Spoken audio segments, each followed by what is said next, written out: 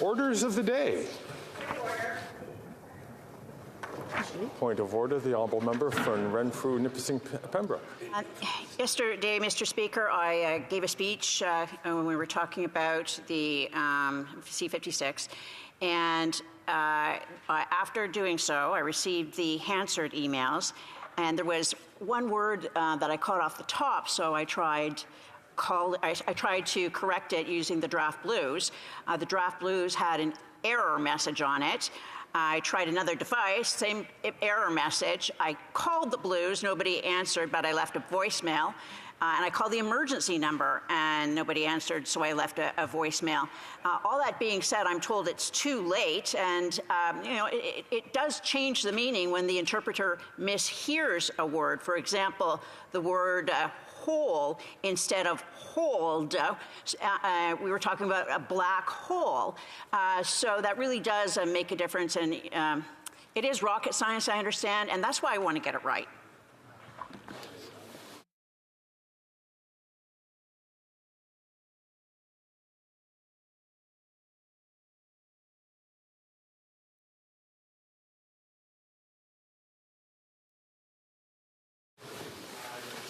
I thank the Honourable Member for raising this issue. It's very important for Members of Parliament's words to accurately reflect what had happened.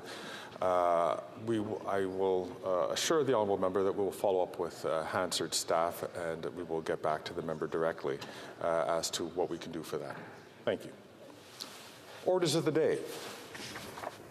Orders of the day, ordre du jour, ordre émanant du gouvernement. Government Bills Commons. Resuming debate at second reading of Bill C-58, an act to amend the Canada Labour Code and Canada Industrial Relations Board Regulations, 2012.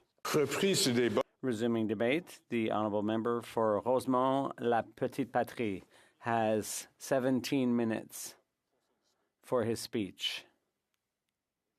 Thank you very much, Mr. Speaker. It's a pleasure for me to continue my intervention. This is a very important bill, C-58, which amends for the first time by the federal government an anti-replacement worker provision for all workers under the Canada Labour Code or under federal jurisdiction. That's 10% of the labor force of this country. So it's a very important step and a very important bill because it's historic. For generations, activists have pro-worker unionized activists have fought for this fundamental right to respect the right to strike and not to be replaced when there's a labor dispute by replacement workers, also known perhaps more frankly and more directly as scabs. So this is a big day, and I think we need to stress the importance of this step that's being taken today. And we will continue to push for this bill at committee to improve it. There are improvements to be made, obviously, but the fact that this is being tabled for the first time in history by the federal government, it's a good sign. The NDP in the past has repeatedly tabled anti-scab bills. I think almost 10 times. I myself last year tabled a bill to try to push the federal government in the right direction. So we managed to have discussions and to make progress. And now we have an interesting, a useful bill before us, a promising bill.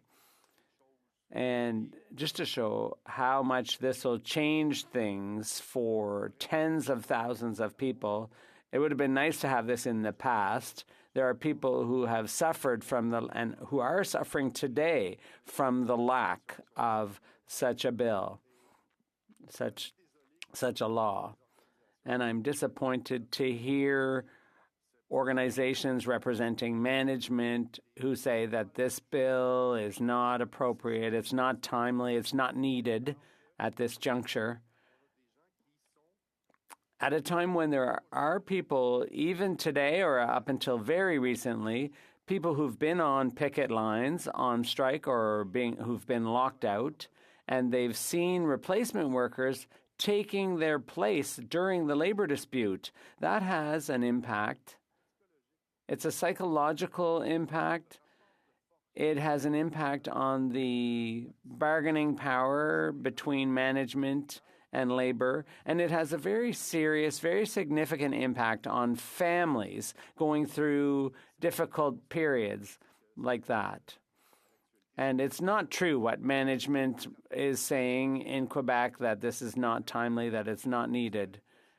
If you look at the situation in Sorel-Tracy, there was, I believe, a 2-year-long labor dispute, and workers were replaced by scabs. It was a small team, just a dozen workers who were replaced, and it made it take longer and made it harder to settle the dispute because the replacement workers were there and taking the pressure off the employer. And there are workers at the Port of Montreal that have been locked out for 14 months now. They were put out on the street by their own employer. And because there's no anti-replacement worker legislation that applies to them, the employer was able to replace those longshore workers, and there are replacement workers taking their place every day. They don't have the training, they don't have the skills. There have been all kinds of accidents, and it basically upsets the balance of power, the fact that replacement workers are an option. That completely undermines the bargaining power of the union. And whether this applies whether you're on strike or, as in the case of the longshore workers, when you're being locked out. And it's not even a matter of money in that case. It's a matter of work-life balance. People want more humane schedules. So the dispute is not over money. It's over working conditions. And we're not talking about things that happened 50 years ago. These are situations that are happening and unfolding this very moment. And the situation in the Port of Quebec City is it's not an exception. It's not the only dispute of the kind, and it won't be the last one. There's also a labor dispute at Videotron West in Gatineau, and there too, it's a federally regulated workplace because it's not a port. But we could talk about telecommunications or airports or rail. So with Videotron, it's obviously telecommunications. That falls under federal jurisdiction. And it's possible for the employer to use replacement workers. That's an option that's available to management. And so workers in Videotron West could be replaced, and that could make it very much harder to settle the dispute for those workers. And I'd like to come back to the Videotron case because it's an interesting one, because the owner of Videotron is Pierre-Carl Pellado, a proud Quebecer, and Quebec is the first province to have enacted anti-scab legislation way back in 1977, and Quebec was followed by BC.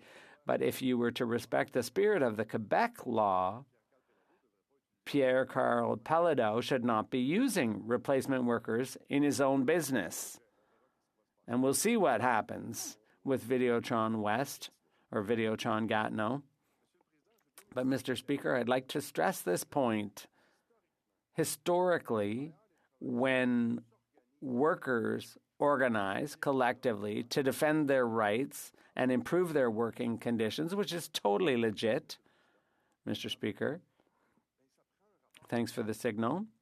You need to have a balance of power. And for years, there was no balance of power. For example, unions were banned and they were illegal in Canada until 1872.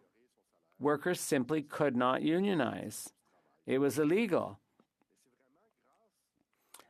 But it's thanks to generations of union activists that we were finally able to get better working conditions. And if you look closely, you'll see quite clearly that before there were unions, there was no middle class, really. There were big, rich company owners and then very poor workers who merely survived. They tried to get up the energy to go to work and to provide for their families. Meanwhile, the owners profited and benefited from the work of those poor workers. So it took generations of workers standing up and organizing and fighting together, uniting with a common front and demanding better working conditions, better paychecks to provide for their families, benefits as well, to get benefits.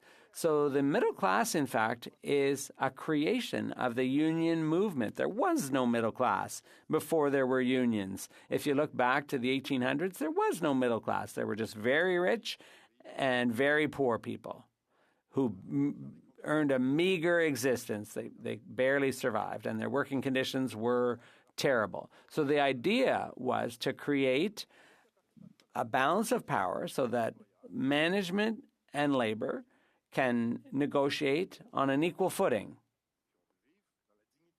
Workers want to live in dignity, and if company owners are making profits, it's thanks to the workers.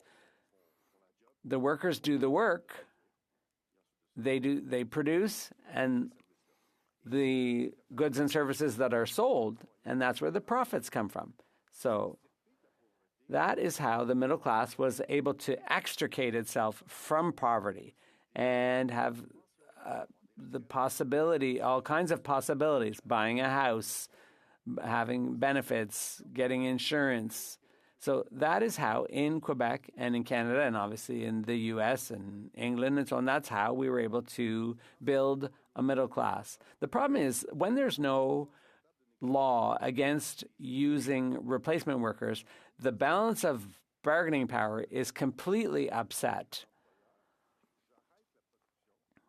The worker needs to be able, the right to strike means that the workers have the right to say, I'm going to stop working, and that's going to impact your bottom line. That's going to impact your profitability. And that's going to make it hard for you to sell whatever it is you sell. But if production continues uninterrupted because the employer can always resort to using replacement workers, well, then the balance of negotiating power or bargaining power is completely upset.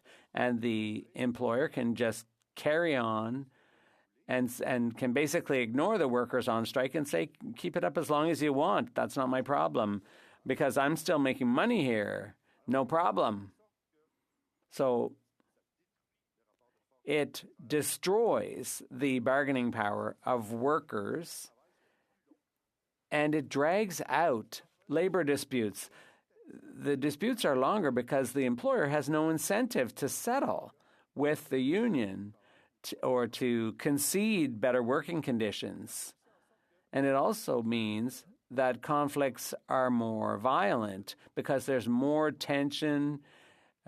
Imagine the reaction of a picketer when they see busloads of scabs crossing their picket lines. The frustration and the anger grows, and we've seen this in the past. There's been violence, there's been interpersonal conflict, and it's totally understandable. So for hundreds of thousands of workers, it's important to have this federal legislation against replacement workers. It simply restores the balance of bargaining power. And Quebec has had this for a long time. 90% of the labor force in Quebec, it comes under Quebec jurisdiction. And the same kind of legislation exists in BC. And you know what? The sky didn't fall as a result. the economy keeps rolling, and there's been fewer disputes, shorter disputes, and there's been less violence. So it's beneficial for all concerned. A lot of people use the expression common sense. Well, in my opinion, anti-scab legislation is pure common sense. It doesn't mean that there won't be labor disputes. It just says give workers a chance to exercise their right, their constitutional right, by the way, to strike and to have some influence at the bargaining table in order to reach a decent deal. I began working in 2002, 2 weeks after a Videotron strike, a general strike. This was 20 years ago, and I saw the impact of not having anti-scab legislation and how the use of replacement workers made the dispute. It was had to do with accreditation, part of the dispute, but in future, if we can avoid similar situations to the one we're seeing right now at Videotron Gatineau, Videotron West, and the Port of Quebec City, from now on, this will restore equal bargaining power. It's all about equity and fundamental rights that need to be defended. And I was very proud that for workers, on behalf of workers, the NDP has used our influence in Parliament. I was talking about influence at the bargaining table, but now I'm talking about our influence in Parliament. So the NDP leader, with the minority Liberal government, was able to get this over the finish line. After years of fighting, we finally will have anti-scab legislation at the federal level. And I think this is a huge step forward, and it's a direct gain resulting from the work of the NDP caucus, my colleagues in the NDP, and the NDP leader, the member for Burnaby South. We basically forced the Liberals' hand to table this kind of legislation. This was always, the Liberals always voted against this in the past when we proposed it, but now I think they've come around, but they didn't really have a choice.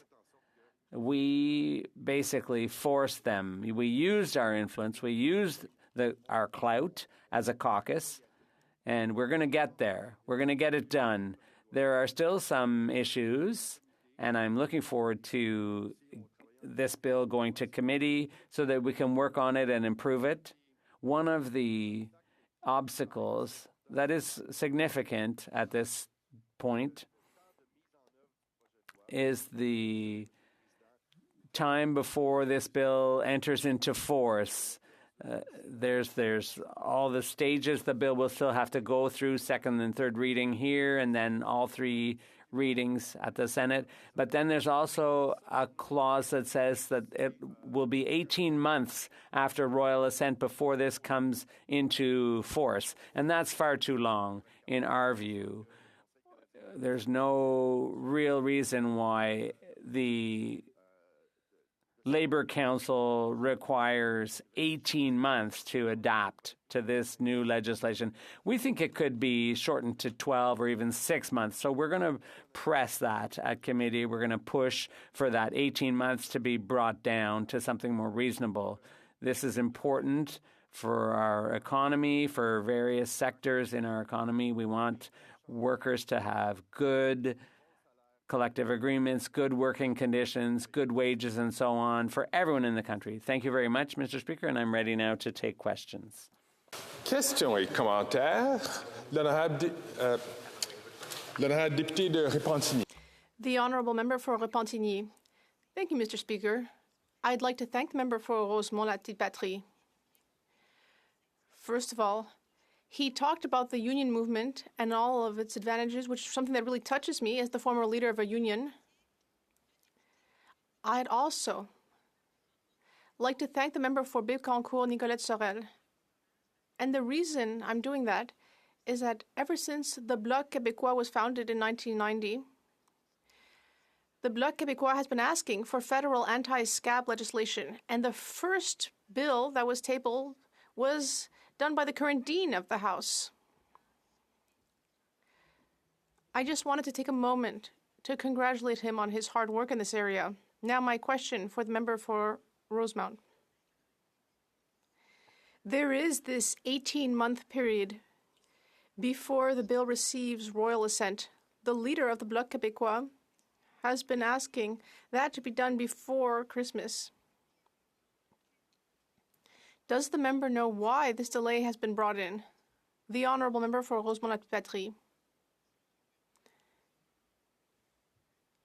Thank you, Mr. Speaker. I'd like to thank my colleague, and I also would like to thank the member for Bécancour Nicolette Sorel. I would like to thank him, the Dean of this House, for all of the efforts that he's made in this area. He's worked so hard for anti-scab legislation, and I recognize his hard work. There is a nuance I'd like to bring to what my colleague said. The 18-month period is not before royal assent, it's after royal assent. It's the period before the bill will be brought into force. We, Mr. Speaker, do not understand why this lengthy delay is being included. In our discussions, it sounds like it's something that the Canadian Council for Labour Relations has asked for, but we think that this is far too long. And I will be very pleased to work with my colleagues and my Bloc colleagues at committee to bring in an amendment to change that, because we think that it's making things drag on far too long. It would take far too long before this really affects reality, which could undermine the rights of some workers. They deserve these protections. They deserve anti-scab legislation. I will be pleased to work with my colleague and other members at committee to fix this problem. Un commentaire, l'honorable député de l'honorable secrétaire parlementaire.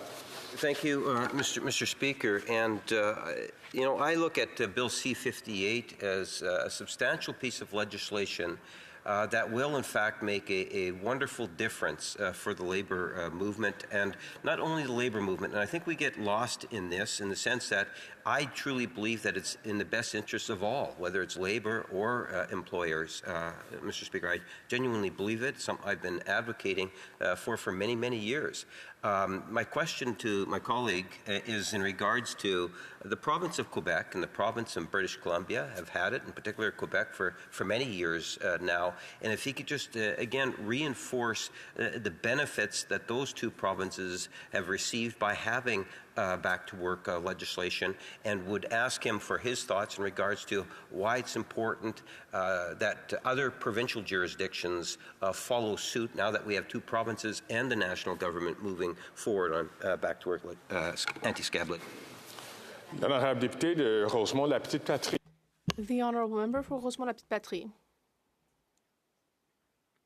Difference between back-to-work legislation and anti-scab legislation.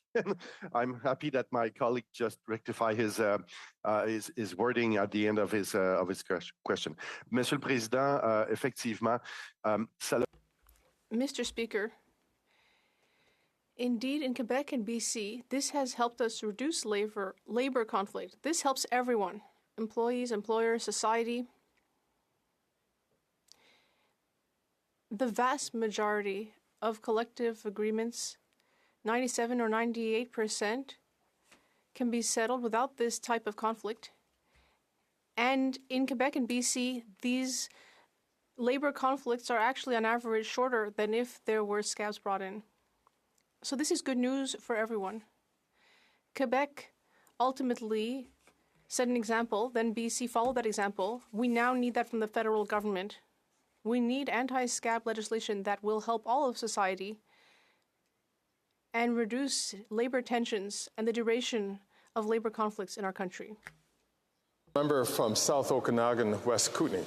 Well, thank you, Mr. Speaker, and I'd like to really thank my colleague from Rosemont-la-Petite-Patrie for his speech and his work on this issue. This is such an important piece that will help workers across the country and help all communities across the country. And as he mentioned, it's been an NDP issue for many years. I remember one of the first private members' bills I saw tabled in this House was my former colleague Corinne Trudel, who basically tabled this very similar anti-scab legislation. Unfortunately, the Liberals and Conservatives voted against it. But I'm so proud that we have used our power in this Parliament to bring it forward again through the government legislation we see here today. And my question would be, he touched on the conflict that that replacement workers often cause in communities, especially small communities where there may not be many jobs available, so there's a lot of pressure for people to take on replacement worker status. And that conflict can often escalate into violence, as he mentioned. We saw one of the classic examples is the giant mine strike of 1992, which resulted in one of the worst mass murders, I'd have to say, in Canadian history, as that conflict just escalated, and eventually someone set off a bomb in the mine, killing workers. I'm just wondering if he could comment on the effect that this will have on communities across the country. L'honorable député de Rosemont-la-Petite-Patrie. The honourable member. Thank you, Mr. Speaker. I'd like to thank my NDP colleague for his question. Of course, we always want to avoid violence in labor conflicts, and for people to be injured or killed is unacceptable. In small communities where everyone knows each other, it's even more difficult because after the labor conflict, conditions continue being stressful. It's very hard when you see a replacement worker coming in during a strike and taking your earnings when you have to keep paying bills to pay for your home, to put food on the table for your kids. So when someone comes in and is basically stealing your earnings, it leads to a lot of anger and resentment. In a small community where everyone knows each other, it's even more difficult, and resentments may continue to flourish for years subsequently.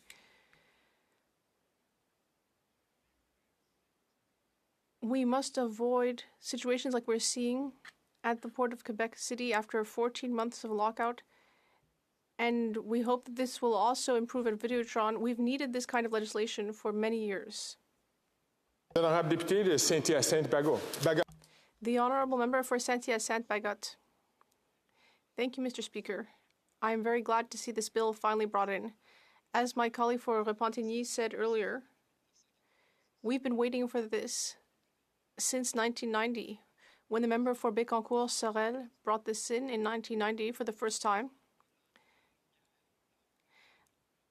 I know that this is something that both the Bloc Québécois and the NDP has been working on for a long time. I'm so glad that we agree on issues relating to labor. We generally agree. First of all, is my colleague concerned that some political parties might try to block the bill? And also, if elections are triggered early, does that mean that all of this hard work and all this time we've put in, could it all crumble at a time when we finally can see the promised land on the horizon? We have time for a short question. Oh, I'm so sorry, I forgot about the answer. Well, apparently the answer just goes without saying. All right, the honourable member for Rosemont-la-Petite-Patrie. Thank you, Mr. Speaker. I'd like to thank my colleague for his question. Yes, our two political parties have always moved in this direction. But I think the NDP had been tabling anti-scab legislation even before the Bloc Québécois even began. Just a historical note. We hope that this will be implemented as soon as possible. I don't know when the next federal election will be. It's not under my control, but we want this to go to committee as quickly as possible.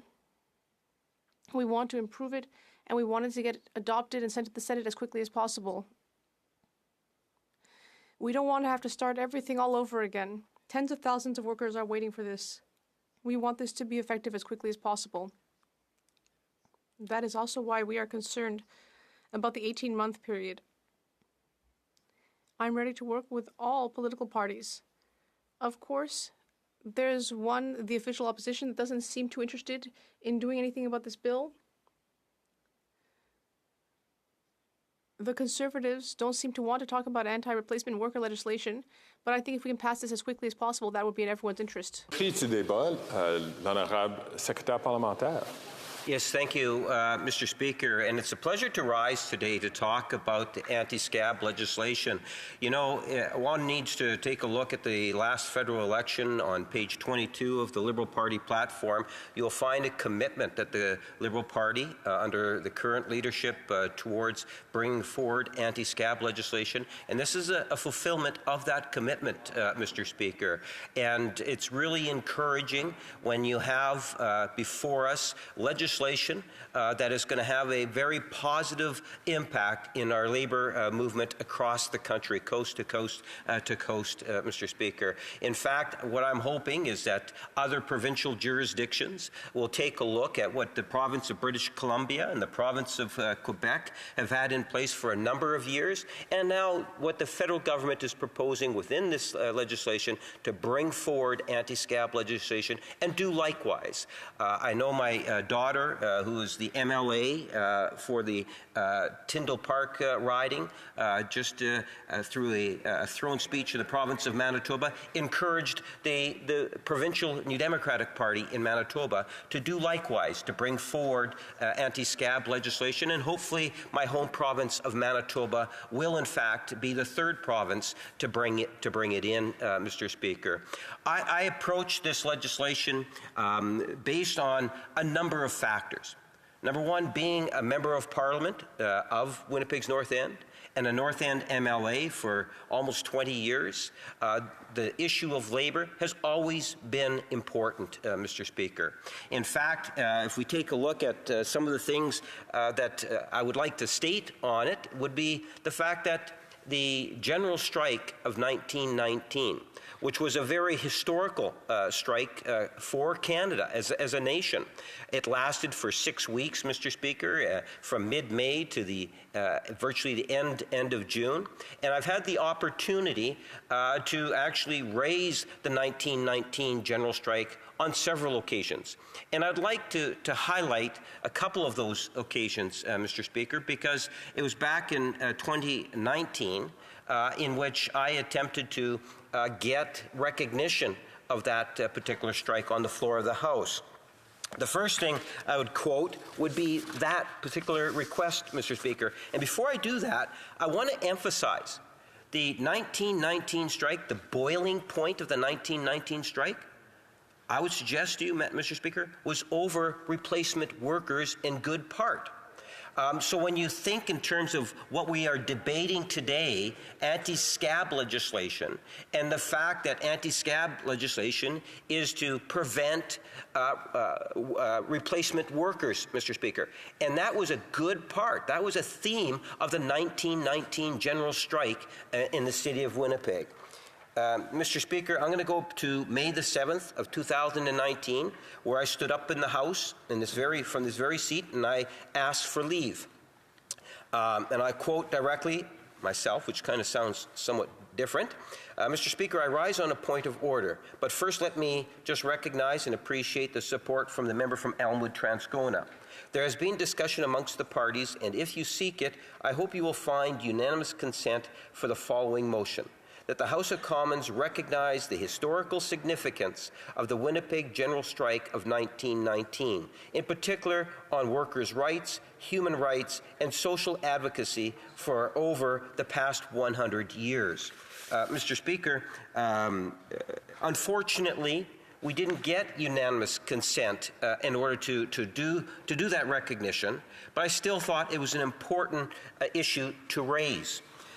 Then on May the 15th, and May the 15th is a significant day, Mr. Speaker, because that's, for all intents and purposes, when the general strike of 1919 started. So again, I stood in the House at this very same spot, Mr. Speaker, and indicated that, Mr. Speaker, it was the general strike on May 15th, 1919. The call was made for all workers to put down their tools at 11 a.m. The first to strike were the female telephone workers who failed to show up for their 7 a.m. shift. Today is the 100th anniversary of the 1919 Winnipeg strike. I want to acknowledge the importance of the labor movement in Canada. Unions matter. Unions represent people who work hard, support their families, and contribute to their communities and our economy. Today, I thank those pioneers. The labor movement has been essential to promoting fairness and inclusion in our economy. Unions fight for the middle class and have been the driving force behind the exceptional progress made on behalf of women, LGBTQ workers, Indigenous workers, and workers with disabilities. When we were elected, we committed to being a real partner with labor. We stand by that commitment, and we will keep working on behalf of the workers and Canada's middle class. Well, Mr. Speaker, as I said that back in 2019, I want to reinforce, Mr. Speaker, just how important it is.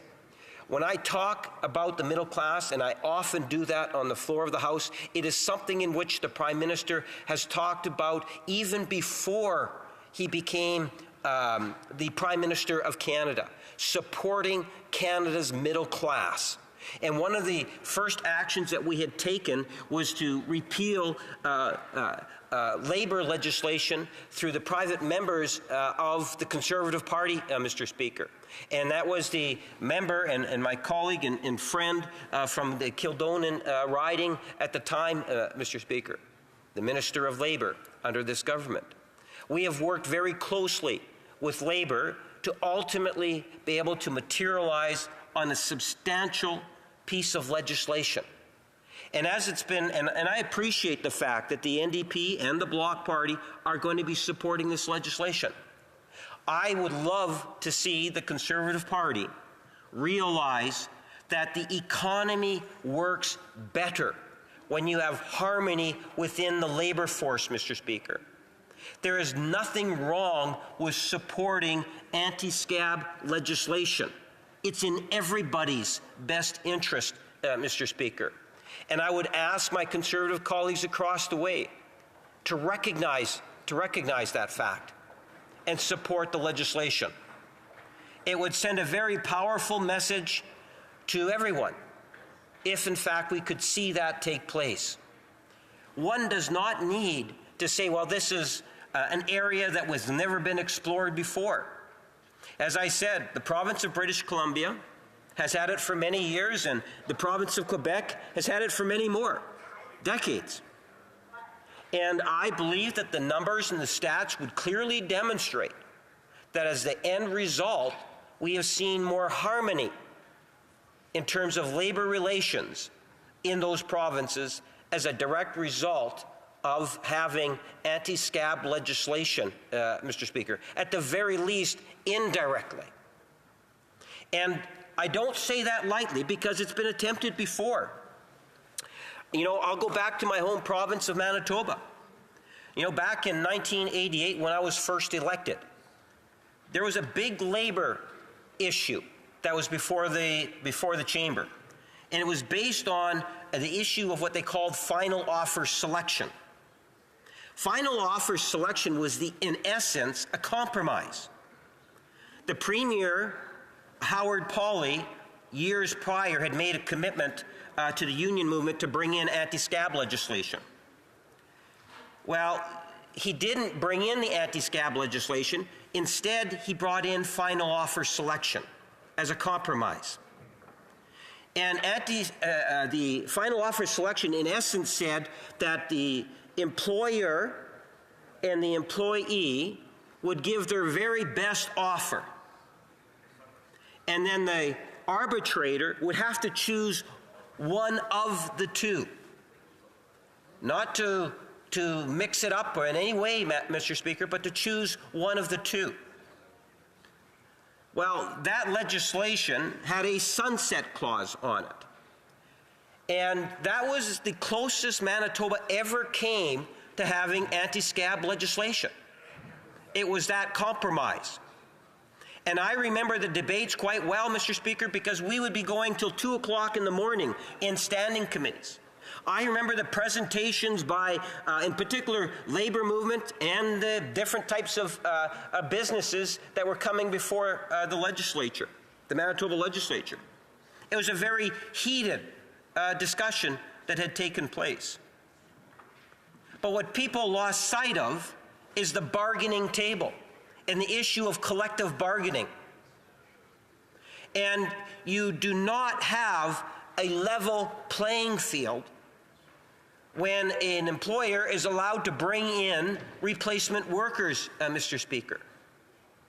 And that became very apparent in those discussions.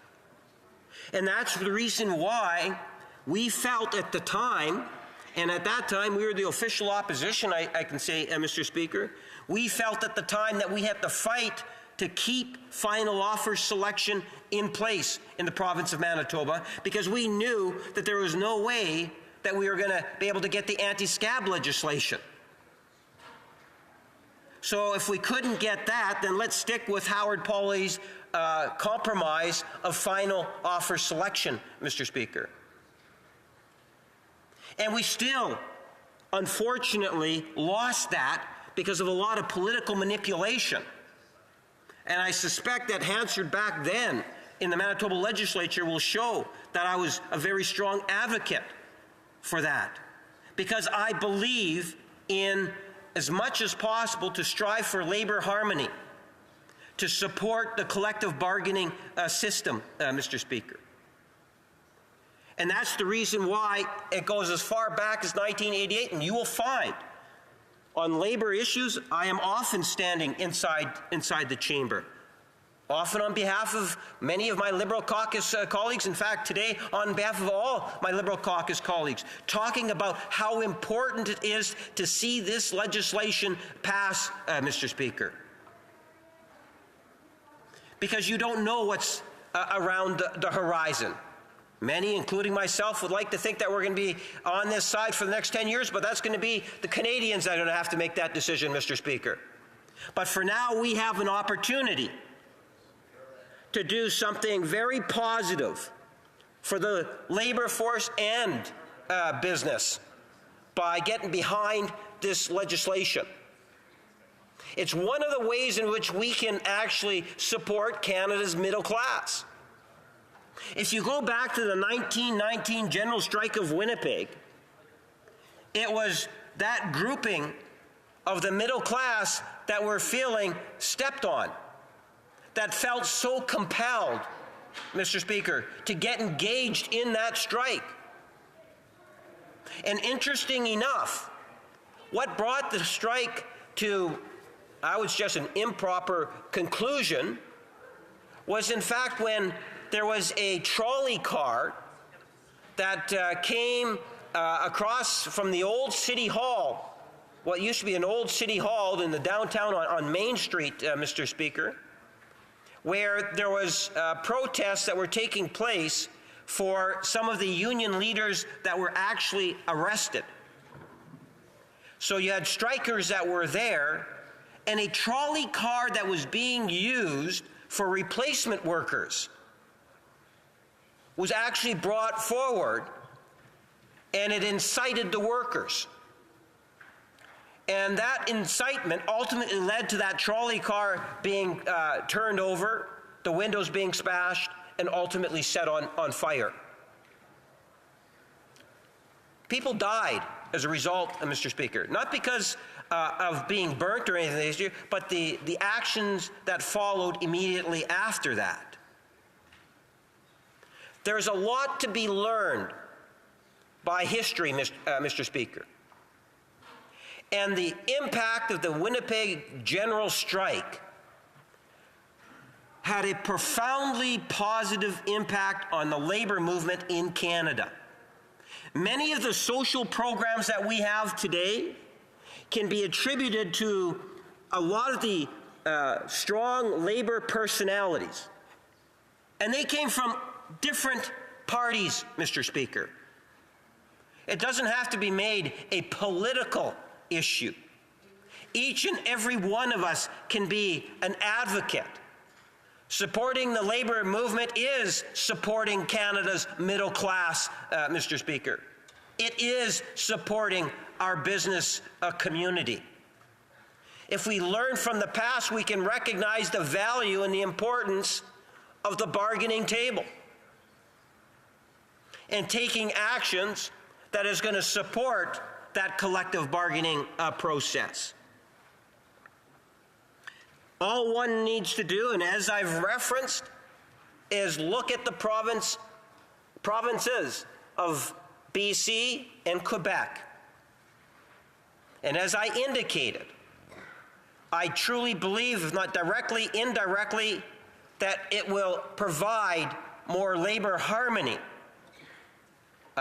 for Canada as a whole. But I'm really hoping that, because when you take a look at the federal legislation, it doesn't apply for a majority. The majority would be found within the provinces and the provincial jurisdictions. And that's why what I'm hoping is that the federal legislation will embolden provincial legislatures. And that's why I highlight the province of Manitoba, because I think Manitoba is in a good position to be able to advance and bring forward legislation of this nature, because that final offer selection died long ago, Mr. Speaker. You're talking 25 plus 30 years ago when that legislation died. So I'm hoping that provinces will take a look at it and make steps, tangible steps, to in fact make it happen. Mr. Speaker, it takes away from the bargaining. Anything that takes away from the bargaining table is a bad thing. It prolongs disputes. You know, the costs are enormous to our economy. And at the end of the day, if we can have a system in place that encourages labor bargaining with employers, it is a positive thing. There's many mechanisms within the legislation itself, Mr. Speaker, that people, the Minister of Labor made reference to, and I'd like to highlight a couple of them in terms of the legislation. The legislation in regards to employers will be banned from hiring, replacing workers during a strike or a lockout. That would mean, for example, Mr. Speaker, no new contractors and no members of a bargaining unit crossing the picket line. Employers could only use replacement workers to prevent threats to life, health, or safety, destruction of serious damage to property, or in fact the environment, Mr. Speaker. If a union believes their employer is in violation of the ban, they can report it to the CIRB for an investigation. There is a penalty, and it's a substantial penalty of $100,000, Mr. Speaker, per day in certain situations. You know, there is a maintenance of activities agreement, is how employers and unions agree on what work will continue during a strike or lockout. It's a truce in the midst of a dispute. There's a number of clauses within the legislation that are there to reinforce the strength of the legislation so that hopefully all members will in fact get behind Bill C-58, Mr. Speaker. I would listen to the New Democrats and to the Bloc. They have some concerns. Let's see it get to the committee stage, Mr. Speaker, and see if in fact there are some amendments that could be brought forward. This government has demonstrated in the past it's always open to good ideas, Mr. Speaker. And at the end of the day, for those individuals that have an appreciation, the Conservative leader often likes to talk about that he's there to represent union workers. If he's genuine in his comments, then I would hope that the Conservative Party would in fact join the Bloc, the NDP, I suspect the Greens, and the Liberals or the government in voting in favor of this legislation. It would send a powerful, positive message to all in particular our labor movement, to support this legislation in a unanimous way, Mr. Speaker. So that would be my appeal to my caucus, my colleagues across the way, and hopefully, Mr. Speaker, they'll respond to that appeal in a positive fashion. And think in terms of that 1919 general strike and how it is, Mr. Speaker, that can impact some of the thinking on the whole process as we debate the bill. Thank you, Mr. Speaker. Oh, a point of order from the member from Elmwood Transcona. Thank you, Mr. Speaker. Before we proceed to questions and comments, which I'm quite looking forward to, just wanted to raise a quick point of order that came out of the member for Winnipeg North's speech. In particular, he quoted a few occasions at length. A little bit like debate, and the honourable member will have an opportunity to ask questions and answers, but I'll ask the member to get straight to the point about the point of order, please. Sure. There is a question about quoting from Hansard in the record, and he quoted himself at length a few times. We know the member here is more concerned about the quantity than the quality of his words. And So that doesn't sound like a point of order. Members are able to quote from Hansard as they wish to do so. Questions and comments. The honourable member from Sarnia-Lambton. Thank you, Mr. Speaker. The Liberals have been saying that, they're standing up for unions by banning replacement workers. So if it's such a good idea, why are they not doing the same thing with their own federal public sector union employees? The Honourable Parliamentary Secretary. Yes, Mr. Speaker, this is about regulating the industry. And at the end of the day, I don't have a problem in terms of comparing the labor negotiations with the federal government today and over the last number of years compared to Stephen Harper, of collective bargaining and agreements actually signed off on. Compared to Stephen Harper, it's virtually night and day. Question, come on. Questions and comments. The Honourable Member for Longueuil-Saint-Hubert. For Drummond. Pardon me. Thank you, Mr. Speaker. Mr. Speaker, the member for Sarnia-Lambton is in the House, and so on that note, I would like to draw a link with another bill that took a lot of work in this House. The member for Sarnia-Lambton, during this Parliament, tabled a retirement pension plan protection bill. The Bloc supported that bill, and we recognize efforts by previous members of Parliament, and that bill had unanimous support. It had the support of many parties, and this House was proud to support it. And so I'd like to connect this to anti-strike breaker legislation. The Bloc Québécois has tabled 11 bills over the years. The NDP has tabled many bills over the years. And so it would be nice if we could all be unanimous in this House in our support of workers, because allowing scabs is disrespectful towards the rights of workers in Quebec and in Canada. So here's my question for the member for Winnipeg North. Why does this bill include a provision which makes it such that the bill would only take effect a year and a half after receiving royal assent? It makes no sense to me, Mr. Speaker. All this does is extend an injustice that should have been corrected a long time ago. In fact, it shouldn't take 18 months to take effect. It should be the contrary. It should be retroactive to many years ago. What are my colleagues' thoughts? The Honourable Parliamentary Secretary. Yes, thank you, Mr. Speaker. I'm a little bit reluctant to get into an area where it's fairly detailed. The member, and as I suggested, the legislation going to committee, I'm sure the member would be able to ask some of the specifics, and if he feels that it's too long of a period, then there's always the possibility of moving an amendment. A lot of it has to do with, in terms of a lot of the background work that has been done on it. For example, the member is not necessarily aware in terms of the discussions and the debate that would have taken place amongst the labor and management groups that put that or thought that that was the best time frame to put it in. I don't know those type of details. The member might even want to consider approaching the minister directly on the issue. Question et commentaire. L'honorable député de... Questions and comments. The Honourable Member for Nanaimo, Ladysmith. That's the one. Thank you, Mr. Speaker, and thank you to the member.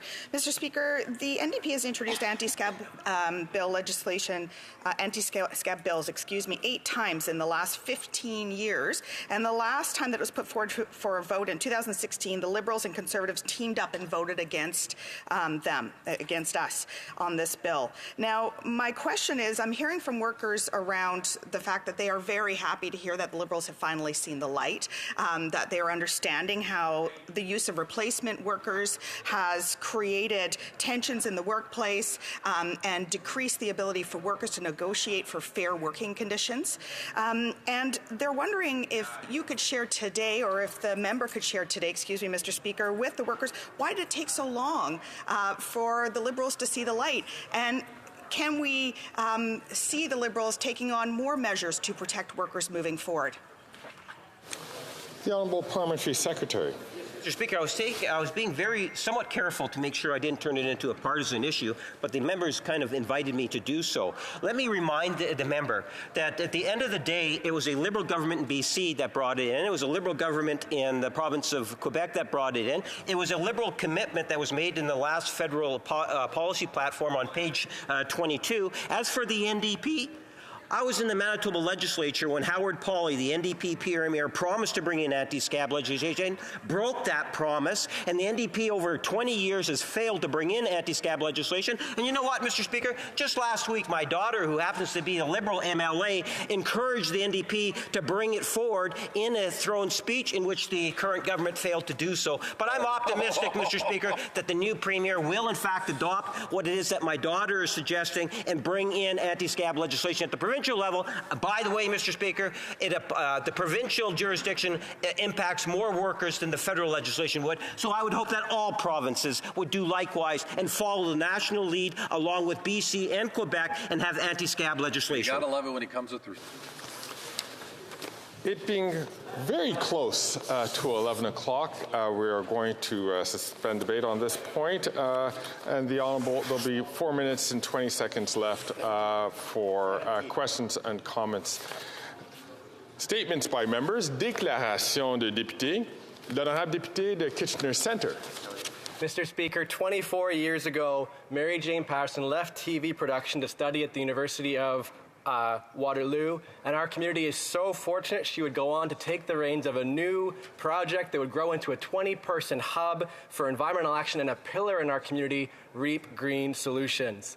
It was a joy to work hand in hand with her to build support for Waterloo Region's first ever climate action plan years ago, and I'm so proud of how she and others have only upped the ambition in the years since. MJ is not only a friend and a visionary leader, but a mentor to myself and so many in our community. Now, as she gets set to retire, our community is coming together to say thank you for her steadfast leadership and unwavering commitment to give thousands of folks the tools they need to take action, including the gem that is the REAP Home for Sustainable Living. Congrats, MJ, to you, and also to Patrick Gilbride, incoming Executive Director at REAP. I can't think of a better choice to build on the incredible foundation that MJ has laid. The Honourable Member from Cloverdale Langley City. Thank you, Mr. Speaker. On July 1st, 2020, the Guro Nanak Food Bank was born, serving residents of Surrey and Delta in BC. Under the banner, Recognize All Human Race as One, the Guro Nanak Food Bank provides essential food and assistance to those in need. The food bank is assisted by 69 youth volunteers aged 9 to 17 who collectively contributed a staggering 11,569 hours of volunteer work during the summer break. Guro Nanak Food Bank serves 16,000 people monthly, accounting for 320,000 pounds of food. The day before I recently met with the board, they received and distributed over 55,000 pounds of bananas to the community in just one day. Guro Nanak Food Bank takes pride in providing these services to our community. These are among the many reasons I strongly support the Guro Nanak Food Bank and their application for BC Food Bank membership. I'm proud of the progress they've made over the last 3 years. I look forward to continuing my support for this fantastic organization. Thank you. The Honourable Member from Regina, Wascana. Thank you, Mr. Speaker. After a long absence, daily nonstop flights will once again connect Regina to a major U.S. hub. Last Monday, the Regina International Airport announced that WestJet will be offering daily round-trip flights between Regina and Minneapolis. This investment is a demonstration of confidence in southern Saskatchewan, including our airport, our city, and our province. And it's a fitting chapter to the comeback story of the Regina International Airport, which in the spring of 2020 went several days with no flights of any kind, international or domestic. To James Bogus, CEO of the Regina International Airport, Jared McCosh-Gerke, Director of Alliances and Airport Affairs at WestJet, and everyone who made Monday's announcement possible, thank you and congratulations. Hear, hear. And I'm not done, guys. And to the traveling public in Regina and southern Saskatchewan who would like to fly to a major U.S. hub, sit back, relax, and enjoy the flight. The honourable member from Sydney, Victoria. Mr. Speaker, today I rise to congratulate the Kiwanis Club of Sydney on the celebration of their 100th anniversary. Chartered in November of 1923, they're one of the oldest Kiwanis clubs in Canada and have been a core part of the community for a century. Their impacts can be seen all throughout Sydney, from the first library, first seniors housing, the donation of the first handy trans bus. They built the Kiwanis Pool, Wentworth Park band shell, and played an important role in developing the first ever Little League Baseball League. Mr. Speaker, the Kiwanis Club has supported the Salvation Army, Cape Breton Boys and Girls Clubs, elementary school buddy benches, Hawks Dreams Field, Cantley Village, accessible play parks, peer-to-peer outreach program, and yearly high school scholarship, and that's just to name just some of their work over those 100 years. I'd ask all members of the House join me in offering a congratulations to the Kiwanis Club on 100 years of incredible work in Sydney, Victoria. The honourable member from South Okanagan, West Kootenay. Mr. Speaker, the vast majority of Canadians believe they should have the right to live in a clean, healthy environment. And this government believes that too, as it voted in favor of a United Nations motion that enshrined that right around the world. But we don't have that right in law throughout Canada. Some provinces have enshrined that right in legislation, and this federal government put it in the new Canada Environmental Protection Act, but there it is restricted to the narrow confines of that act. I've introduced Bill C-219, the Canadian Environmental Bill of Rights, that would extend the right to live in a clean and ecologically sustainable environment to all federal legislation. It improves on existing laws by providing accountability measures to make sure governments live up to their legal promises. And it's constitutional because it acts only through existing federal legislation. So I call on all members here to support all Canadians and enshrine the right to live in a clean environment by voting for Bill C-219. Hear, hear.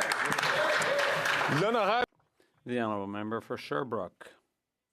Thank you, Mr. Speaker. It was with great pleasure that I visited Défi Polytech, an adapted and social economy enterprise in Sherbrooke. General Manager Steve Breton places his employees at the heart of his actions, offering them a training program, professional development opportunities, and a bright, safe environment adapted to their functional limitations. For decades, this company has specialized in industrial subcontracting and has positioned itself, among other things, as a key player in appliance recovery, promoting the concepts of the circular economy. Everything is recovered or reused. For example, their fan repair project, collected from the city's eco-centers, has enabled them to put 800 fans back on the market and recycle some of their materials. But what's most remarkable is the smiles on workers' faces. It confirms their well-being, their pride, and their attachment to this workplace where they can flourish with respect and develop their full potential. The honourable member from Edmonton West. Thank you, Mr. Speaker. I rise to recognize the wonderful service performed by the Christmas Bureau of Edmonton. The Christmas Bureau of Edmonton started as a wartime effort in 1940 when neighbours put food hampers together, often from their own near-bare cupboards, to support military families during the holidays. Over the past 80 years, the needs have changed, but the spirit remains the same: neighbours helping neighbours. The purpose of the Christmas Bureau is simple: to bring Christmas joy to those in need. Last year, they saw the full effects of the cost of living crisis as the need for Christmas Bureau hampers increased by 65%. But the Bureau rose to the occasion and served over 60,000 Edmontonians last year. I want to send a special thank you to Barb, Adam, and Oilers legend Kevin Lowe, and so many others for helping the Christmas Bureau serve those in need. Your service and dedication is truly commendable and certainly more proof why Edmonton is known as the City of Champions. Thank you.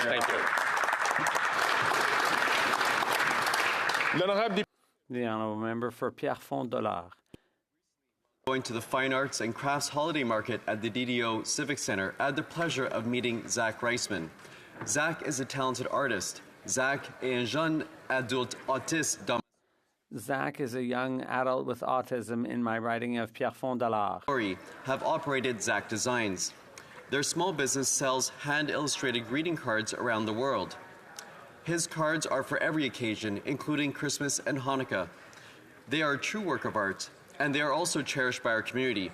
You can find Zach's cards at zachdesigns.ca. Through his small business, Zach not only earns a living, but also donates 10% of his sales to the Liam Foundation.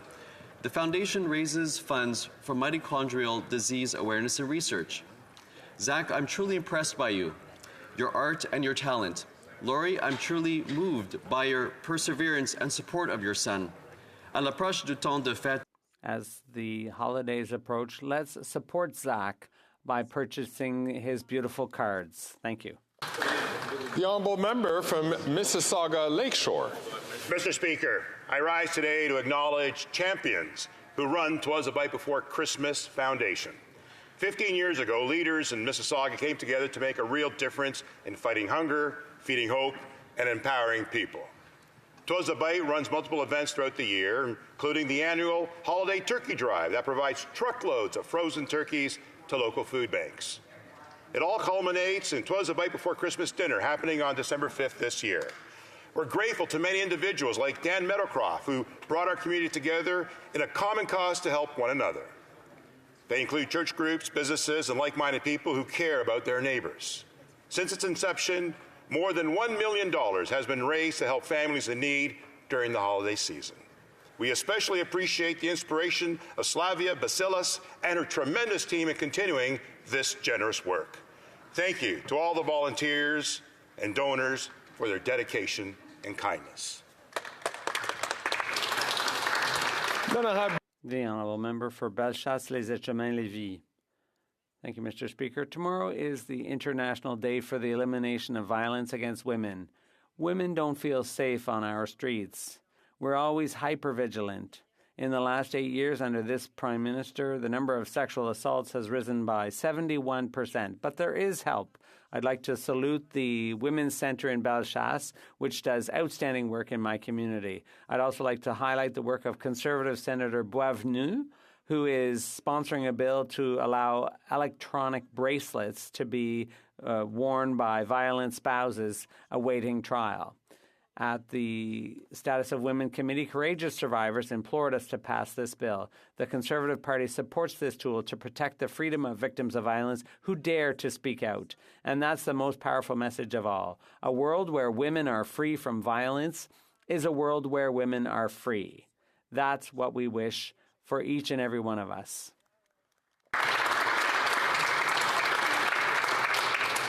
The Honourable Member from Hamilton Mountain.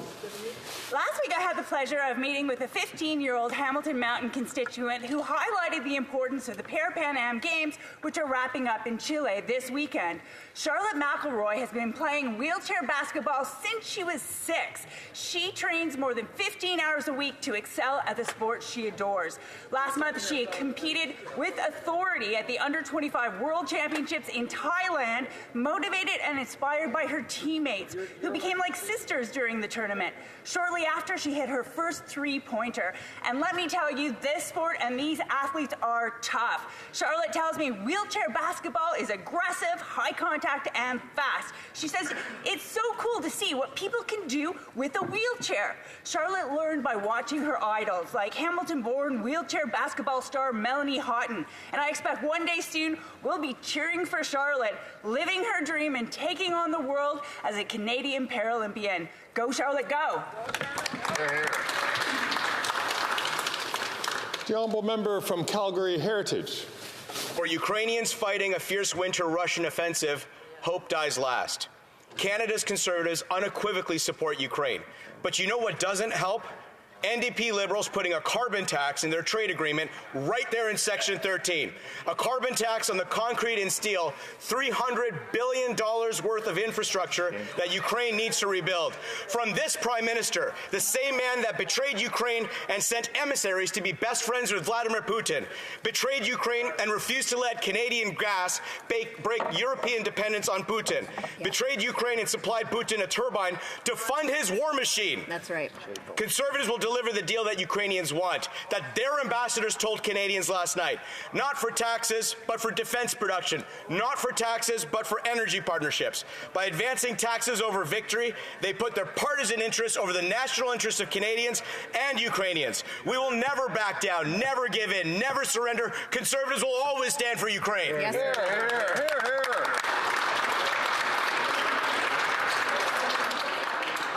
The honourable member from Portage-Lisker. Prime Minister's mini budget, prices are up, rent is up, debt is up, and taxes are up. And the time for this Prime Minister is up. He's doubled down on his plan to quadruple the carbon tax on gas, groceries, and home heating. Conservatives are the only party working to actually lower taxes for Canadians. And this is exactly what Bill C-234 will help accomplish. It will create another carbon tax carve-out by removing the carbon tax from Canadian farmers. This bill will help lower prices in Canada because when you tax the farmer who grows the food and tax the trucker who ships the food, groceries cost more. And an added bonus for Canadians is that the Prime Minister's activist Environment Minister has promised to resign if the bill passes. Will the Prime Minister instruct his Liberal senators to put Canadians before his Environment Minister and pass Bill C-234 so we can leave $1 billion in the pockets of our hardworking farmers and Canadian families can afford to feed themselves? L'honorable député d'Argenteuil. The honourable member for Argenteuil, La Petite Nation. Mr. Speaker, affordability is a current issue, and investing in the middle class and housing is at the heart of our approach to this. Affordability is essential in all aspects of life, whether it's housing, education, healthcare. Affordability creates equitable opportunities. A society where goods and services are affordable promotes inclusion and reduces inequality. By ensuring everyone has access to decent living conditions, we build a stronger, more cohesive community. Affordability isn't just an economic issue. It's also one of social justice. Investing in policies that promote affordability helps build a future where everyone can prosper, regardless of their financial means. Thank you, Mr. Speaker. The honourable member from Nanaimo Ladysmith.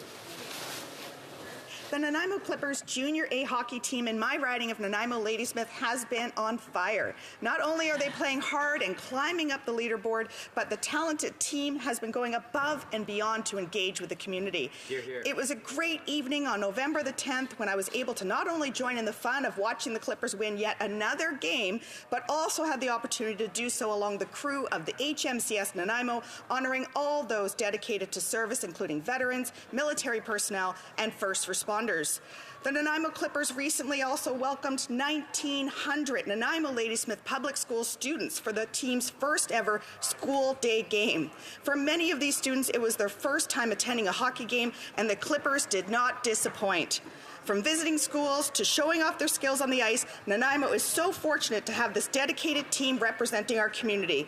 I hope you will join me today in cheering on this amazing team. Go Clippers!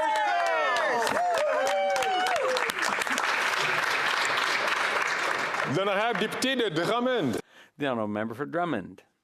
Mr. Speaker, if there's one thing human beings can't do, it's erase pages from history. If we could, we'd rewrite large chunks of it. Like the horror experienced by the Ukrainian people under the yoke of the USSR in the winter of 1932-33, when dictator Stalin knowingly cut off food supplies to the entire country with the aim of annihilating the population through famine. Genocide, Mr. Speaker, genocide with all the horror that word carries. A genocide called the Holodomor. Millions of Ukrainians died, families and entire villages. Survivors bore the scars of the horrors they'd lived through and passed on the knowledge of the Holodomor to their descendants so that generations that followed would ensure history never repeated itself. And yet history is repeating itself right now in Ukraine. More than ever, Ukraine's allies must show solidarity and support the Ukrainian people. We have no right to let history repeat itself. We don't need another Holodomor. Slava Ukraini.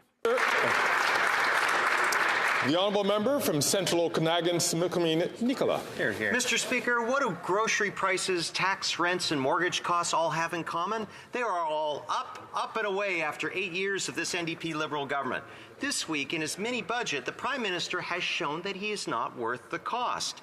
Our estimated public debt costs have skyrocketed to over $52 billion next year. That essentially equals the budget for the entire health transfer. But why? Food bank lineups are longer, and unless you are a Liberal insider, life has never been less affordable. This Prime Minister once pledged that he was working for the middle class and those wanting to join it. After 8 long years, the middle class can no longer afford to be the middle class because this Prime Minister has made it too expensive. Absolutely. The proof is not in the pudding, Mr. Speaker, but in the eating. And right now, 7 million Canadians are skipping meals to save money. They know that under this Prime Minister, he plans to continue to spend, and thus they will continue to pay through higher debt, taxes, and suffering. Mr. Speaker, time's up for this Prime Minister. The honourable member from Fredericton. Speaker, Monday marked the annual Transgender Day of Remembrance, a day to mourn the lives lost to transphobia and violence, and to reflect on the conditions in our society that continue to allow trans and gender diverse individuals to face a significantly higher risk of violent victimization. In 2023 alone, at least 320 trans and gender diverse people were murdered. 94% were trans women or trans feminine people. 80% were racialized people. Since 2008, when this data began to be collected, there have been more than 4,600 murders of trans and gender diverse peoples. The data is clear. Trans lives are under attack. The recent rise we have seen in anti-trans rhetoric, prompted by highly organized and well-funded right-wing hate groups, is to blame for this inexcusable violence. This year in the U.S. alone, 586 bills have been targeted at the trans community. The trend has already begun creeping its way into our communities, starting with my own province. Canada cannot stand by and allow this hateful movement to continue to spread and gain power, which is why I'm joining in the calls of activists like Faye Johnstone to urge our government to implement the recommendations from the White Paper on the status of trans and gender diverse peoples. Trans lives matter.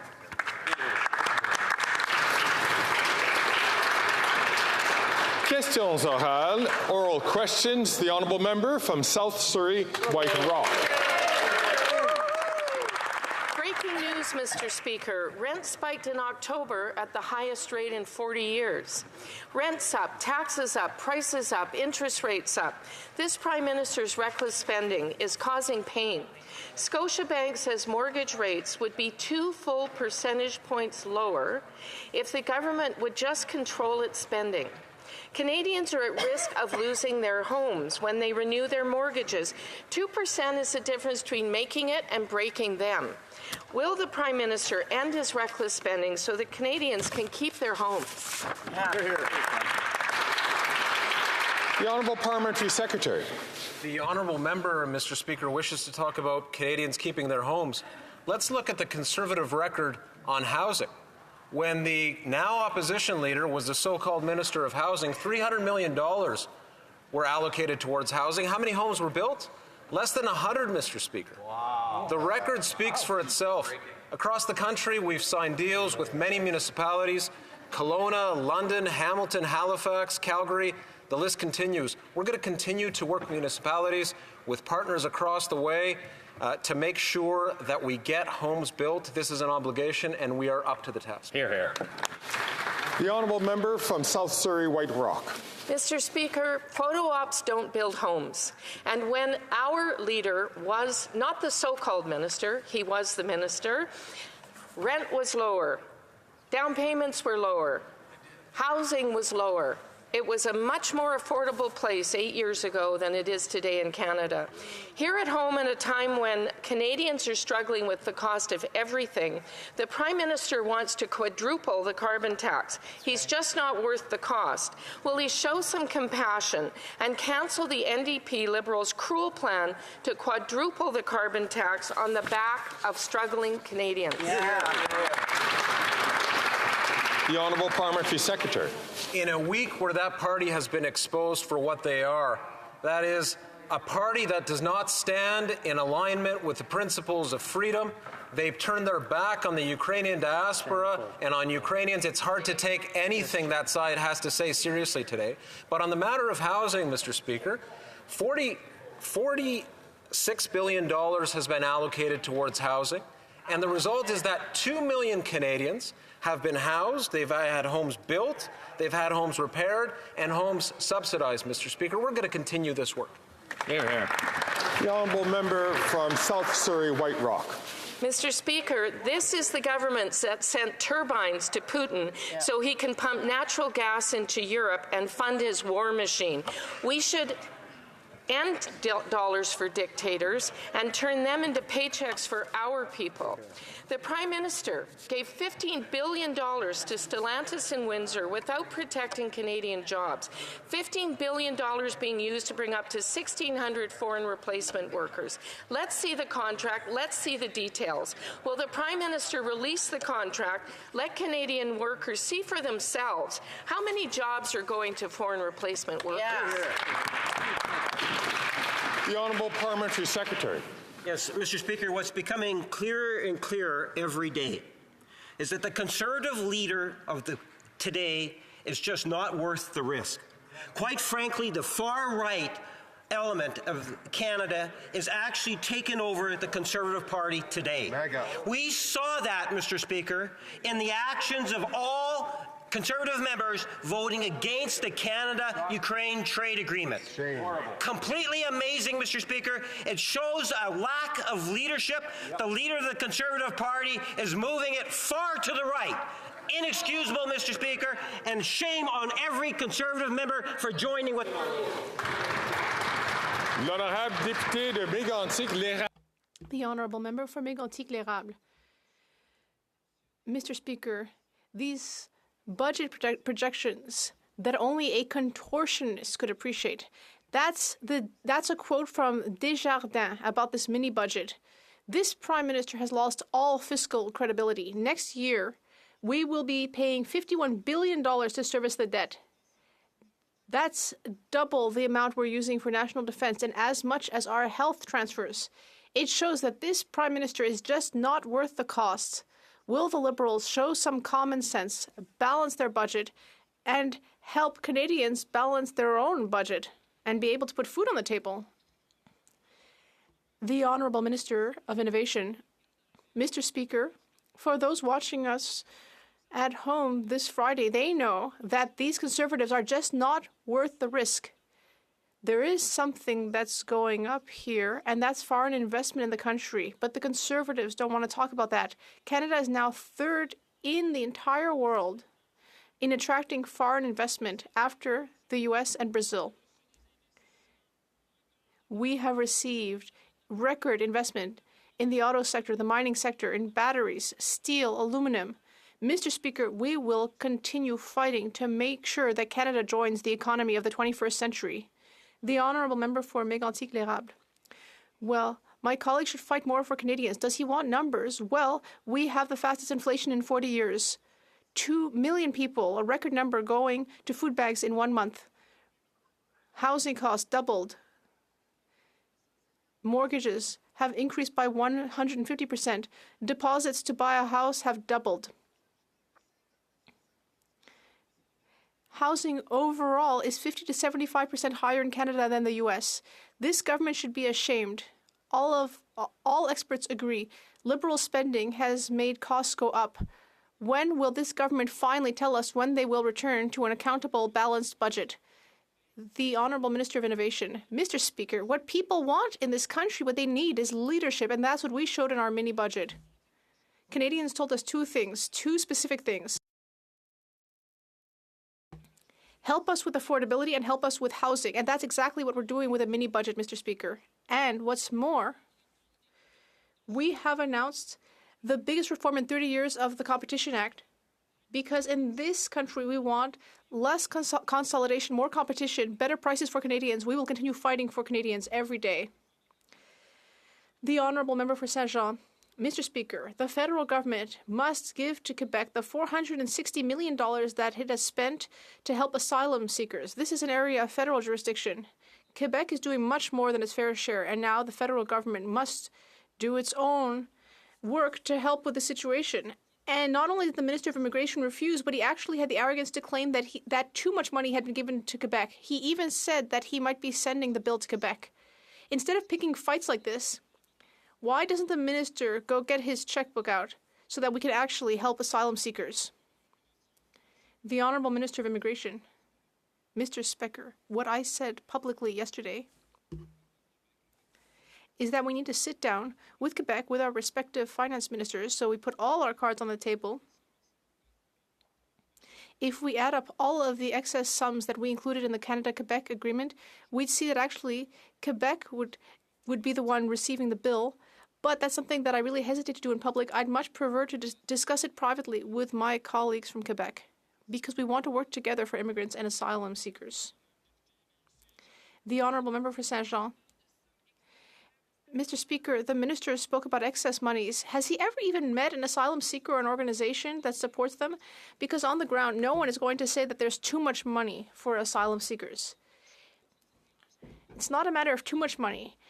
These people don't even have the right to work because they're not getting permits from the federal government. You can't start talking about too much money when people are sleeping in tents during the winter. There's not too much money. There's too much petty politics on the backs of vulnerable people. When will the minister stop playing politics and give the money to Quebec? The Honourable Minister of Immigration. Well, petty politics, Mr. Speaker, is to presume that this is a one-way relationship. No, it takes two to tango. Very clearly, this is an area of shared jurisdiction, and that's what we're trying to do here. With the Canada-Quebec agreement, Quebec has the responsibility and duty to welcome asylum seekers. We can work together. The Bloc Québécois and their friends in the National Assembly who seems to be sending them questions, they're taking a reductionistic approach. I'm asking them to sit down with us. We can all work together. The Honourable Member for New Westminster Burnaby. Mr. Speaker, a 30-year-old from Sherbrooke isn't able to find affordable housing, and so Alexandre will be spending his first winter in the streets. This is a new wave of homelessness, according to the Sherbrooke Renters Association. Between Liberal and Conservative governments, Canada has lost 1 million affordable housing units over the last 17 years. People need to have homes today, not in 2 years. When will the Liberals finally take action and build social housing? People need that now. Secretary. Merci, Monsieur le Président. Oui. Thank you, Mr. Speaker. Yes, it's true. There's a housing crisis in our country. Our government's approach is an example of cooperation. Across the way that actually want to do something on housing, cooperation with provinces, cooperation with municipalities, and the not-for-profit sector. To take an example, the National Housing Strategy is getting people housed. Thousands of people across the country who did not have a home now, who were homeless, are now able to access the wraparound supports they need in order to have something better. We have more work to do. We're going to get it done. Thank you very much. The Honourable Member from New Westminster Burnaby. Pretty words like that do not put a roof over the head of the thousands of Canadians that are sleeping out in the streets of our country tonight. And seniors are there too, Mr. Speaker. A retired couple in Holyrood, Newfoundland, with teachers' pensions, were just forced to sell their home. They spent their whole lives working to teach our kids, but they can't afford to live there anymore. Food price gouging is hurting them badly, and their pension can't keep up. Will the Liberals support the NDP's plan to lower food prices by stopping price gouging, to give seniors like them a needed break now? The Honourable Parliamentary Secretary. Well, Mr. Speaker, I'm glad that we do have the NDP's support on Bill C-56, and as you know, there are competition measures in that will hold grocery chains to account on the question of housing, the more we build, the more we ensure that costs come down. And I have good news for the member. Right across the country, we see residential construction up. In Manitoba, it's up 34%. In Saskatchewan, 25%. In New Brunswick, 23%. Alberta, 11%. Newfoundland, 10%. Quebec, 9%. In my province of Ontario, 7%. It is working. We have a plan. We're going to get it done, as I said, Mr. Speaker. The honourable member from Parry Sound Muskoka. Rent is up. Interest rates are up. Mortgages are up. Groceries are up. Taxes are up. Debt is up. And Canadians are fed up. Bank of Canada Governor, Scotiabank economists, they're all sounding the alarm bell. This NDP Liberal government's massive borrowing is making everything more expensive for Canadians. With 2 million people using food banks now, we know this Prime Minister is just not worth the cost. So when will he stop the inflationary borrowing that is hurting so many Canadian families? The Honourable Parliamentary Secretary. What's up, Mr. Speaker? Well, let me tell you what's up. What's up is jobs are up. Foreign direct investment is up. Home building is up. Support for Canadian families is up. Women's labour market participation is up. Let me tell you what's down, Mr. Speaker. What's down is inflation is down, food prices are down, unemployment is at a historic low, and the cost of childcare is down, and Canada has the lowest deficit and net debt to GDP ratio in the G7. Conservatives want to cut and move to austerity while we continue to invest in Canadians. The honourable member from Parry Sound Muskoka. Mr. Speaker, housing starts are actually down in Canada, so I don't know what fiction that member is listening to. Perhaps it's the Minister of Finance who thinks that the dream of home ownership has never been so good in this country. This NDP Liberal government will spend more on interest on the debt next year than on health care. So my question is simple. When will the Prime Minister stop abusing the national credit card, cancel his $20 billion in extra inflationary spending and borrowing, balance the budget, bring down interest rates so that Canadians can afford to live in this country? The Honourable Parliamentary Secretary. Mr. Speaker, I recognize that Conservatives want to try and claim that we're fiscally irresponsible. What I say is irresponsible is downplaying our economy when we're faring better than any G7 country in the world. What is irresponsible is voting against the Canada-Ukraine free trade agreement and abandoning Ukrainians in their time of need. What's irresponsible is calling an incident at the border a terrorist attack without having the facts. You know what that shows? That shows a lack of judgment. It shows risky and reckless behavior. And well, that's all I've got to say.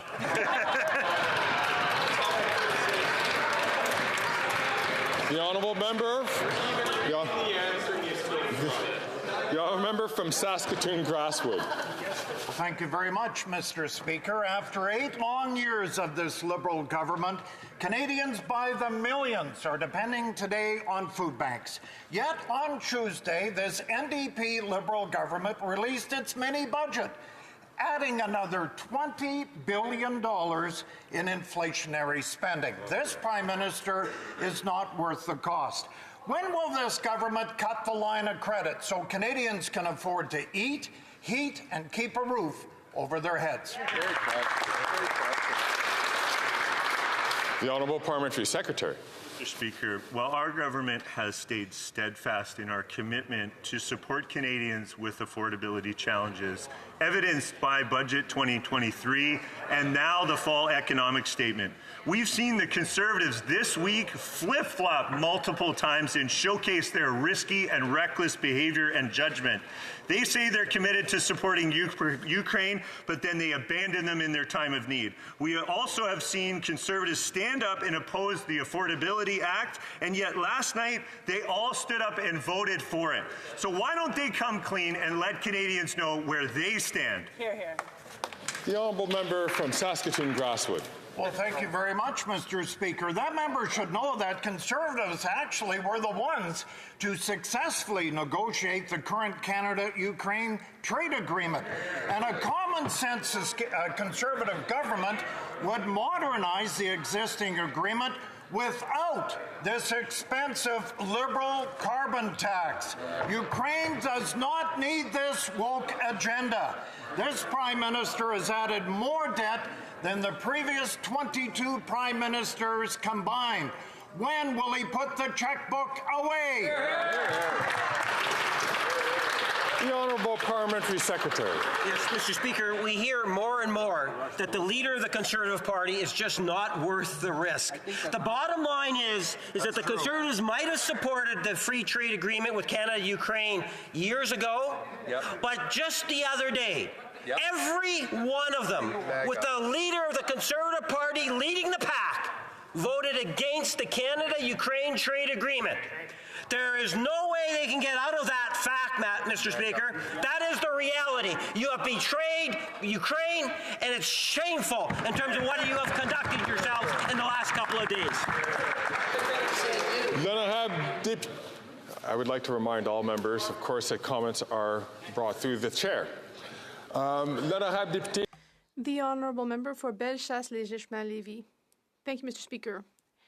Over the last 8 years, this Prime Minister has added billions of dollars to the debt, more than all 22 previous Prime Ministers. Just imagine, next year he will spend more money to service his debt than on the health transfers to the provinces. It's very clear that this Prime Minister is just not worth the cost. Why are the Liberals refusing to present a plan for a balanced budget to lower interest rates and inflation, as we've been asking? Secretary. Mr. Speaker, the Conservative leader has called our plan disgusting, yet he's hiding his cuts from Canadians. What would the Conservative leader cut? Would he cut EV factories for Windsor, St. Thomas, and Quebec? Would he cut CCUS investment tax credits for projects in Alberta? Would he cut clean hydrogen investment tax credits for projects in Newfoundland? Mr. Speaker, our government is delivering an economic plan which is balanced and fiscally responsible. Conservatives should come clean with Canadians and let us know where they're going to cut. The Honourable Member for Bellechasse-Léger-Lévis. Well, Liberals have been talking about their waste all day, but the numbers are clear. 2 million Canadians are going to food banks every month. A family of 4 will have to spend $1,065 more this year for groceries. Students are having to sleep in shelters. Mortgage payments have doubled, and all of this mess bears the mark of this Prime Minister, who is not worth the cost. Will he at least have the decency and humility to admit that it is because of his inflationary spending that our country is in a deplorable situation, Mr. Speaker? The Honourable Minister of Innovation. Mr. Speaker, I appreciate my colleague's question, and I even have an idea for her. If she is so worried about affordability, Mr. Speaker, well, Christmas is coming up. Maybe she should give Canadians a present. She should vote in favor of Bill C-56. Why? Because in Bill C-56, we will reform our competition system, which is a reform we've needed for 30 years. We'll have less consolidation, more competition, better prices. She should convince all of her colleagues to move this bill forward to help Canadians for Christmas. The Honourable Member for Drummond. Mr. Speaker, less than a month ago, Quebecor announced that 547 jobs would be eliminated. That's a third of its workers. But that doesn't seem to bother the Minister of Heritage at all. Nothing in the economic statement, not a single penny for RTV and radio. This crisis in the media is a democratic crisis. Our access to information is being threatened, especially in our rural regions. Our culture and our sense of belonging is also being threatened, but the minister is not doing anything. Why? The Honourable Minister of Canadian Heritage. Mr. Speaker, I agree with my colleague on the fact that the media is in a crisis. That is why we've been there from the beginning. We've created new programs to support our information media. We modernized the Broadcasting Act. I'm sorry. I will just ask the minister to start over. Can I ask members on both sides to stop having discussions between themselves? It makes it hard to hear the answer. It's hard for me to hear, and I can't imagine that the member for Drummond, who's at the back of the room, will be able to hear it. Please go ahead. Thank you, Mr. Speaker.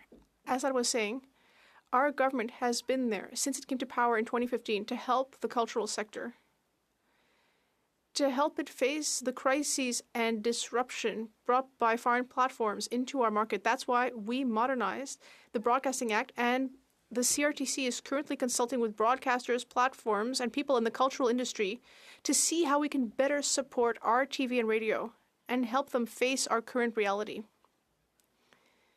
This modernization will bear fruit over the next weeks and months.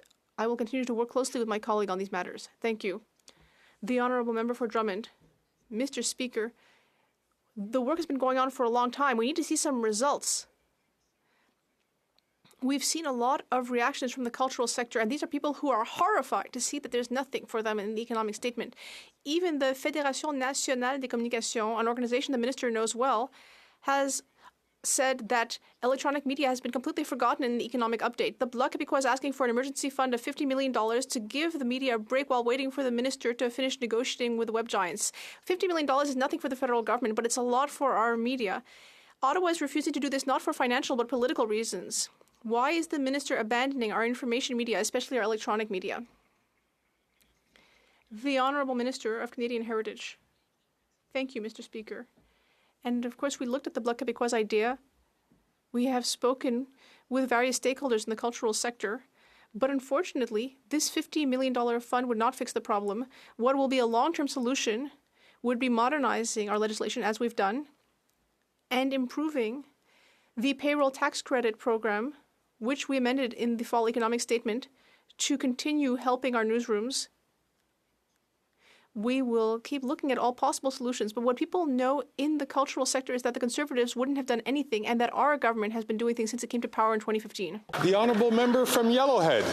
Mr. Speaker, the NDP Liberal Coalition's economic update is out. Prices are up, rent is up, debt is up, taxes are up, and time is up for this costly coalition. Billions more in tax dollars will be spent, and Canadians will still be struggling. This Prime Minister is just not worth the cost. Mr. Speaker, will this government adopt our common sense plan to balance the budget, or will they step aside and let a Conservative government clean up their mess? The Honourable Parliamentary Secretary. Mr. Speaker, it's been actually kind of humorous to watch this week as Conservatives twist and flail like pretzels, turning themselves into things and trying to make people believe they are there for workers. Let's review what they've been doing, Mr. Speaker. Currently, they're filibustering the Sustainable Jobs Act at Natural Resources, a bill that gives workers a seat at the table in the clean economy, which represents 400,000 jobs before 2030. They're opposing landmark legislation that our government tabled to ban replacement workers, which is good for workers and enables them at the bargaining table. And not only do Conservatives have no credibility when it comes to standing up for workers and jobs, Mr. Speaker, but they have no vision for the future of our economy. Afraid the member has fallen out of time. The Honourable Member from Yellowhead. I think the only people that are believing these talking points are still the Liberals already. Mr. Speaker, senators appointed by this Prime Minister shut down debate on a common sense bill to axe the carbon tax for farmers. This NDP Liberal coalition is blocking important tax carve-outs on grain drying and barn heating. Their actions, driven by failed policies, directly harm Canadian producers and increase food costs. Mr. Speaker, will this government finally support hard-working farmers over their own political agenda and give back a tax break for this costly government tax break? The Honourable Parliamentary Secretary. Thank you, Mr. Speaker. The House has already pronounced itself on this particular bill, but I will talk about support for farmers. Why is it that the Leader of the official opposition cut $200 million while he was at the Cabinet table to support farmers for business risk management? Mr. Speaker, the Leader of the official opposition is not worth the risk, and he wants to balance the budget on the backs of farmers. And on this side of the House, we will always stand up for farmers. The Honourable Member from Desnette, Mississippi, Churchill River. Mr. Speaker, that response will do nothing to shorten food bank lineups. After 8 years, this Prime Minister is simply not worth the cost. Lineups at food banks have never been so long. People are hurting bad, and this NDP Liberal government still plans to quadruple their carbon tax on gas, groceries, and home heat.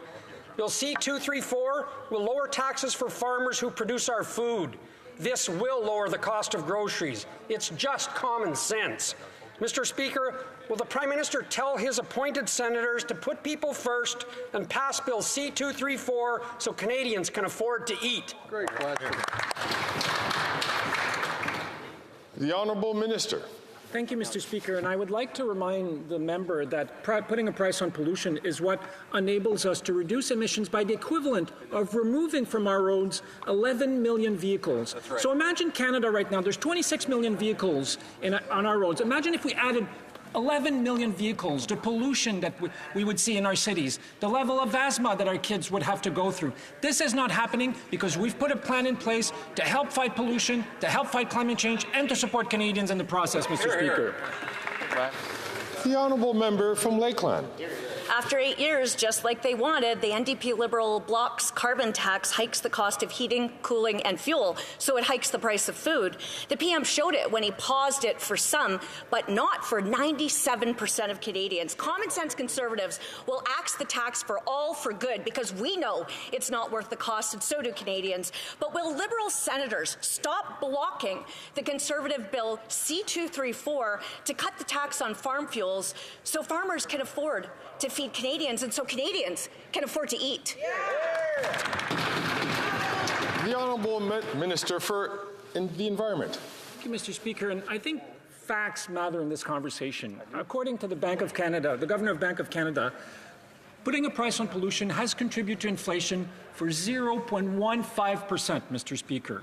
Not 15% like what the Conservatives are saying, 0.15%. And economists agree across the country that our pollution pricing system puts more money back into the 8 out of 10 households in Canada than it does. So if we take that away, we will take money away from Canadians, which is no surprise coming from the Conservative Party. They're simply not there for Canadians, and they're not worth the risk. Totally.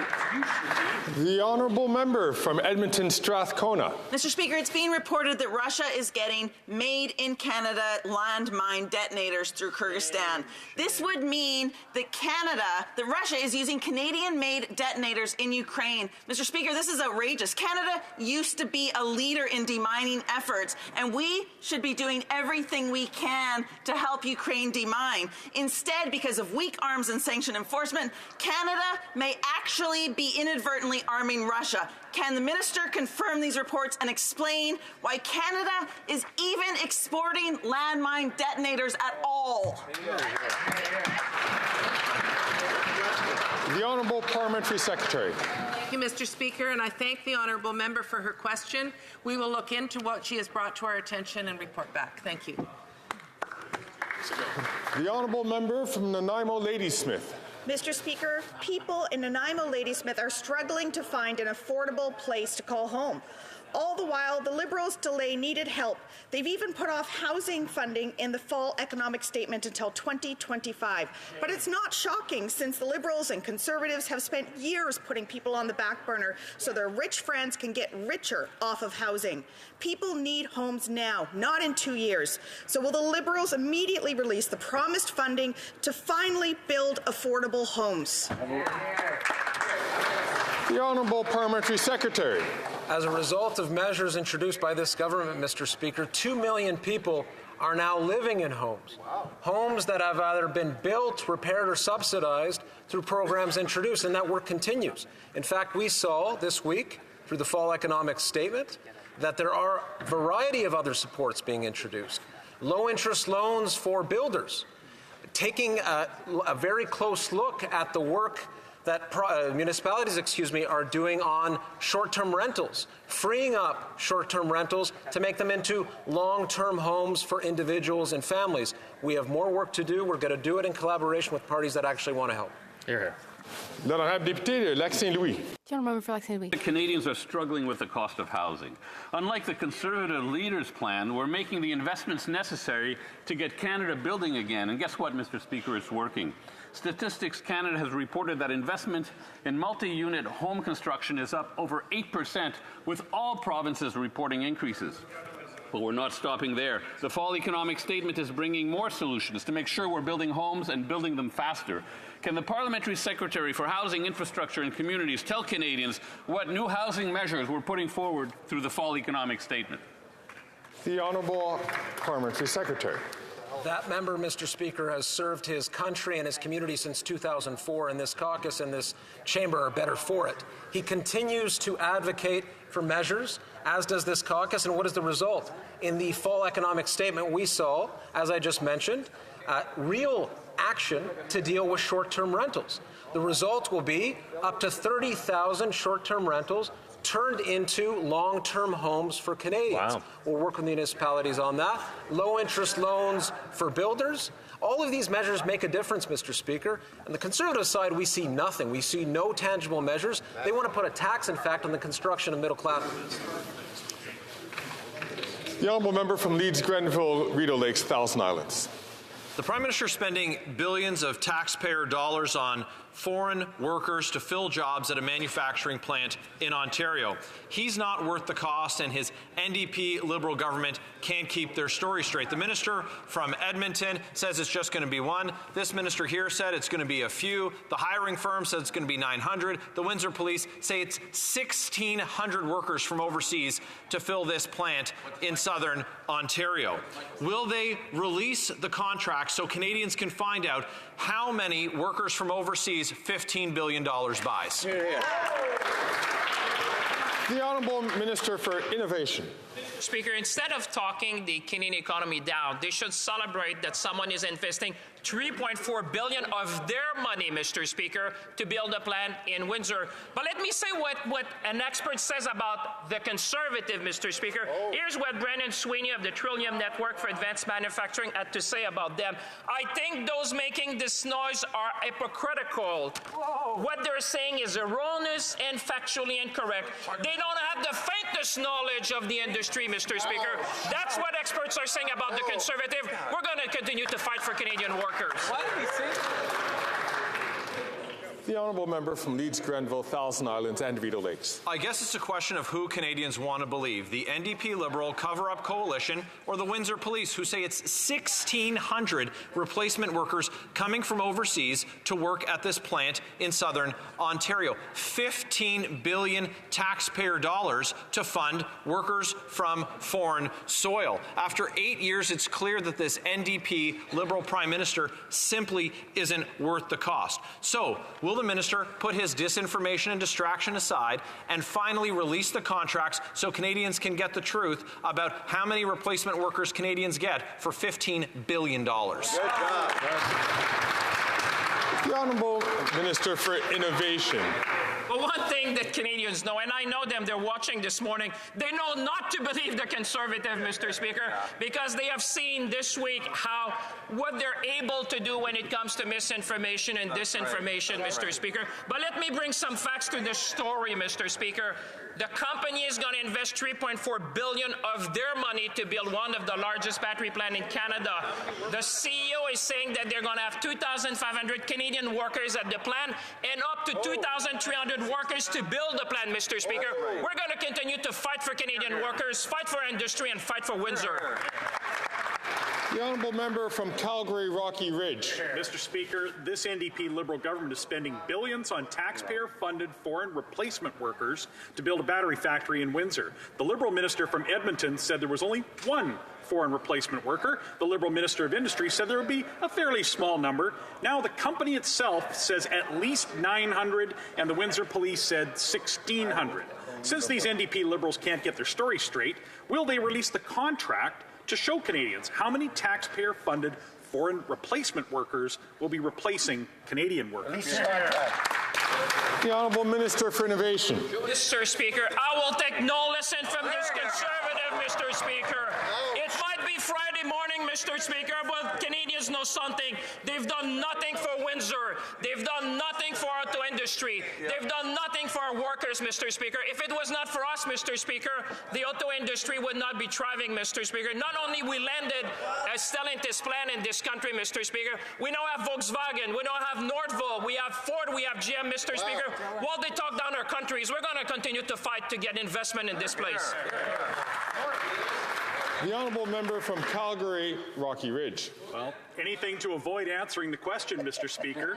After 8 years, can they finally be clear and transparent with Canadians? Just once.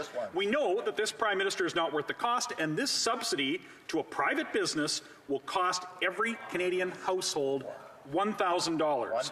Will this NDP Liberal government release the contracts, or are they going to continue to keep the details of this deal secret from how they're subsidizing a private company's jobs and giving paying for foreign replacement workers? The Honourable Minister for Innovation. Mr. Speaker, I'm so happy that my colleague, for whom I have enormous respect, keep asking me questions, because it allows me on a Friday morning to inform Canadians, because Canadians are watching and are wondering what is going on the other side. They've seen the Conservative go this week, and they're going way down, Mr. Speaker, after voting against the free trade agreement with Ukraine, Mr. Speaker. Now they'd like Canadians to believe that when a company invests $3.4 billion of their own money, it's a subsidy, Mr. Speaker. Canadians must be watching at home and say, what's going on with the Conservative, Mr. Speaker? But on this side, they know that we'll keep fighting for them. The Honourable Member for Saint-Hyacinthe-Bagotte. Mr. Speaker, aerospace workers are urging the Liberals to issue a call for tenders for the replacement of the Auroras. The Machinists Union published an open letter this morning. The union criticized Ottawa's decision to offer a $9 billion contract to Boeing without a call for tenders, which completely ignores Quebec's expertise. I quote from the open letter, "Canada is missing out on an opportunity to generate significant local benefits and is undermining a strategic wealth-creating industry. Will Ottawa finally issue a call for tenders so that Quebec can compete?" The Honourable Parliamentary Secretary. Merci beaucoup, Monsieur le... Thank you very much, Mr. Speaker. Mr. Speaker, I agree with the member. We do need to replace the Aurora fleet, but we need to replace them with what meets the operational requirements of the Canadian Armed Forces. And Mr. Speaker, no decision has been made yet. The Honourable Member for Saint-Hyacinthe-Bagotte. But, Mr. Speaker, the Liberals can't offer $9 billion to an American aerospace giant without even letting Quebec's companies compete. What's more, they can't offer $9 billion to Boeing, knowing that Boeing has in the past tried to crush Quebec's aerospace industry in 2016 with illegal punitive tariffs. The Liberals have even had to invent a Boeing clause in other competitions to avoid giving our money to companies that are trying to harm us. How can the Liberals today want to offer Boeing a contract without even tendering? That prevents Quebec from bidding. The Honourable Parliamentary Secretary. Thank you, Mr. Speaker. Mr. Speaker, I want to be very clear about this today. No decision has been made yet, but we will make our decision based on what the Canadian Armed Forces needs are. And I will repeat again in this place that no decision has been made yet. We will continue to work with stakeholders and collaborate. But, Mr. Speaker, our priority is meeting the Canadian Armed Forces needs in order to help us ensure the security and defence of our country. Lambton. Mr. Speaker, this week the NDP Liberal government blocked a Conservative motion to have a whistleblower testify at the Ethics Committee about the $1 billion green slush fund scandal. After 8 years under this Prime Minister, there's been scandal after scandal. It's easy to see that this Prime Minister is not worth the cost. Facing an Auditor General investigation and an Ethics Commissioner investigation, the CEO and Liberal hand-picked board chair resigned in disgrace. Now they're blocking a whistleblower from testifying. What are they trying to hide? Great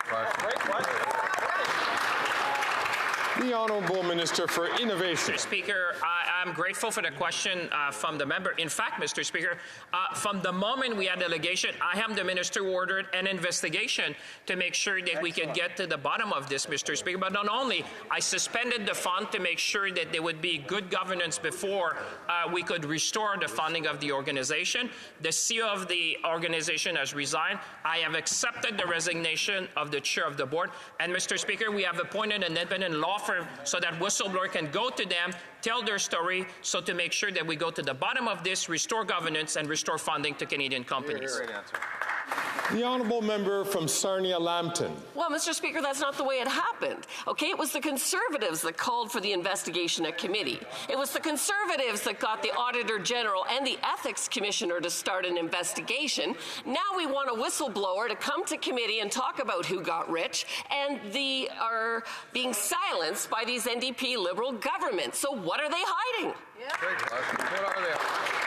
The Honourable Minister for Innovation. Mr. Speaker, give me a break. I know it's Friday morning, and here the members on Friday are going a bit like, you know, it's the time of joy, the weekend is coming. But for God's sake, to pretend that the Conservative would have done anything? Really? Canadians are watching. One thing they know, Mr. Speaker, once I receive allegation, I demanded the investigation. To pretend that the Conservative, which were sleeping on the switch, Mr. Speaker, would have done anything, Canadians know better. We'll get to the bottom of this. We'll restore governance, and we'll make sure we can fund Canadian companies. The honourable member from Edmonton Manning. Sleeping at the switch. The Auditor General and the Ethics Commissioner are investigating the Liberals' hand-picked CEO and chair of the billion-dollar Green Slush Fund. Right. This is a new scandal, a big scandal, and the NDP Liberal cover-up coalition is trying to hide the truth from Canadians again by blocking the testimony of a whistleblower at the Ethics Committee. What is the NDP Liberal cover-up coalition is trying to hide? Great question. The Honourable Minister for Innovation. Speaker, I'm so happy to be here this Friday to answer these questions. Mr. Speaker, it seems that the Conservative forget facts when it suits their story, Mr. Speaker. Maybe some on their bench would remember that it was a Conservative government which had already appointed the chair of the organization in a previous role, Mr. Speaker. But what matters, Mr. Speaker, is that one thing we said to Canadians, we're going to go to the bottom of this. We're going to investigate the allegation. We're going to restore governance, Mr. Speaker, and then we're going to be able to fund Canadian companies. And I think that the Conservative, Mr. Speaker, should stop making story and stick to the facts. The Honourable Member for Pontiac. Mr. Speaker, during the pandemic, Canadians benefited from the support of community organizations and not-for-profits. And now, these organizations are struggling with the income, and they're struggling with rising costs as well, and with the rising demand for services. They struggle to attract and retain volunteers and staff. Can the Parliamentary Secretary to the Minister for Families tell us what she is doing to improve the situation and to help these organizations? The Honourable Parliamentary Secretary. I thank our very dynamic colleague, for the member for Pontiac. Through our Community Services Recovery Fund, nearly 5,500 organizations across the country have received funding. In the member for Pontiac's riding, this means that groups like La Coopérative de Solidarité and the Centre Communautaire de Wakefield-La Pêche can continue to operate a safe and sustainable community space for arts, culture, and recreation that welcomes and inspires people of all ages. It also means that organizations like the Alzheimer Outaouais Society can continue to work and support Pontiac's families who may be affected by a neurocognitive disorder. These are local groups that make a real difference. Nose Hill. Tomorrow is the International Day for the Elimination of Violence Against Women. Hamas brutally raped, murdered, and kidnapped Israeli women. They desecrated their bodies. They used Palestinian women as human shields. And yet many international women's rights groups like UN Women are silent. Shame on them.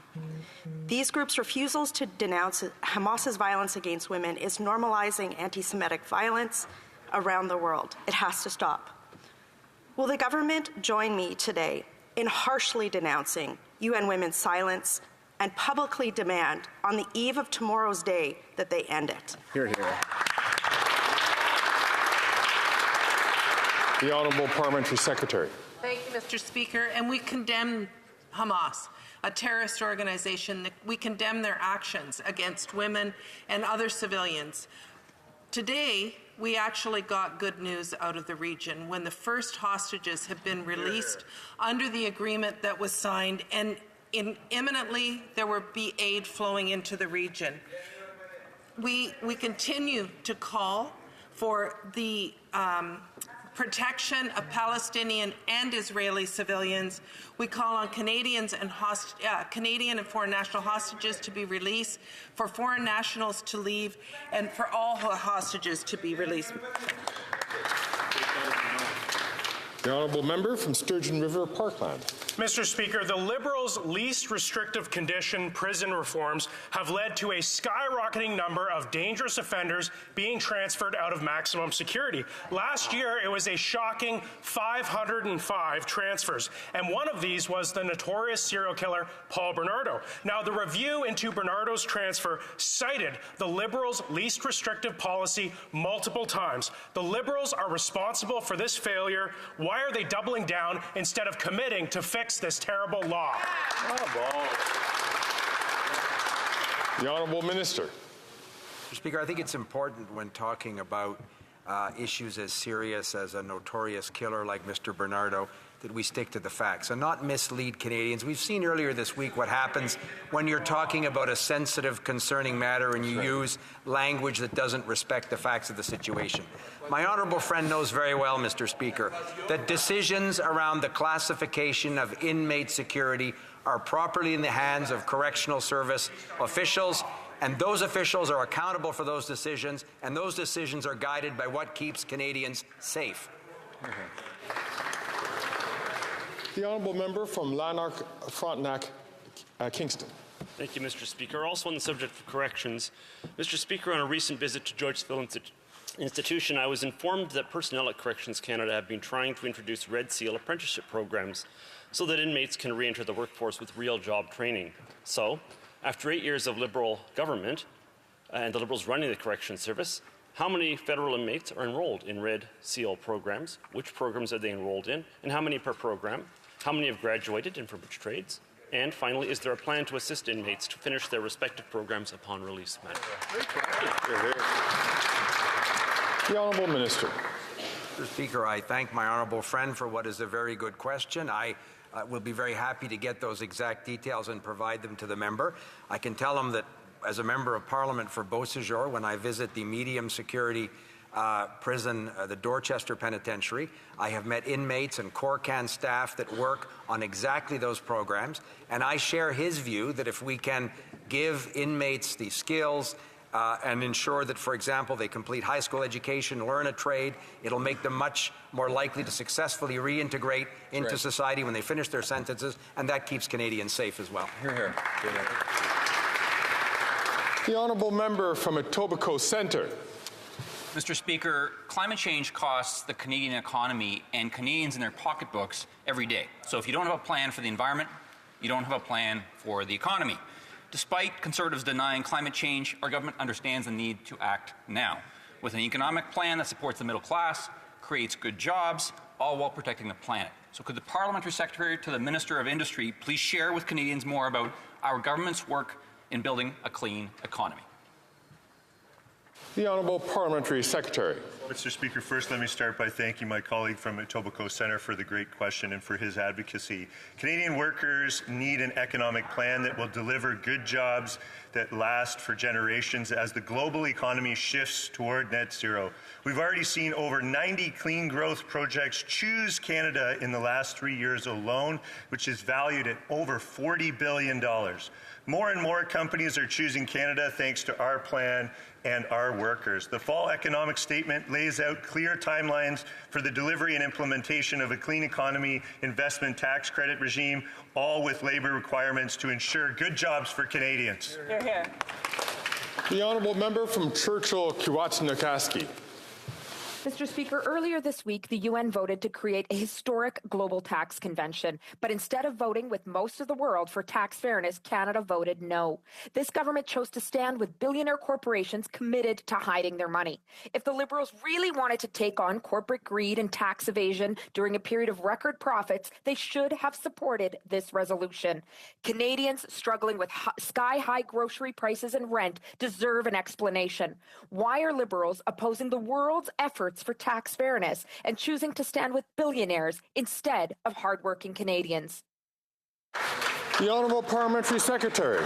Mr. Speaker, the member asks about tax fairness. Since 2015, this government has invested no less than $1 billion to ensure that the CRA has the resources it needs, resources that side cut, the Conservatives, when it was in office, to ensure exactly that. Tax fairness is a principle we take very seriously. I would just point to the outcome of the Panama Papers, for example, where as a result of investments that we've made, we've seen investigations on tax avoidance and tax evasion go up. Convictions are up as well. We'll continue this good work. Hear, hear. The honourable member from Spadina, Fort York. Mr. Speaker, access to clean drinking water is a human right. Could the Minister of Indigenous Services inform this House as to when the government will provide appropriate funding and technical resources to train and certify First Nations people to become water infrastructure operators in their home communities? Can the Minister also indicate whether Indigenous operators will be paid at a level that eliminates the wage gap with operators in non-Indigenous communities? Mr. Speaker, it's 2023. First Nations should be empowered with the skills and the jobs to provide clean water. The government clearly hasn't been able to do it. The Honourable Parliamentary Secretary. Thank you, Mr. Speaker, and I thank my honourable colleague for this very important question, and it's a concern that I deeply share as well. Everyone deserves access to clean and safe drinking water. We're fully committed to lifting all remaining long-term drinking water advisories in First Nation communities. In partnership with communities, we've already lifted 143 long-term advisories since 2015.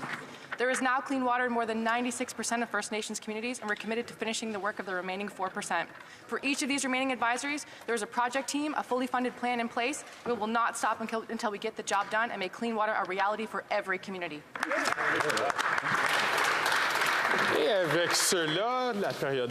That brings question period to an end.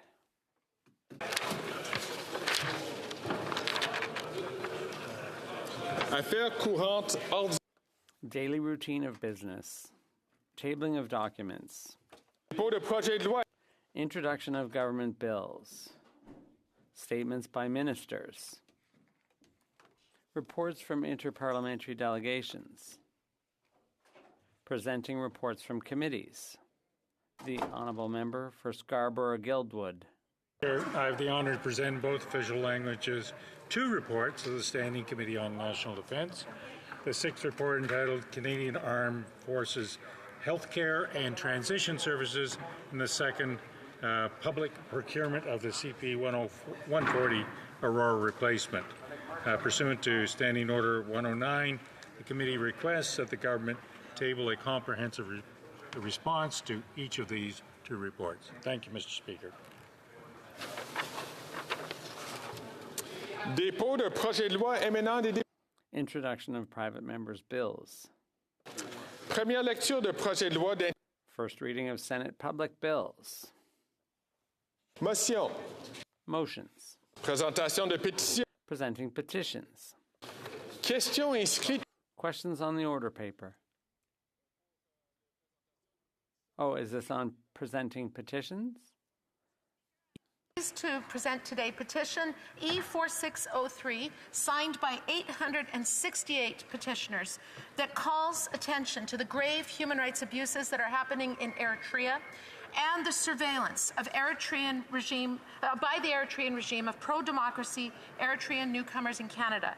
The petition calls for an investigation into the targeting of Eritrean Canadians, asks us to deny visas to those who promote hate or violence, asks for protection for Eritrean newcomers, and to ensure that settlement agencies use impartial interpreters, and asks on the Canadian government to impose Magnitsky sanctions on Eritrean regime officials.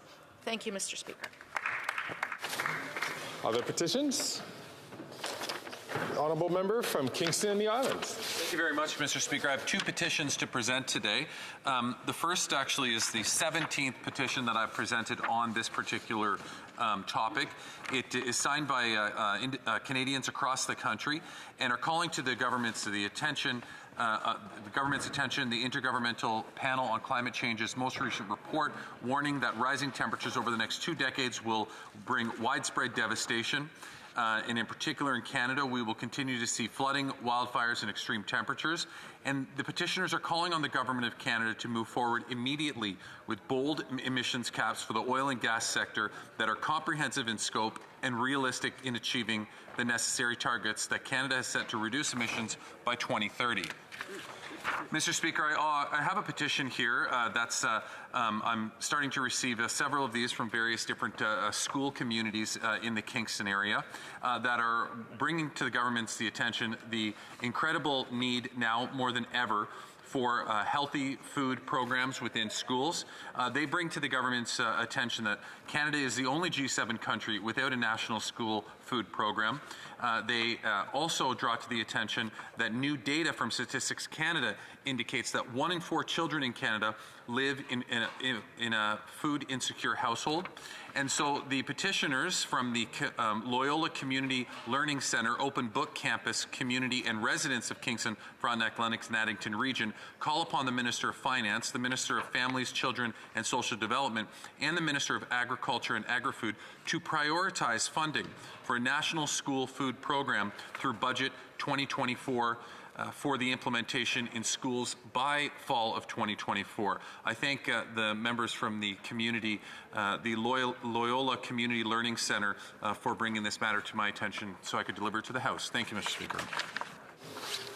Thank the honourable member. Other petitions? Questions on the order paper. The honourable parliamentary secretary.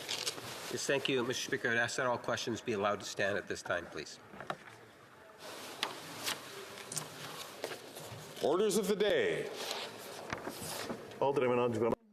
Government orders, government bills, Commons, resuming debate at second reading of Bill C-58, an act to amend the Canada Labour Code and the Canada Industrial Relations Board Regulations, 2012.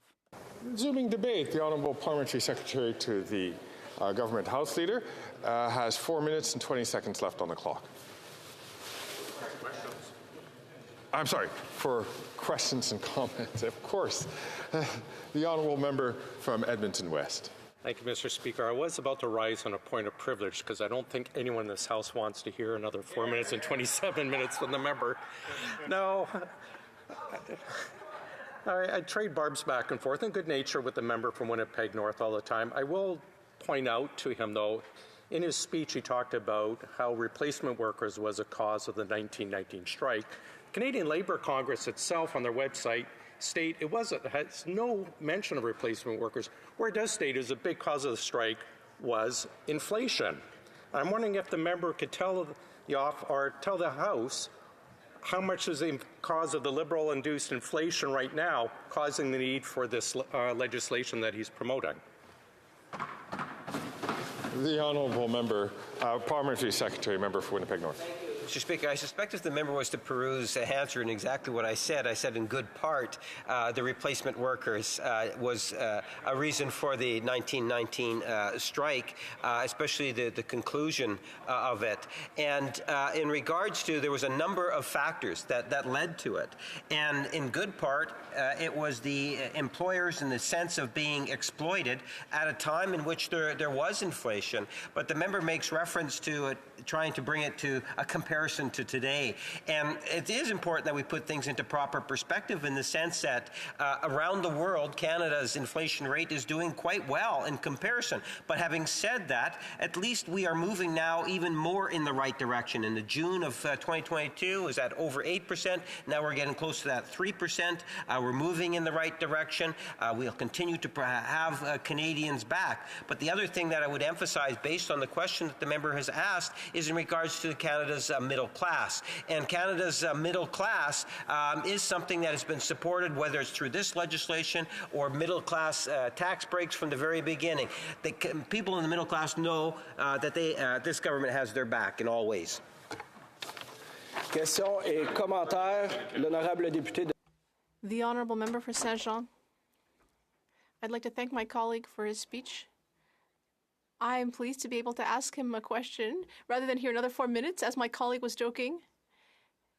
But I'd like to ask him about the 18 months before the entry into force of the bill after it receives royal assent. That's not a usual way of doing things. Normally, the bill comes into force as soon as it receives royal assent. In a context where we've already been waiting for a bill like this for years and years and years, and people are currently suffering because of the lack of this measure in the Canada Labour Code, I'd like my colleague to explain why this 18-month period is suggested. I don't see any justification for it. Honorable secrétaire parlementaire. Yes, thank you, Mr. Speaker. I can appreciate the sensitivity of the question in itself and believe that once we get it into committee, there will be a more detailed, wholesome answer to that specific question. I suspect that it has a lot to do with the making of the legislation and the people that were engaged in terms of the consultations, and there might be some time-related issues, but I would encourage the member to go to the standing committee and put forward that question or even approach the minister directly. On a le temps pour une très brève question, l'honorable député de Fredericton. Thank you, Mr. Speaker. And you know, when Labor Day comes across every year, I'm part of the millions of Canadians who really think about what it means and the hard-fought labor rights and what that represents. And I'm just thinking, you know, how can this legislation further protect the sacred right to strike in this nation? Thank you. Oui, l'honorable secrétaire parlementaire a 30 secondes pour répondre. Yes. Mr. Speaker, first and foremost, I believe it's in recognition of the importance of the free collective bargaining system and the importance of the bargaining table, Mr. Speaker. And at the end of the day, when you think of labor rights, ultimately, labor harmony is good for all of us, Mr. Speaker. And one of the things that I would like to emphasize, because this could be my last question, is just think in terms of the social impact that labor has had here in Canada from coast to coast to coast, which has been tremendously positive.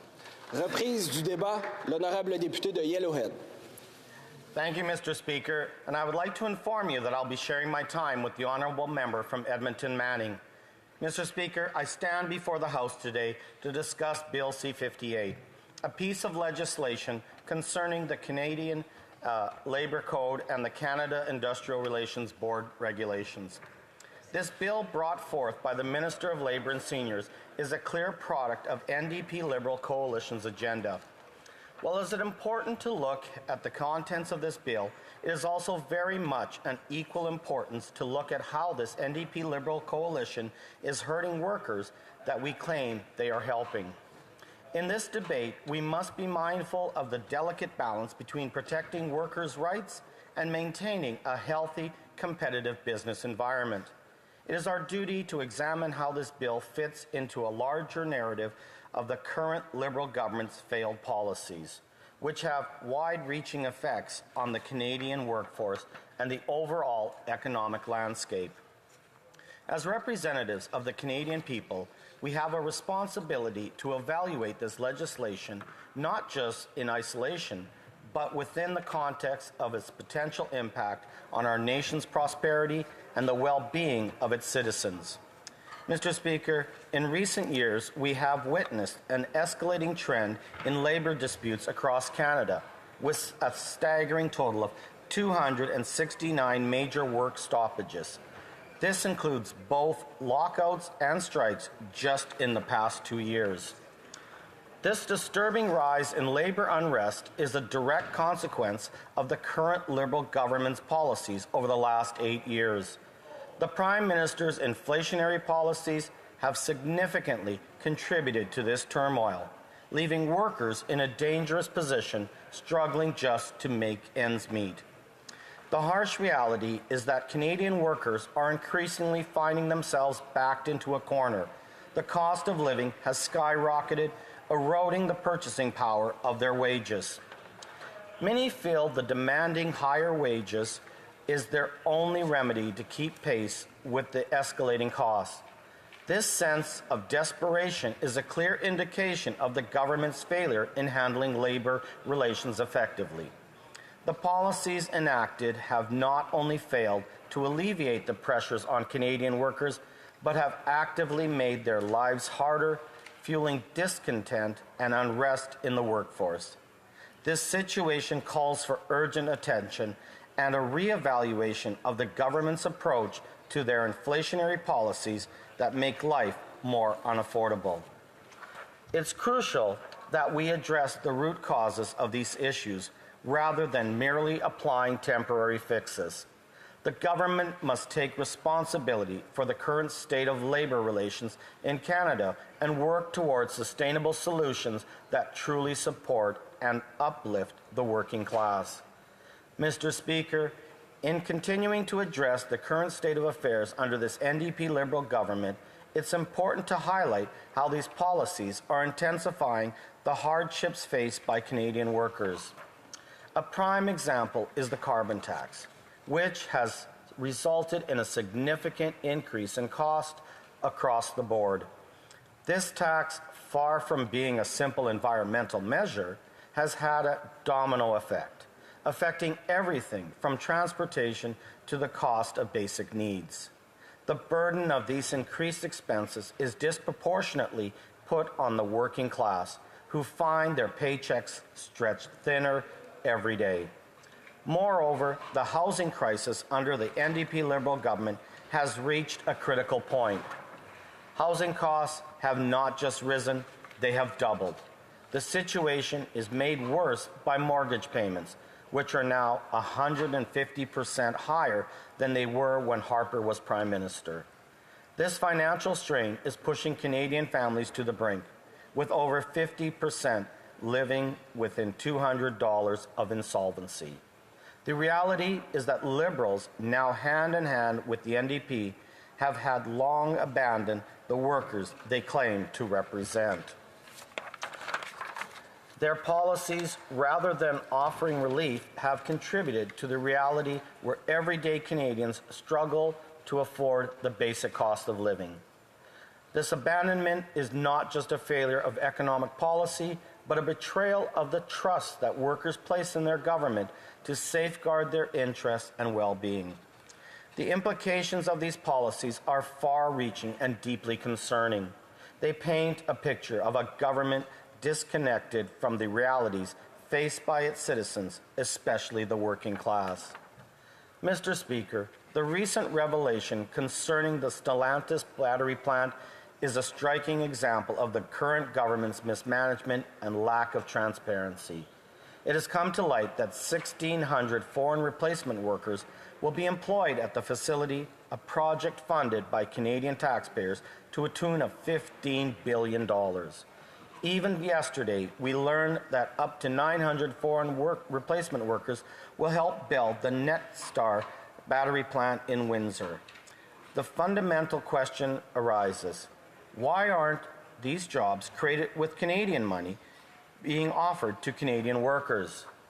This situation is unacceptable. It's a glaring injustice that Canadian taxpayers are financing projects that fail to prioritize their employment.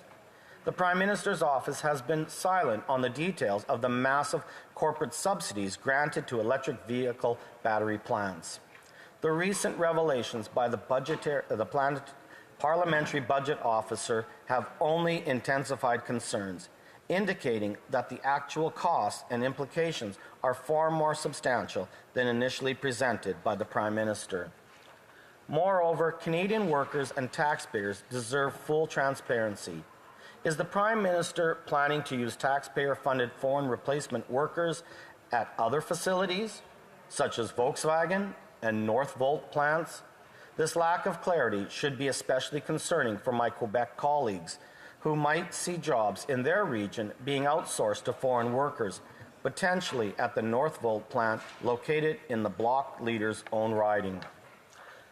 If the Prime Minister truly cared about Canadian workers, like the bill suggests, he would disclose the contracts signed with Stellantis, Volkswagen, and Northvolt. Canadians have a right to know the financial obligations they are under and the specific job provisions guaranteed for Canadian workers.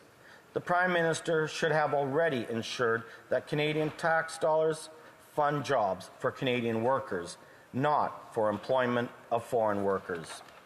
Common sense Conservatives are committed to ensuring that Canadian tax dollars are utilized justly and that the jobs they help create are indeed available for Canadians. The current situation is a stark reminder of the need for responsible governance that places Canadian interests and workers at the forefront. We will continue to demand transparency and accountability from this government, ensuring that Canadian workers are not sidelined in their own country. Mr. Speaker, Bill C-58 looks at dealing with worsening labour relations across Canada. But the real issue stems from the NDP Liberal government that has made life unaffordable for the average Canadian worker. The reality faced by Canadian workers today is one of escalating costs, reduced purchasing power, and missed employment opportunities despite significant taxpayer investments. The introduction of foreign replacement workers is a key taxpayer-funded projects like the Stellantis battery plant symbolizes this government's disconnect with the needs and rights of Canadian labour. The Conservative Party stands firmly with Canadian workers.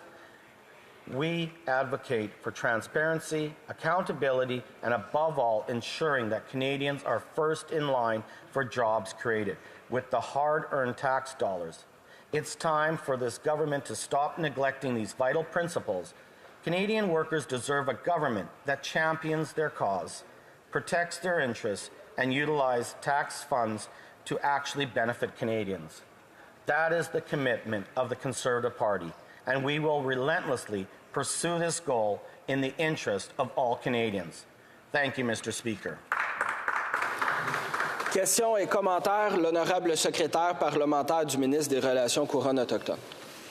Yes, I'd like to thank the member for his speech, and a lot of his speech just talking about temporary foreign workers. And you know, many places across Canada, like my riding that I am in Sydney, Victoria, rely on temporary foreign workers where there's labor shortages, where there are people who are like the Victoria Co-op brings in many temporary foreign workers to work in fish plants in the northern Cape Breton area because they can't get people to travel there.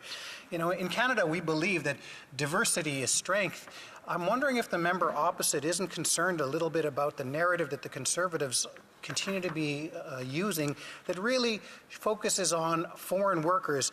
And do you not feel that this narrative is creating unnecessary hate and division within Canadians at a time when we're trying to bring Canadians together? L'honorable député de Yellowhead. Thank you, Mr. Speaker. Through you to the honourable member, this is quite rich coming from a Liberal member that's saying, don't worry, foreign replacement workers are acceptable after we just spent $15 billion to build, or going to be building a plant. That's unacceptable. We have the resources here in Canada. We have the people with the skill sets that can do this. Temporary foreign workers, yes, are very vital to Canadian jobs, but yet at the same time, this shouldn't be the go-to when you're building a brand new plant that this government is bragging is going to help Canadians boost and build the economy. Shameful on them for bringing in replacement workers to build plants. Questions et commentaires, l'honorable député de North Island, Paul River. Well, thank you, Mr. Speaker. It's very good to see you in the seat again. I thank the member for his intervention. You know, for me, this is a really important bill, one that the NDP really fought hard for. We have been fighting for anti-scab legislation for an extremely long time. And I think about the times that I've stood on picket lines, and if you're from a rural and remote community, sometimes it takes a while to get to that picket line, because people live in very isolated places. And I remember having a conversation with one gentleman in particular who talked about the fact that, you know, they were on strike, the company took away their health benefits, and him and his spouse had adopted a couple of kids, were planning to adopt a third. They were in the process, and they couldn't because of the strike. This will fundamentally give those folks, those workers, more power in the negotiating process. I'm wondering if the member could speak about why that's important. Honorable député. Thank you, Mr. Speaker. Through you to the honourable member. We're not saying that Canadians don't have the right to strike. We're just saying that every person needs to have a right to live, though. And one of the problems with this government is they are not giving that ability to Canadians to make actually a financial benefit to themselves. With all the policies that are happening right now, the taxes continually keep rising. The carbon tax adds to the people's incomes or takes away from their incomes is the bigger problem. With the cost of food, the cost of everything going up, this is why they're bringing in this type of legislation. It's not about trying to protect workers. It's about trying to protect Canadians to live and have a quality of life. This is why this bill has got some issues with it that need to be dealt with. Thank you, Mr. Speaker. On a le temps pour une brève question de 45 secondes, l'honorable député de Kitchener Centre. Merci, Monsieur le Président. My question, it's odd. It seems like every single bill we talk about in this place, it's just a matter of time before a Conservative MP finds a way to bring up the carbon tax again. And so in light of that, the fact is that the rebates that Canadians receive and that workers receive, 8 out of 10, they get more back than they pay unless they are among the 20% wealthiest across the country. Is the member for Yellowhead aware of the rebates that they get back, and is he not concerned about the oil and gas companies that are gouging Canadians at the pumps every single day? L'honorable député en 45 secondes. Okay, thank you, Mr. Speaker, and through you to the honourable member. I love the fact that they believe these talking points. I'm surprised the Green member isn't a Liberal seat, because those are straight talking points that are not true. Canadians are paying a lot more for their groceries, a lot more for fuel and everything else, and they are far from getting back more than they contribute. The reason why that statistic is out there for is because they do not include all the costs. They take a lot away of things such as fuel, such as transportation, public transportation. They are not included on all the final details, and that is why they claim Canadians are getting more back, which is not true. That is a false statement by this government. Reprise du débat, l'honorable député d'Edmonton Manning. Thank you, Mr. Speaker, and good to see you at the chair today. I wish that this bill we are discussing today, Bill C-58, was unnecessary. As someone who values the work of labor unions, a person who appreciates the historic impact that they have had in improving the rights and working conditions of Canadian workers, it is sad that we have to consider whether replacement workers should be allowed in federally regulated workplace. The use of replacement workers comes about when either a unionized workforce has gone on strike or an employer has locked out its workers.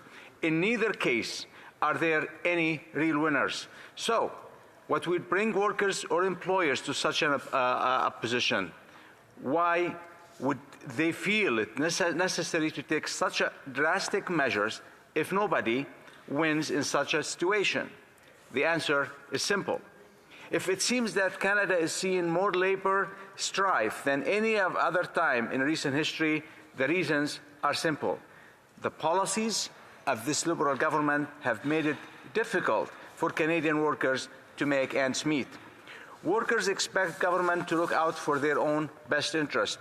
What we have is a government that apparently doesn't understand what is good for the people. We have seen record inflation. Food prices have spiraled out of control. The dream of home ownership has died for millions of Canadians. Those who are lucky enough to find a place to rent have discovered that rents also have been skyrocketed. What is the Liberal response to these economic problems? Inflationary deficits and higher taxes, government spending that seems out of control, the highest national debt in history of Canada, and no idea how to fix the mess that they have created.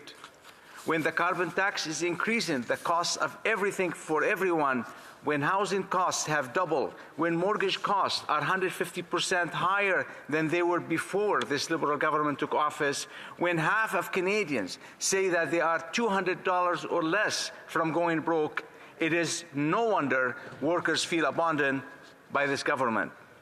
The Conservative Party supports the right of workers to organize democratically, to bargain collectively, and to peacefully withdraw and withhold their services from an employer.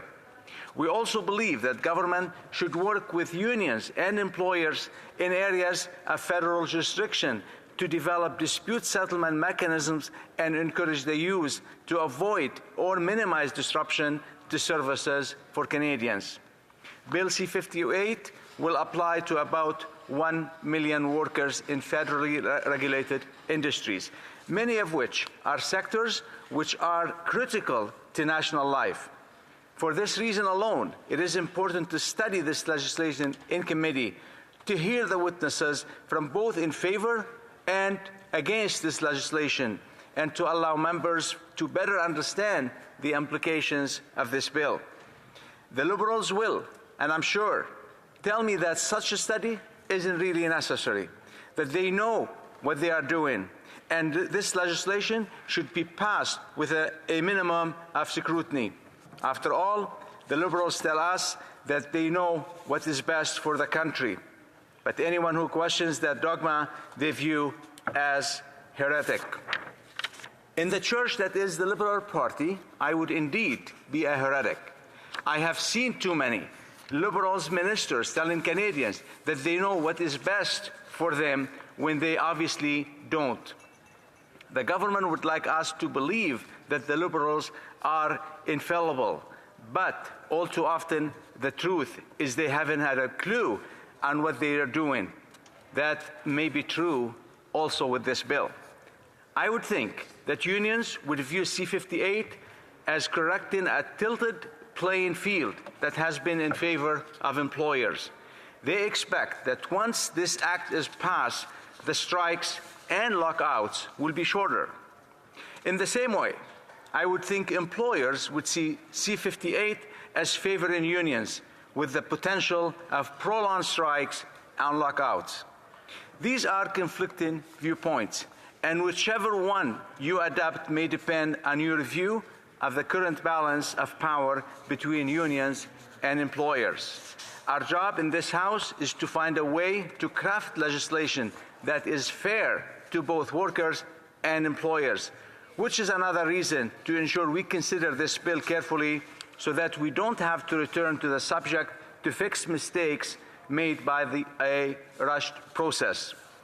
When the minister spoke in this House just a couple of days ago, he said consideration of this bill would not be rushed. That is one of the most significant changes to federal collective bargaining that Canada has ever seen. I'm glad that he sees the need for a long and hard examination of this proposed legislation. We all want to see more deals made at the bargaining table. Strikes and lockouts are harmful to workers and to employers and to the Canadian economy as a whole. The Liberals seem to think that this bill will result in fewer labor disruptions. It will be interesting to hear what the witnesses say when C-58 is examined by committee. One of the areas that I think may be contentious allowing employers to hire replacement workers as long as they solely deal with the situation that presents or could reasonably be expected to present an imminent or serious threat. Those threats could be to the life, health, or safety of any person or the destructions of or serious damage to the employer's property or premises, or serious environmental damage affecting the employer's property or premises. Allowing replacement workers in such situations seems reasonable. The problem I foresee is one of the determining exactly what are the situations where such hiring is allowed.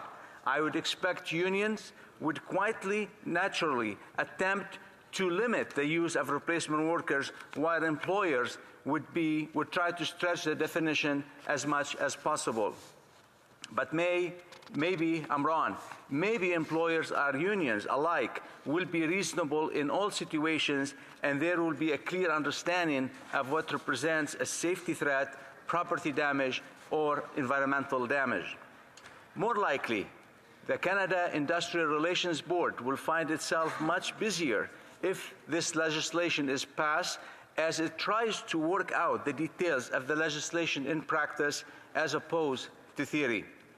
No one, not workers, not employers, and not the public, like labor disruptions. It is an ideal world that they wouldn't happen. Of course, in an ideal world, workers wouldn't have to worry about having to make a choice between paying the rent and paying for groceries.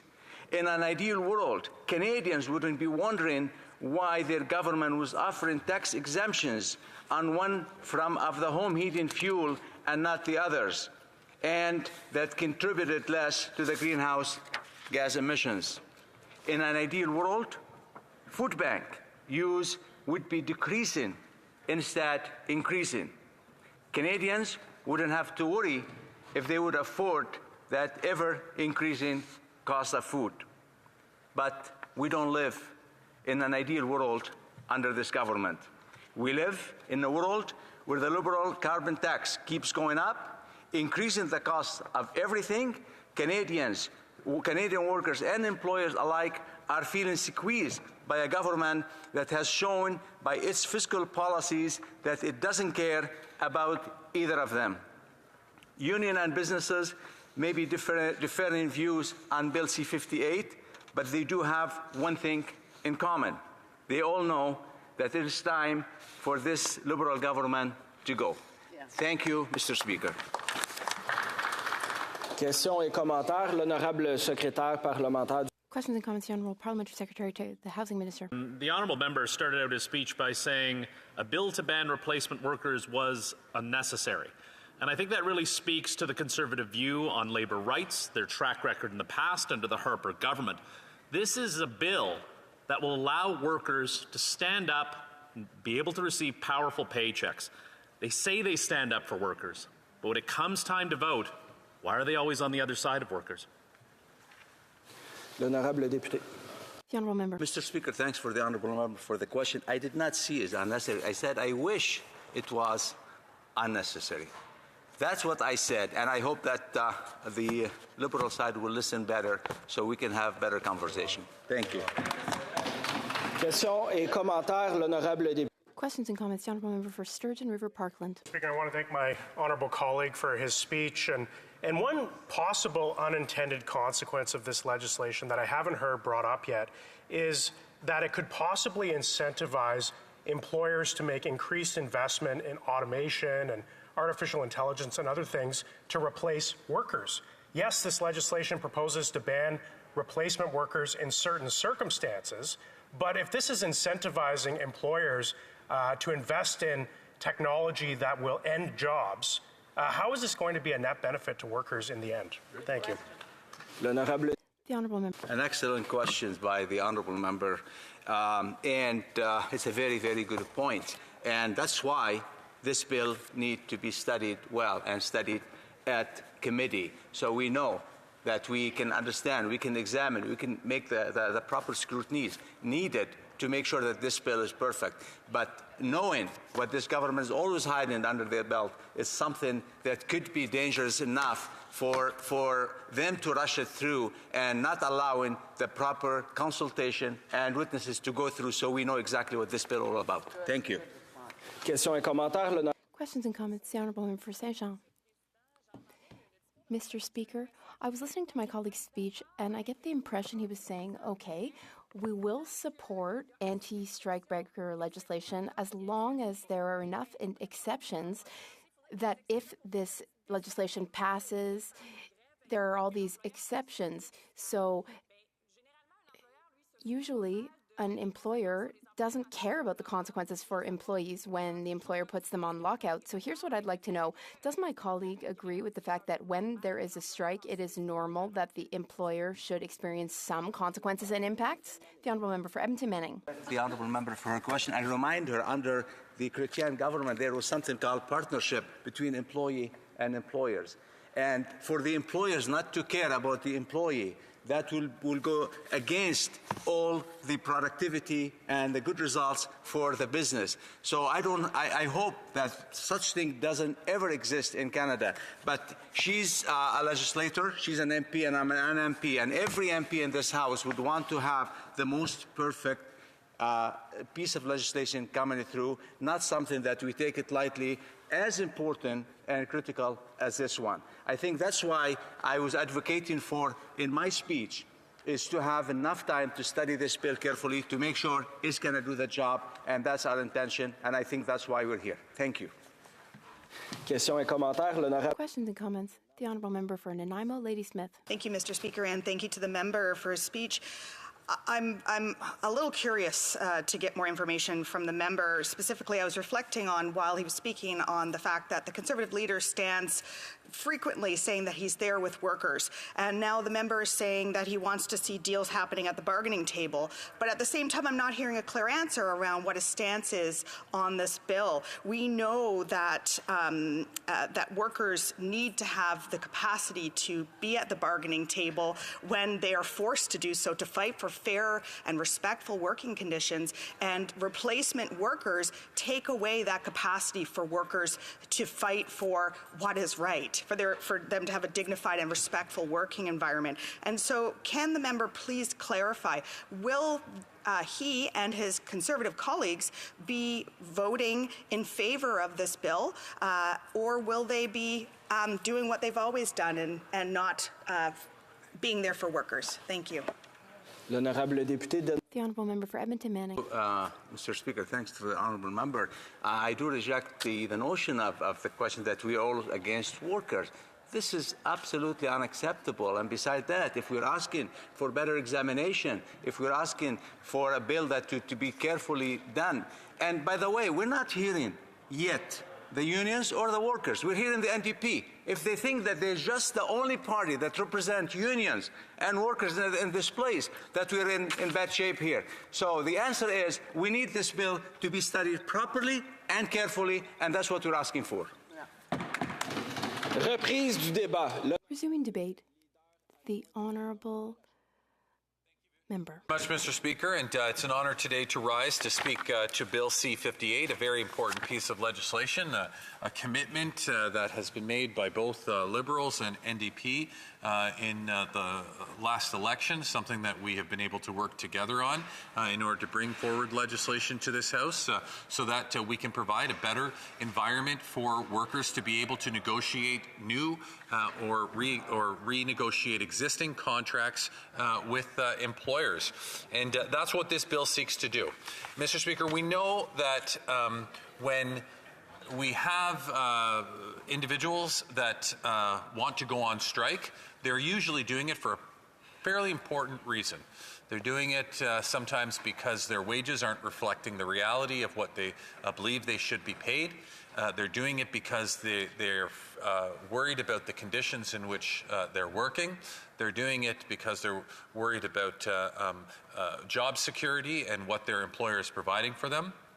And we know that when they do take this decision to go on strike, which it does happen from time to time, and quite frankly should happen from time to time in order to properly demonstrate that need and the requirement to change working conditions, we know that when they get to that point, it has to be taken very seriously.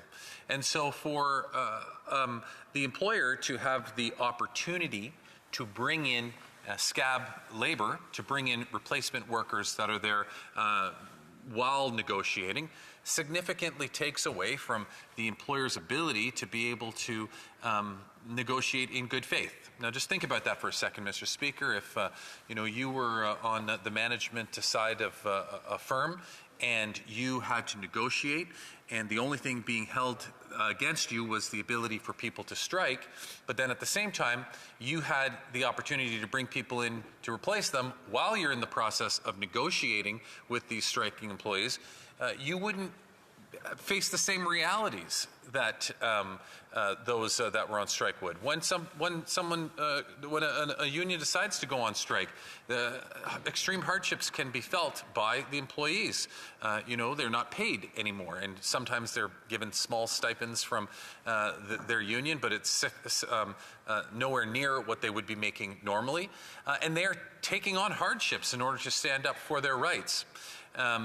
And if an employer has the opportunity to negotiate while having replacement or scab labor in place, they're going to be negotiating from a much more comfortable position in terms of their ability to continue to function.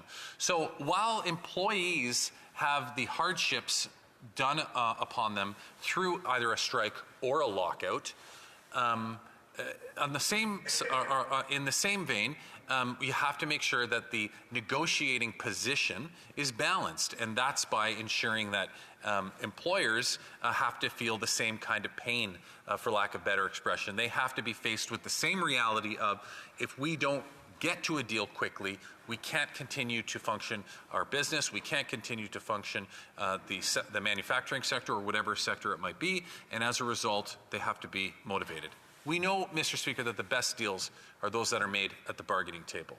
We know that when we can encourage through various different pieces of legislation that both sides sit down and work out a deal, that it will produce the best result for everybody. It can be a messy process, and we have seen that time and time again through the history of this country in terms of organized labor. It can be messy when people are striking. Just yesterday, I was driving through Quebec, and I saw a number of people protesting for a strike that was ongoing in Quebec. But this is part of the process. It's about bringing to the attention of the employer that there's a significant need that is not being addressed by the employer for the employee. And so that's why the best deals, Mr. Speaker, are those that are made at the table, by bringing the two parties together to be able to do that. And that's why this legislation, Mr. Speaker, specifically prohibits the use that prohibits employers from using the following workers from doing work of strike, from doing the work of striking or locked out employees. 1, new hires. So, for example, employees and managers hired after notice to bargain collectively is given. Or 2, contractors, regardless of when they were hired. The bill also seeks to prohibit employers from using the services of employees in a bargaining unit when that bargaining unit is in a full strike or lockout where all employees in the unit are expected to stop working. And I think that this is really important, Mr. Speaker, because it's a union's strength is in its unity, in its membership. Unions operate in a democratic fashion. They elect their leadership. Their leadership is there to represent them. And by ensuring that some that might have not voted in favor of that are still subject to the leadership that they have democratically elected is so critically important, because I can see how it might be tempting otherwise for individuals to do this. But we know that, again, at the end of the day, the best deals are those that are made at the table, not by the influences that come from using outside forms of labor in the meantime.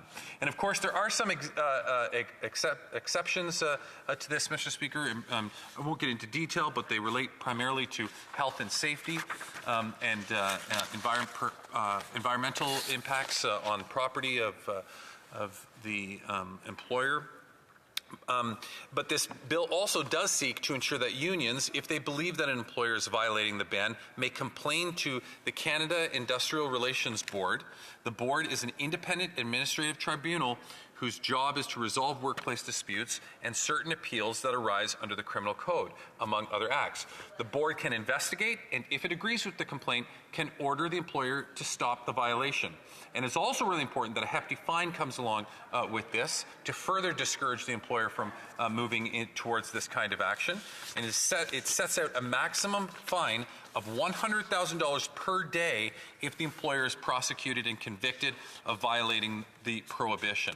So, Mr. Speaker, you can see that the intent of this is really to put as many measures in place to prevent these activities of employing scab or replacement workers for the purposes of, once again, ensuring that people get to the bargaining table and having those meaningful discussions at the bargaining table.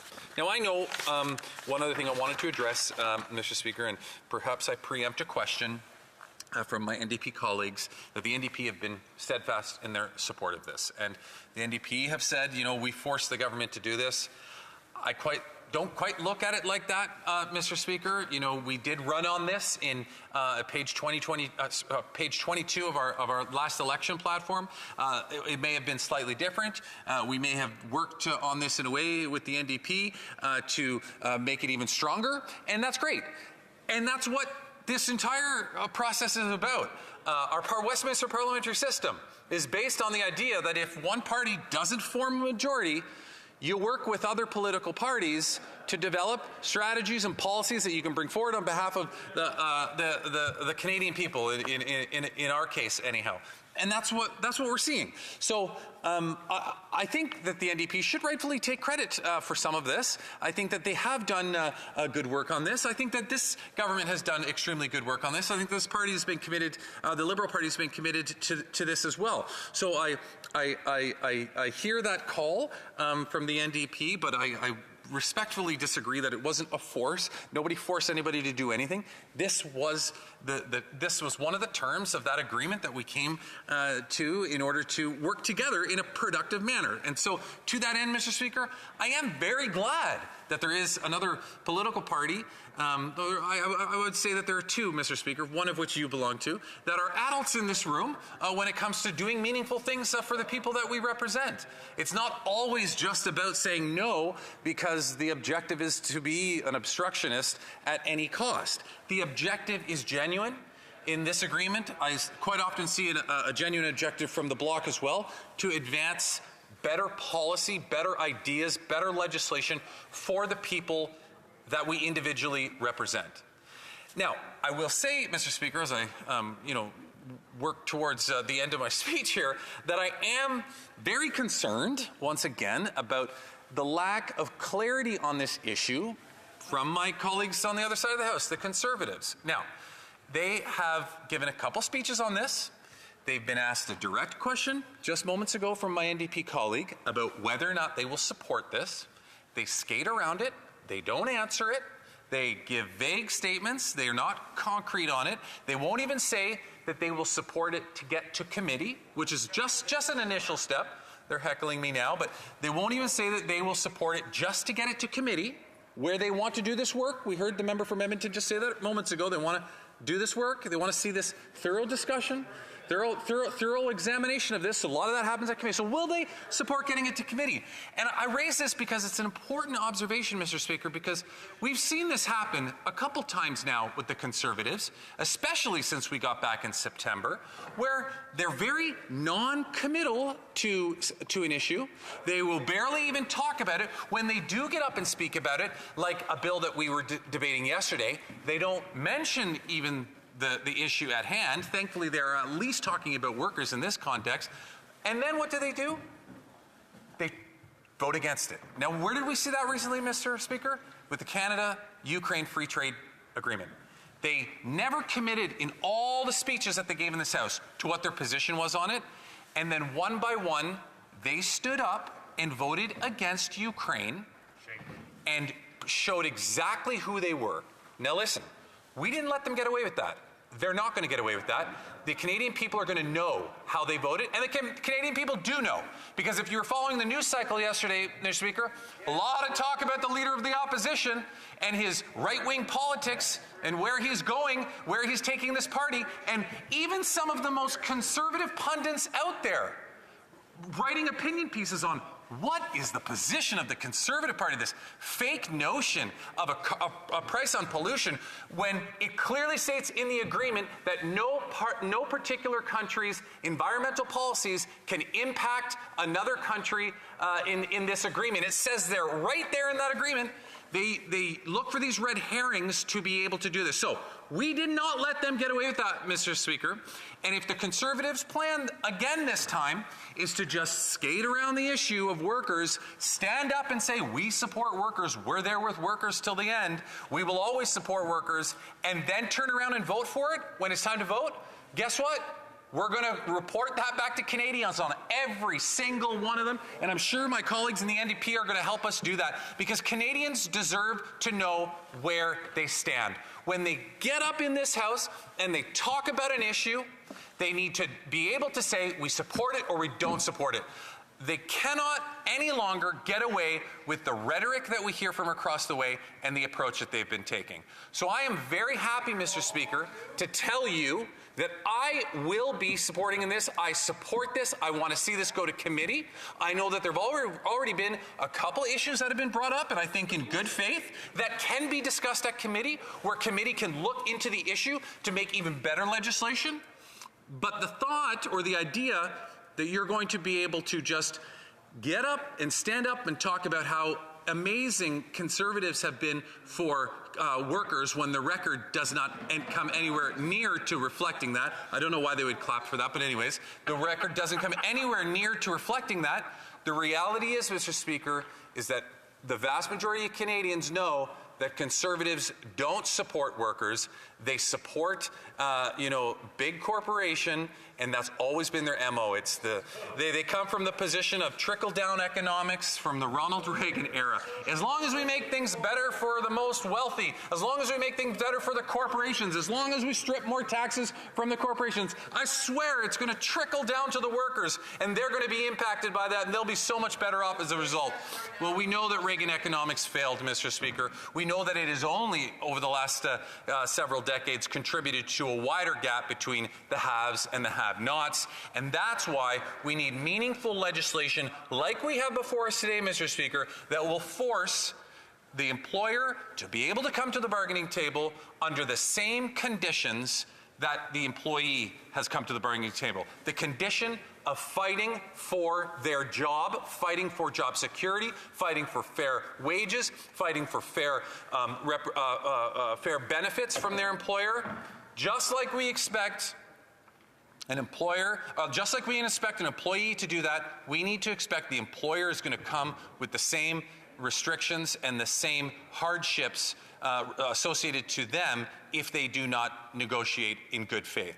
So, Mr. Speaker, I am really glad to see that this legislation has come forward. I'm really happy that we're able to work with our colleagues in the NDP to make this a reality. I'm going to cut my comments off there because I think I'll give a little more time by doing this to one of my NDP colleagues a little bit later on down the road. Thank you, Mr. Speaker. Questions et commentaires, l'honorable député de Sarnia-Lambton. Monsieur le Président, first let's clarify the record on the Liberal record with Ukraine. I mean, they sent a turbine to Russia to help Putin fund his war machine. Yep. They invited a Nazi to the House of Commons when the president of Ukraine was here. They voted against our motion to give Ukraine the weapons they were asking for. And we just found out today they're allowing Canada to sell landmine detonators to Russia. Yeah. So that. Anyway, Mr. Speaker, on the subject of replacement workers, in 2016, legislation of a similar nature was brought, and the Liberals voted against it. And so why the flip-flop? Is it because they see that they're plummeting in the polls with the union workers, or is it to try to bolster a shaky relationship with their NDP coalition partners? Good question. L'honorable leader adjoint à la Chambre. Or is it because it was on page 22 of our election platform? You know, the member brought up Ukraine. I'm so glad that she did. She took the bait very well. Thank you very much. She wants to talk about Ukraine, Mr. Speaker. The reality is that she's trying to somehow justify conservative support for Ukraine. I'll go back and check her Twitter feed to see if she said anything about Zelensky being here in September, because I know her boss didn't. He didn't mention his presence here once. As a matter of fact, the member from Calgary Nose Hill had to go back and quote tweet his visit from 2022 as a way to say, thanks for coming to visit us in Parliament. The reality is she's critical of our position on Ukraine. The President Zelensky asked her to vote for the free trade agreement. The Ukrainian-Canadian Congress asked her to vote for the free trade agreement. Countless Canadians, 2 million Canadians throughout this country are depending on that member and the Conservatives to stand up for them, to stand up for the democratic principles that we promote throughout the world. And she failed Ukraine. She turned her back on Ukraine. That's a decision she made earlier this week and something she has to live with. Questions et commentaires, l'honorable député de Repentigny. The honourable member for Repentigny. Thank you very much, Mr. Speaker, and I'd like to thank my colleague for that speech. I would like to say that the Bloc is very, very, very much in favour of this bill. We tabled 11 bills of the kind way back starting in 1986, and it was actually the Dean of the House who first tabled this type of legislation on behalf of the Bloc. So the question that was asked earlier was why this 18-month delay before this bill enters into force after receiving royal assent. And the parliamentary secretary said you could ask that question at committee. But why?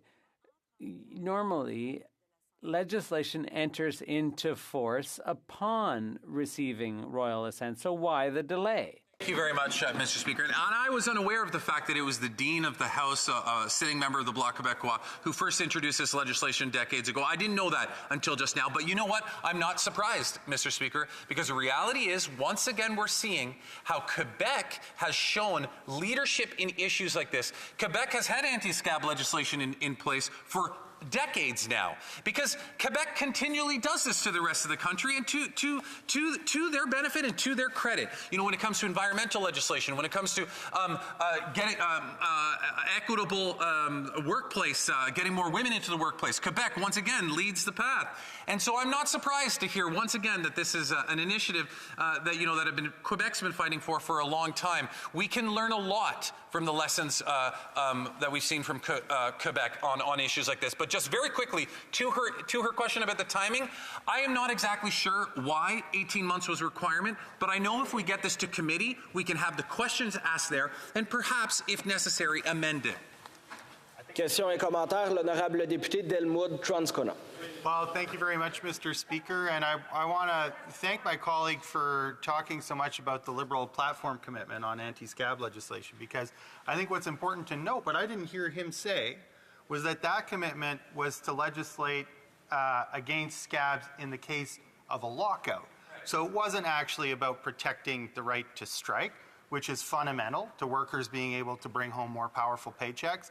It was about slapping employers on the wrist if they lock out. But we know that if we really want to take anti-scab legislation seriously and we want to defend the right to collective bargaining, workers themselves should be able to go out on strike to fight for better wages and enjoy that protection. So I'm very glad that the NDP was able to bring that and push the government to do that. Now, I also heard him talk about trickle-down economics. I agree with his analysis. Does that mean he'd be willing to raise the corporate tax rate by a percentage point to triple the government's investment in affordable housing initiatives and make them happen now instead of 2 years from now? Honorable leader adjoint. Well, I did say in my speech, I said that our proposal may have been slightly different from the NDP. And you know what? The result is better. The result is better, and I'll be the first to say that. You know, yes, we ran on something that was slightly different, and the NDP said, you know what, this is a better way to do it. And we came to an agreement, and it's going to be for the betterment of all Canadians. And that's the difference between parties that can work together versus parties that are confronted with an opposition that is completely there for the purposes of being an obstructionary in their approach. To his question about raising the taxes, I think that the member has raised this before. What I am very concerned about, and where I can certainly see eye to eye with the NDP, because I know they've raised this, is when we look at corporations that are like the retail grocery giants in particular, that we need to be doing more to control that greedflation that actually exists. I don't disagree personally that it exists. Is it as easy as saying raise by X amount on every single corporation in the country? Well, I think he would be the first to admit that there are a lot of small businesses that are corporations in this country as well. So maybe that's not the right way to do it. Questions et commentaires, l'honorable secrétaire parlementaire du logement, de l'infrastructure et des collectivités. Thank you very much, Mr. Speaker. And when we came into this place in 2015, the honourable member probably knows about the horrific track record of the Conservative Party with the legislation they passed under the Harper government. I was wondering if he could enlighten this House on what we saw when the Conservatives were last in power. L'honorable leader adjoint. Mr. Speaker, I come from a riding that has a lot of public sector employees, or a lot of people who are impacted directly or indirectly from the public sector. And I can tell you that there were so many public sector employees back in 2014, 2015 in my riding that had taken extreme issue with what the Conservatives had done. They had even lost the support of the corrections guards. That's where we were. I was meeting with corrections employees and their unions to discuss what Stephen Harper had done to them. The reality is that there is no person, in my opinion, with a memory to be able to remember back to the Harper years and how he treated organized labor, that could actually stand and honestly say that Stephen Harper was on the side of organized labor. It just didn't exist. Questions et commentaires, l'honorable député de King Vaughan. Thank you, Mr. Speaker. It's kind of humorous when I hear the honourable member talk about workers, especially since he mentioned 2 million Canadians. He's right, 2 million Canadians are going to the food bank in one single month. But my question to the member is this. The member of the Liberal Party claims that he stands up for workers. However, recently we learned that the government plans to staff the Stellis battery plant with 1,600 taxpayer-funded foreign replacement workers rather than Canadian workers. Can the member tell me why Canadian taxpayers are spending $15 billion to create jobs that aren't even going to Canadians? L'honorable leader adjoint a 1 minute et quelques secondes pour répondre. When I referenced 2 million people, I was talking about the 2 million Ukrainians that live in the country who feel as though the Conservative Party turned their back on them. That's what I was talking about when I said 2 million people. But, you know, to the member's question, does she know why we have a temporary foreign worker program with South Korea? Because Stephen Harper brought it in this country back in 2014. It was Stephen Harper that actually enabled the legislation to make that happen. But notwithstanding that, her data and her information is incorrect. She's citing it as though it's fact, and it's not. The reality is, and even, you know, we've even heard the minister talk about it today, about how that is just contributing to misinformation, how he quoted various individuals that were saying that. The reality is that 2,300 Canadian jobs will be made to build the plant, and then 2,500 good-paying jobs will be there to run the plant. A foreign company coming to build a new plant in Canada, will there need to be some foreign expertise in order to show Canadians how to build that particular plant? That might be the reality. We might see some foreign workers as a result of that, but they're not perfect. Je suis désolé d'interrompre. I'm sorry to interrupt. Sorry to interrupt the Deputy House Leader. His time was more than up. Before resuming debate, I'd recognize the member for Nanaimo, Lady Smith, on a point of order. On a point of order. On September 21st, 2023, during the debate at second reading on S-205, an act to amend the criminal code and to make consequential amendments to another act, interim release and domestic violence, recognizance, I got the word right, orders. I read a quote on the record from Martine Janson, founder of the Maison des Guerrières. Unfortunately, I mistakenly attributed the quote to Sarah Neiman, Legal Counsel and Assistant Manager, Legal Services for Native Women's Association of Canada. The quote from Sarah Neiman should have read, Bill S-205 seeks to provide violence victims something of a voice. This bill places the onus on the criminal justice system to check in with victims, consider their safety through the proceedings, and produce outcomes that consider their safety.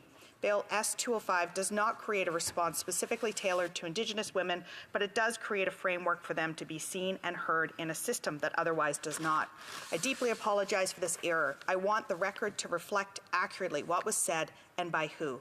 Therefore, Mr. Speaker, I believe if you seek it, you will find unanimous consent for the following motion, that the debates and any House multimedia recordings of Thursday, September 21st, 2023 be amended by deleting the words Sarah Neiman from the Native Women's Association of Canada and substituting the following, Martine Janson, founder of the Maison des Guerrières. Thank you very much. Que toutes celles et ceux qui s'opposent. All those opposed to what the honourable member is proposing will please say nay. D'accord. Okay. The House has heard the terms of the motion. Will all those opposed to the motion please say nay? Adopté. Carried.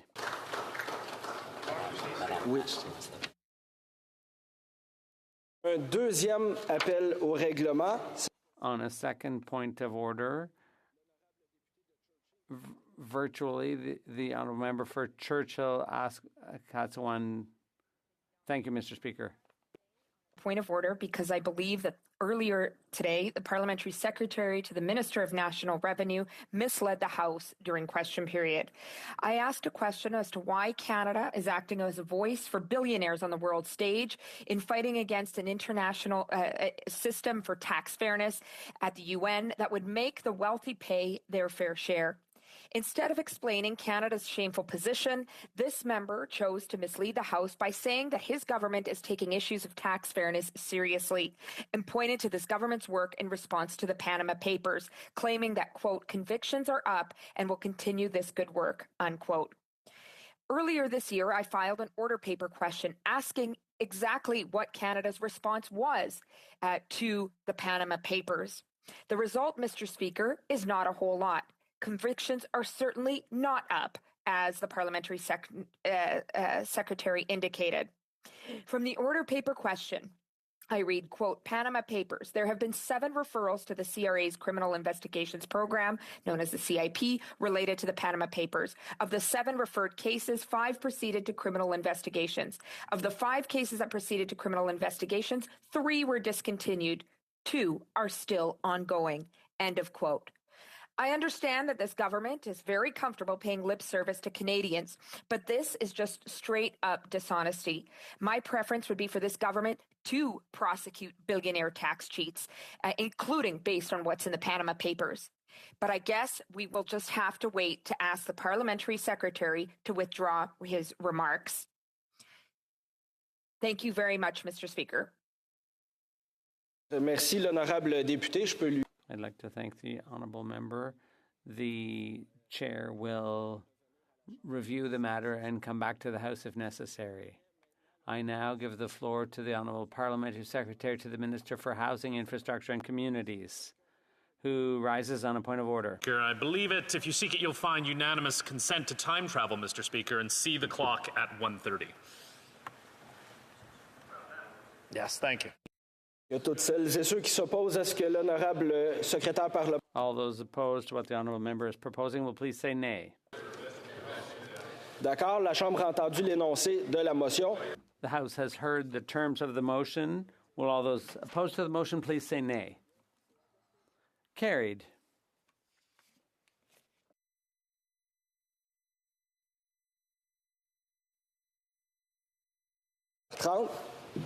La Chambre abordera maintenant... The House will now proceed to private members' business as indicated on today's order paper. Business. Consideration at second reading of Bill C-317, National Strategy on Flood and Drought Forecasting Act, standing in the name of Mr. Scarpaleggia. Monsieur Scarpaleggia.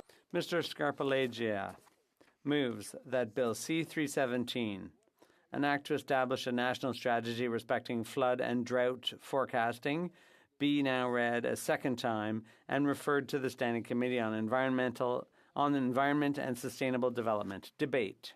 Mr. President, I believe that a key role of a legislator, especially when society is faced with a growing multiplicity of challenges, many of which require recourse to science to solve, is to act as a conduit. In essence, a conduit for bringing the science that resides in our universities and other research entities, including government departments, into the realm of actionable public policy. This is what Bill C-317 seeks to do. Before I delve into the bill, I would like to acknowledge and thank Dr. John Pomeroy, Director of the Global Water Futures Program at the University of Saskatchewan, and Dr. Alain Pietroniro, Schulich Chair in Sustainable Water Systems and a Changing Climate at the University of Calgary, both of whom have patiently provided me with a basic understanding of flood and drought forecasting to allow me to argue today, hopefully convincingly, for the creation of a national flood and drought forecasting strategy. Fresh water is one of those complex policy issues that call for urgent political and policy attention. But first, let me be clear, Mr. Speaker. Bill C-317 is not about encroaching on provincial jurisdiction. It is not a Trojan horse, no more than the Canada Water Agency, which will be a platform for cooperation in better managing our water resources, will be a Trojan horse. It would be a political conceit, not to mention just plain foolish, to think the federal government can govern fresh water, a provincial resource, in a top-down, centralized fashion. That said, we need all hands on deck if we are to properly manage and protect this vital resource, which Canada has been blessed to possess in such great abundance in its rivers and lakes, in its ice coverage, and beneath our feet in groundwater. I implore members not to oppose this bill for reasons of politics or ideology. Water, especially when we speak of flooding, is a far too important nonpartisan policy issue. Bill C-317, if adopted, will help better protect communities across Canada, including in Quebec, from the devastating impacts and costs of flooding. My own riding of Lac-Saint-Louis in Quebec, as well as ridings adjacent to it and further upstream, have been impacted by costly flood events as recently as 2017 and 2019. And I have seen firsthand the damage and heartbreak that flooding can cause. Through this bill, I'm proposing the development of a national flood and drought forecasting strategy. And here I emphasize the word national as opposed to federal. It's a crucial distinction. Water is far too vast and complex an issue for the federal government to take on and assume exclusive responsibility for. This would be true even if the Constitution by some miracle granted the federal government complete jurisdiction over water, which is obviously not the case. Centralization is simply not the way to go on this issue, a fact the federal government readily acknowledges through its words and actions. The equivalency agreement between the federal government and Quebec on the regulation of wastewater effluents is a fine example of this willingness to cooperate, even when it involves powers such as the Fisheries Act, which fall squarely under federal jurisdiction. That said, when it comes to water and other environmental issues, the acquisition of knowledge, the pursuit of research, the sharing of best practices to arrive at better solutions, these are all international issues that require cooperation across borders.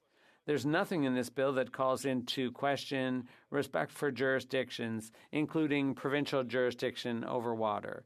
If the countries of the European Union can afford to cooperate on a common water policy, that is the European water policy, why not the various parts of Canada? The state of our water resources is increasingly linked to climate change. In fact, water is the canary in the mine.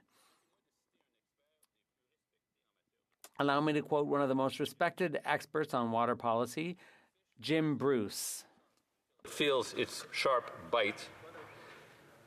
Humans will first feel the effects of climate change through water.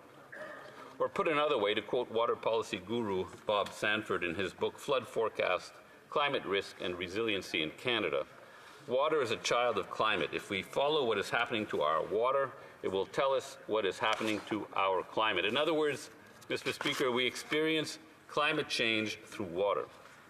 At this time, I would like to say that while Bill C-317 deals with both drought and flood forecasting, I am concentrating in this debate on flooding. According to the United Nations, flooding is the most common natural hazard globally. Due to damage associated with floods, it has been known as the deadliest natural disaster after earthquake and tsunami. To quote Zamat Kesh et al. From an article entitled An Overview of River Flood Forecasting Procedures in Canadian Watersheds, published in the Canadian Water Resources Journal, in Canada, floods are known as the most common, widely distributed, and most costly natural disasters which threaten lives, properties, the economy, infrastructure, and the environment. Needless to say, flood disasters hurt the economy. According to the Library of Parliament, an Insurance Bureau of Canada paper states that large natural disasters have a negative impact on economic conditions. A typical disaster lowers economic growth by about 1 percentage point and GDP by about 2%. But the damage from flooding is not only physical, it is emotional and psychological as well. To quote the report of the 1998 Symposium on the Saguenay flood, some authors have observed an increase in depressive and somatic symptoms and emotional distress and anxiety pursuant to flood disasters. Some flood victims have even exhibited psychological disorders 14 years after the event, including phobias, panic disorders, and agoraphobia. I've seen the damage, Mr. Speaker. I've toured flooded areas of my riding with Jim Bass, Mayor of the Montreal City Borough of Pierrefonds-Roxborough, who has been tackling local flood risk head-on for years through robust annual springtime flood preparations. He has worked tirelessly to buttress the community's resilience to flood, often not waiting on the city administration downtown to act to protect his constituents, many of whom are also my constituents. Allow me to give a brief overview of major flooding events in recent Canadian history. In 1996, according to the report from the 1998 Symposium on the Saguenay flood, more than 16,000 were evacuated and 7,000 families witnessed damage to their homes and neighborhoods in the flood. 20% of the disaster victims suffered post-traumatic stress, and the flood generated psychological after-effects that were measurable 3 months later. Ces inondations auraient, semble-t-il, conscientisé le premier. This situation, as Lucien Bouchard said at the time, this situation has to do with the reality of climate change and the destructive effects of it. In 2017, the Ottawa-Montreal region experienced extreme flooding, and then again in 2019. According to the Insurance Bureau of Canada, the 2019 spring flood in Quebec caused $127 million in insured damages. Which brings me, Mr. Speaker, to 2013 in Alberta, where, to again quote Bob Sanford in his book Flood Forecast, Climate Risk and Resiliency in Canada, 3 storm cells combined and then lingered for 3 days in the same region and unleashed 250 and 270 millimeters of rain in the upper regions, producing some 9 million cubic meters of rainfall, suddenly turning mountain creeks into raging torrents. The spring snowmelt was late that year, and the snowpack was above normal for late June, something that was not recognized in the province's flood prediction system or model. The province's flood prediction system utterly failed, and flood warnings were not issued in many places until after evacuation orders were issued. However, the inadequacy and failure of Alberta Environment's flood forecasting system should not be attributed to the skill or knowledge of individual, of individual forecasters, but to systemic problems related to staffing cuts, reliance on outdated forecasting tools, and inadequate field monitoring. The flood caused $5 billion in damages. In British Columbia, in 2021, parts of the southern region of the province recorded between estimated 1 in 50 and 1 in 100-year rainfall events triggered by an atmospheric river, delivering about 1 month's precipitation in a matter of hours. The total cost, flood damages totaled $9 billion. Needless to say, damages from flooding are expected to grow exponentially with climate change. According to a report by GHD, consultants entitled Aquanomics, the Economics of Water Risk and Future Resiliency, droughts and floods and storms could wipe US $5.6 trillion from the GDP of key economies, with some more affected than others. In Canada, droughts, floods, and storms could result in a total loss of $108 billion to Canadian GDP between 2022 and 2050, an average of 0.2% of GDP per annum. Output losses in Canada in manufacturing and distribution alone between 2022 and 2050 could reach a total of $50 billion. One can only imagine, 5 minutes? One can only imagine the impact of increasing and widening flooding events on inflation. Mr. Speaker, flood forecasting is a complex endeavor with 2 key components: meteorological forecasts and hydrological modeling to translate weather forecasts into stream flow and water level predictions. Accurate flood forecasts also require knowledge of watershed characteristics which influence water flows. It is easy to see that accurate flood forecasting relies on large quantities of data from multiple sources and the ability to create models that are both broad and granular into which to feed data. As flood forecasts cover wider and wider areas and take account of more and more factors in an uncertain climate context, greater and greater processing power is required to crunch the data and produce a range of probabilistic scenarios. This means an increasing reliance on supercomputers. Now, Canada is the only G7 country, and perhaps the only developed country, without a national flood forecasting system. Flood forecasting in Canada is largely considered a provincial responsibility carried out by many of the 13 provincial and territorial governments and various municipalities across the country and some 99 Ontario conservation authorities. There are disadvantages with this approach. Those are, for example, that there are challenges with the main one is the lack of integration with weather forecasts, as well as inconsistent forecasting capacity across provinces. This fragmented approach can lead to the slow adoption of new technology and advanced methods, and an absence of technical coordination with agencies like the Meteorological Service of Canada. Most jurisdictions in Canada have no modern flood forecasting modeling capability. Even the most sophisticated systems use dated software and are limited to major river forecasting. Fragmentation can also be problematic in dealing with transboundary basins when individual systems in each province and territory and between provinces, territories, and the U.S.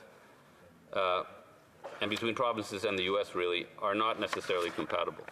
Several provinces and territories are still struggling with their forecasting needs because of limited human resources or skills. There are some advantages, however, in the Canadian decentralized system. It allows provinces to be laboratories to test unique and innovative approaches that, once demonstrated to be successful, can be adopted by other provinces. The benefit of this fragmented approach in flood forecasting is that it allows for developing bespoke flood forecasting systems that are specifically tailored to work at regional scales and to tackle unique local hydrological challenges. Mr. Speaker.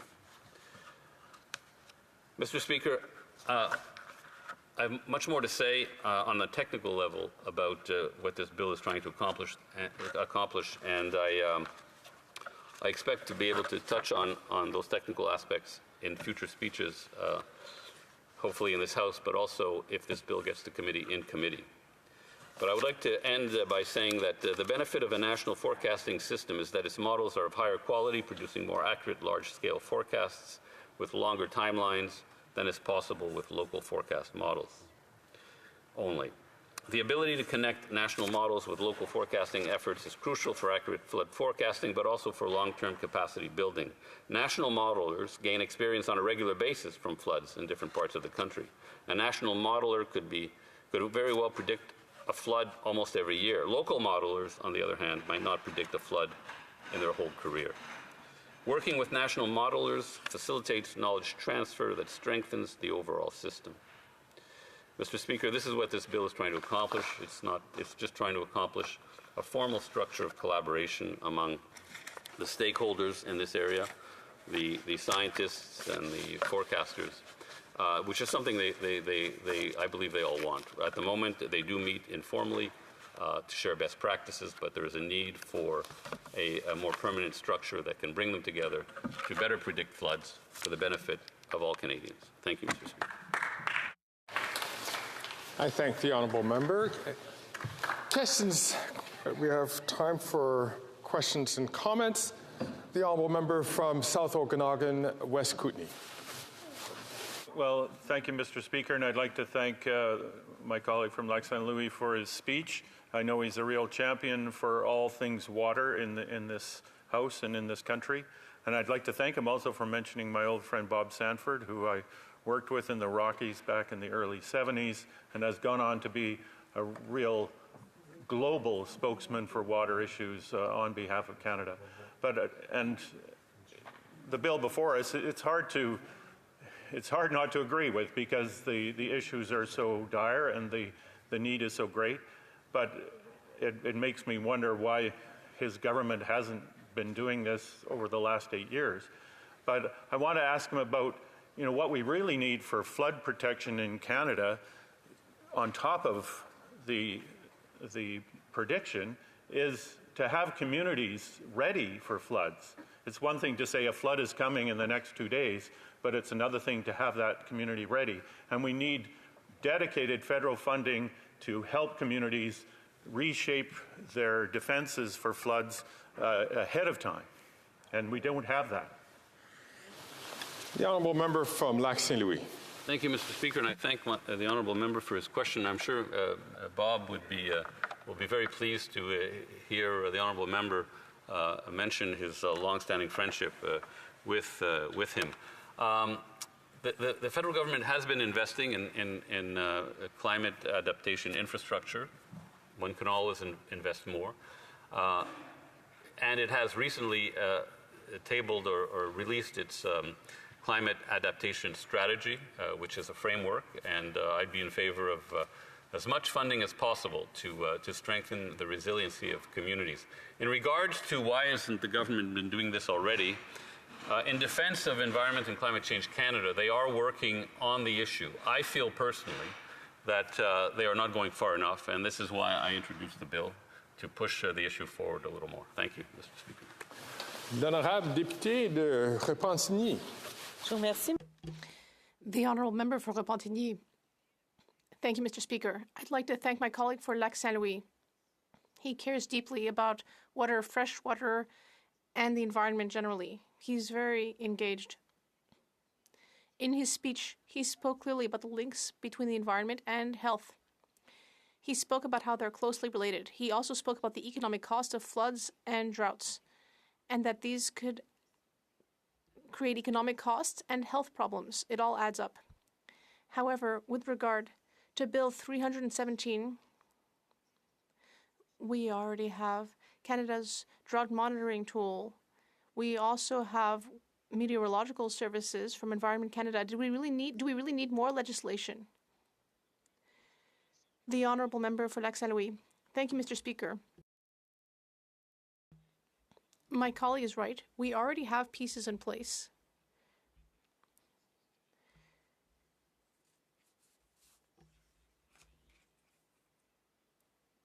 We know that the building of the meteorological center is right off the 40 near Boulevard des Sources. So yes, we do have tools, but we need more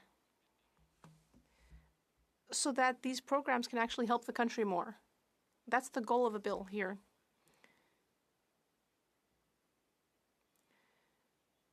To bring all this together and increase the effectiveness of the elements that are already there.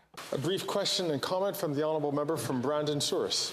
I want to thank my honourable member for raising this issue as well.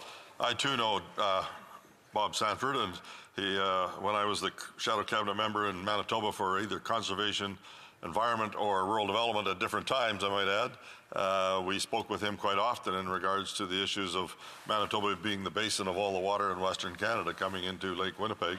And on out to Hudson's Bay. And so I wonder if he could provide a little bit more, and I've read some of Mr. Sanford's books, but I wonder if my colleague could provide us just with his thoughts on how a national strategy would be formed and what type of a makeup it would have. A very popular man, this, Mr. Sanford. The honourable member from Lac Saint-Louis. Yeah, Mr. Speaker, he is, and he's a wonderful, wonderful fellow. The point of the bill is to really require a strategy, because as the member knows, private members' bills cannot require the spending of money. So the idea of a strategy is to create a plan, a model for how we can move forward with flood forecasting. And I believe that the model should be based on the National Hydrological Service as opposed to the Canadian Meteorological Service, because the Canadian Meteorological Service is a top-down, centralized service that does wonderful work. But the National Hydrological Service is sort of it's a cost-shared program with the provinces, and there's a lot of back and forth and cooperation between the federal government and the provinces and territories. And that is the kind of model that we need here. Not something that's top-down, but something that is interactive with the folks that are closest to where the action is taking place. Reprise du débat, resuming debate, the honourable member from Regina, Wascana. Thank you very much, Mr. Speaker, and I'm pleased to have the opportunity to speak to Bill C-317, an act to establish a national strategy respecting flood and drought forecasting. And I'd like to thank my colleague, the honourable member for Lac St. Louis, for introducing this bill. And I have to say that I enjoy working with him on the House of Commons Standing Committee for Environment and Sustainable Development. This bill covers some very interesting topics, including advanced flood and drought forecasting models, sophisticated integration of spatially detailed hydrological management models and water resource management models, supercomputers with inputs from multiple meteorological forecast models, and on-site observations of rainfall, soil moisture, snowpacks, glaciers, lake levels, and ice jams and stream flows. So there's certainly a lot of state-of-the-art technologies and subjects to consider in Bill C-317. Typically, when I debate a bill in Parliament, I often put the bill into one of two categories: good bills that I encourage all MPs to support, and bad bills that I encourage all MPs to oppose. After reading Bill C-317, it seems that this bill falls somewhere between those two extremes. Therefore, I think it would be prudent to support this bill at second reading so that it can be further studied at committee. Mr. Speaker, floods have been around since the beginning of time, and property damage caused by flooding has been around for almost as long. Whenever a major flood occurs, once all of the people have been safely evacuated, and once the flood waters recede, the discussion soon turns to the cost of the flood in terms of property damage. Inevitably, the question is asked, who will pay for the damaged or destroyed property? Unfortunately, far too often, it is different levels of government that have to step in to provide financial assistance.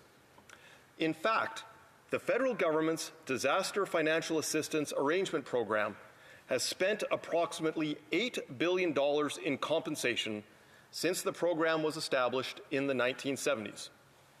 Furthermore, the frequency and the amounts of future payouts are expected to increase as more and more properties of ever-increasing values continue to be built on lakefronts and riverfronts. While I have no doubt that the federal government's Disaster Financial Assistance Arrangement Program was set up with good intentions, one has to remember that all of the costs of the program are inevitably passed on to taxpayers. I've often wondered, why is it that different levels of government have to incur these costs? Why isn't this something that is best left to private sector insurance companies? In fact, I was so curious that I sat down and had this very conversation with representatives from the Insurance Brokers Association of Saskatchewan.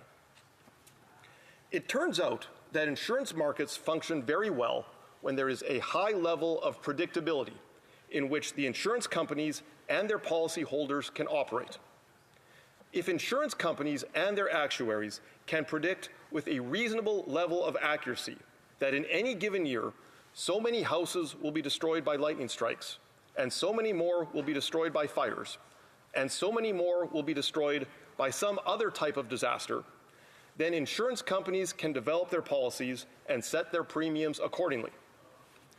Unfortunately, it seems that insurance companies have considerably more difficulty in predicting flooding than they do in predicting other types of disasters, such as fires or lightning strikes.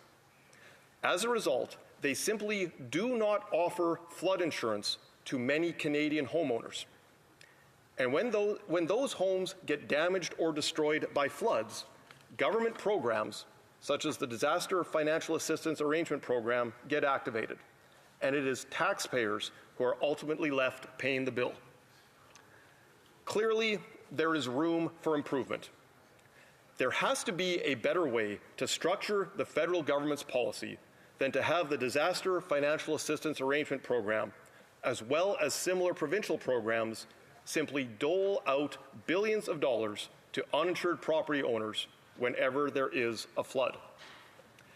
In fact, these sentiments were echoed in the final report of the Expert Advisory Panel on the Disaster Financial Assistance Arrangement, which was presented to the Minister of Emergency Preparedness in November of last year. One line in particular from the report's executive summary describes the path forward very succinctly. Quote, "The panel recommends the Government of Canada develop tools, information, and capabilities to support risk-informed decision-making by all levels of government, Indigenous communities, the private and not-for-profit sectors, academia, and the public at large," unquote. Mr. Speaker, I feel that the term risk-informed decision-making is very appropriate. If you have a floodplain right beside a river that is likely to overflow, it makes sense that builders be informed of this risk before they build. It makes sense that municipal and provincial governments be informed of this risk before they grant the building permits. And it makes sense that potential home buyers be informed of this risk and the associated insurance premiums before they buy. Mr. Speaker, perhaps the way forward lies in Bill C-317. If the federal government could step in and play a useful role in providing standardized, accurate flood mapping and flood forecasting information in order to facilitate an orderly marketplace for flood insurance for property owners, this would be a beneficial role for the federal government to play. If this flood information were accurate and reliable and stored in a database that were easily accessible to the public and easily accessible to insurance companies, then a significant element of uncertainty in the marketplace could be reduced. Many private sector insurance companies would then be more willing to offer insurance policies to Canadian homeowners. And when a flood inevitably happens at some point in the future, property owners would no longer fill out government forms to receive compensation. They would simply fill out an insurance claim with the private sector insurance company that sold them their policy. This approach would represent a major cost savings for the federal government and for taxpayers. If one considers the cost of establishing and maintaining a standard database for flood mapping and flood forecasting, I think it is very reasonable to believe that this cost would be tiny compared to the billions of dollars of payouts that the federal government has made and will continue to make through the present Disaster Financial Assistance Arrangement Program. Mr. Speaker, for the vast majority of Canadians, the most valuable asset they will ever own is their home. So it makes sense that as many Canadian homeowners as possible should have an insurance policy on their home that includes losses from flooding. With a properly functioning insurance market, perhaps over time, the Disaster Financial Assistance Arrangement Program could be wound down, and taxpayers would no longer be on the hook whenever there is a flood. In conclusion, sometimes the invisible hand of the market needs the helping hand of government. The need for accurate flood mapping and flood forecasting in the marketplace for flood insurance may be one of those times. Again, I would like to thank my colleague, the Honourable Member for Lac St. Louis, for introducing this bill, and I look forward to studying this bill in more detail at the Standing Committee on Environment and Sustainable Development. Thank you very much, Mr. Speaker. Resuming debate. The Honourable Member for Repentigny. Thank you, Mr. Speaker. I would also like to thank my colleague for Lac St. Louis for having tabled this bill. I'd also like to thank him for how much he cares about the environment and for his great patience as chair of our House of Commons Environment Committee. Now, as you know, Quebec has experienced many floods over the last few decades, and there are more and more socioeconomic costs and health costs as well. Yes, people are traumatized and may experience mental illness after experiencing these traumas. Floods and droughts are natural phenomena that are amplified by climate change, and adapting to this means that the powers that be must use science to guide public policy. Governments need to make sure that information on meteorological events, including drought and flooding, be made available to the public and all stakeholders, and that's already done to a great extent. And because of that, we need to be sure that there is a way in which this creation of a national strategy respecting flood and drought forecasting would improve what's already there. However, the Bloc Québécois will vote in favor of the bill because, of course, you can't disagree with motherhood and apple pie. We know that the Liberals and NDP love to create national strategies, so many strategies. Although very often this leads to laws and policies or committees which don't have a real concrete effect. They may just lead to a little more additional bureaucracy. And it gives the people who created them the sense that they have done their duty. And I would just like to seize this occasion to remind us all that Canada is not a nation state whose population belongs to one sole people. As I've said before, there isn't just one Canadian nation. Canada is a multinational state, which includes the Canadian majority, the Quebec Nation, and Indigenous nations.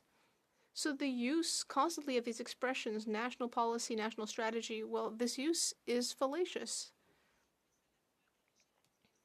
We know that a country like Canada can both place diversity at the center of its values and yet at the same time barely consider the diversity of nations which composes it. But that said, our main concern about this bill is about its very reason for existing. So though I have a lot of respect for the sponsor of the bill, we are wondering whether the provisions of the bill would actually have any beneficial effect on public policy and the capacity of governments to plan and implement adaptation to the impacts of climate change, because that's what this is about. These phenomena are accelerating, increasing, and all because of the climate crisis. So coming back to that word, strategy. Often when you hear the word strategy, you think of military strategy, but if you look at the definition of the word strategy, it says that a strategy is the art of creating a coordinated action plan or set of actions. And that's interesting because the Government of Canada already has a method for monitoring drought. I mentioned that earlier when I was asking my question to the member for Lac Saint Louis. So this tool for drought monitoring uses a large number of federal, provincial, and regional data to establish a unique drought rating based on a 5-category classification system. And this rating is communicated monthly to indicate the extent and intensity of drought in Canada. Therefore, Canada's government already has operational tools like this one. So why exactly do we need Bill C-317? Now, the preamble of the bill does say that current flood and drought forecasting in Canada is conducted by the provinces without coordination between them and with limited federal technical support. So yes, limited federal technical support. With that in mind, it would be advisable to analyze government action having to do with prevention of these and the predictability of these climate phenomena. It's very important to analyze what's already been done in this regard by the provinces, because it's very important to do that, especially given that the preamble says that there is limited federal technical support. And so let's look at what's being done in Quebec, where there is a flooding action plan based on 4 major pillars. The first one having to do with mapping to ensure that floodplains are appropriately mapped as well as catchment areas, and in order to better analyze the risks of flooding in Quebec. The second pillar, response, ensuring that rules for infrastructure in floodplains are applied in a uniform manner. And then the third pillar, planning, to plan various infrastructure efforts throughout catchments and to support measures for resilience and adaptation for floods. And finally, the fourth pillar, understanding and communication, in order to increase the accuracy of flood prediction, support planning, acquire more knowledge on best practices, favor expertise, increase public engagement, and better raise awareness about the situation among the public. This is an excellent and very exhaustive plan, which we're very proud of. There's also an application called Vigilance. I think that's an excellent choice of title for the application. It enables Quebecers to better prepare to face flooding.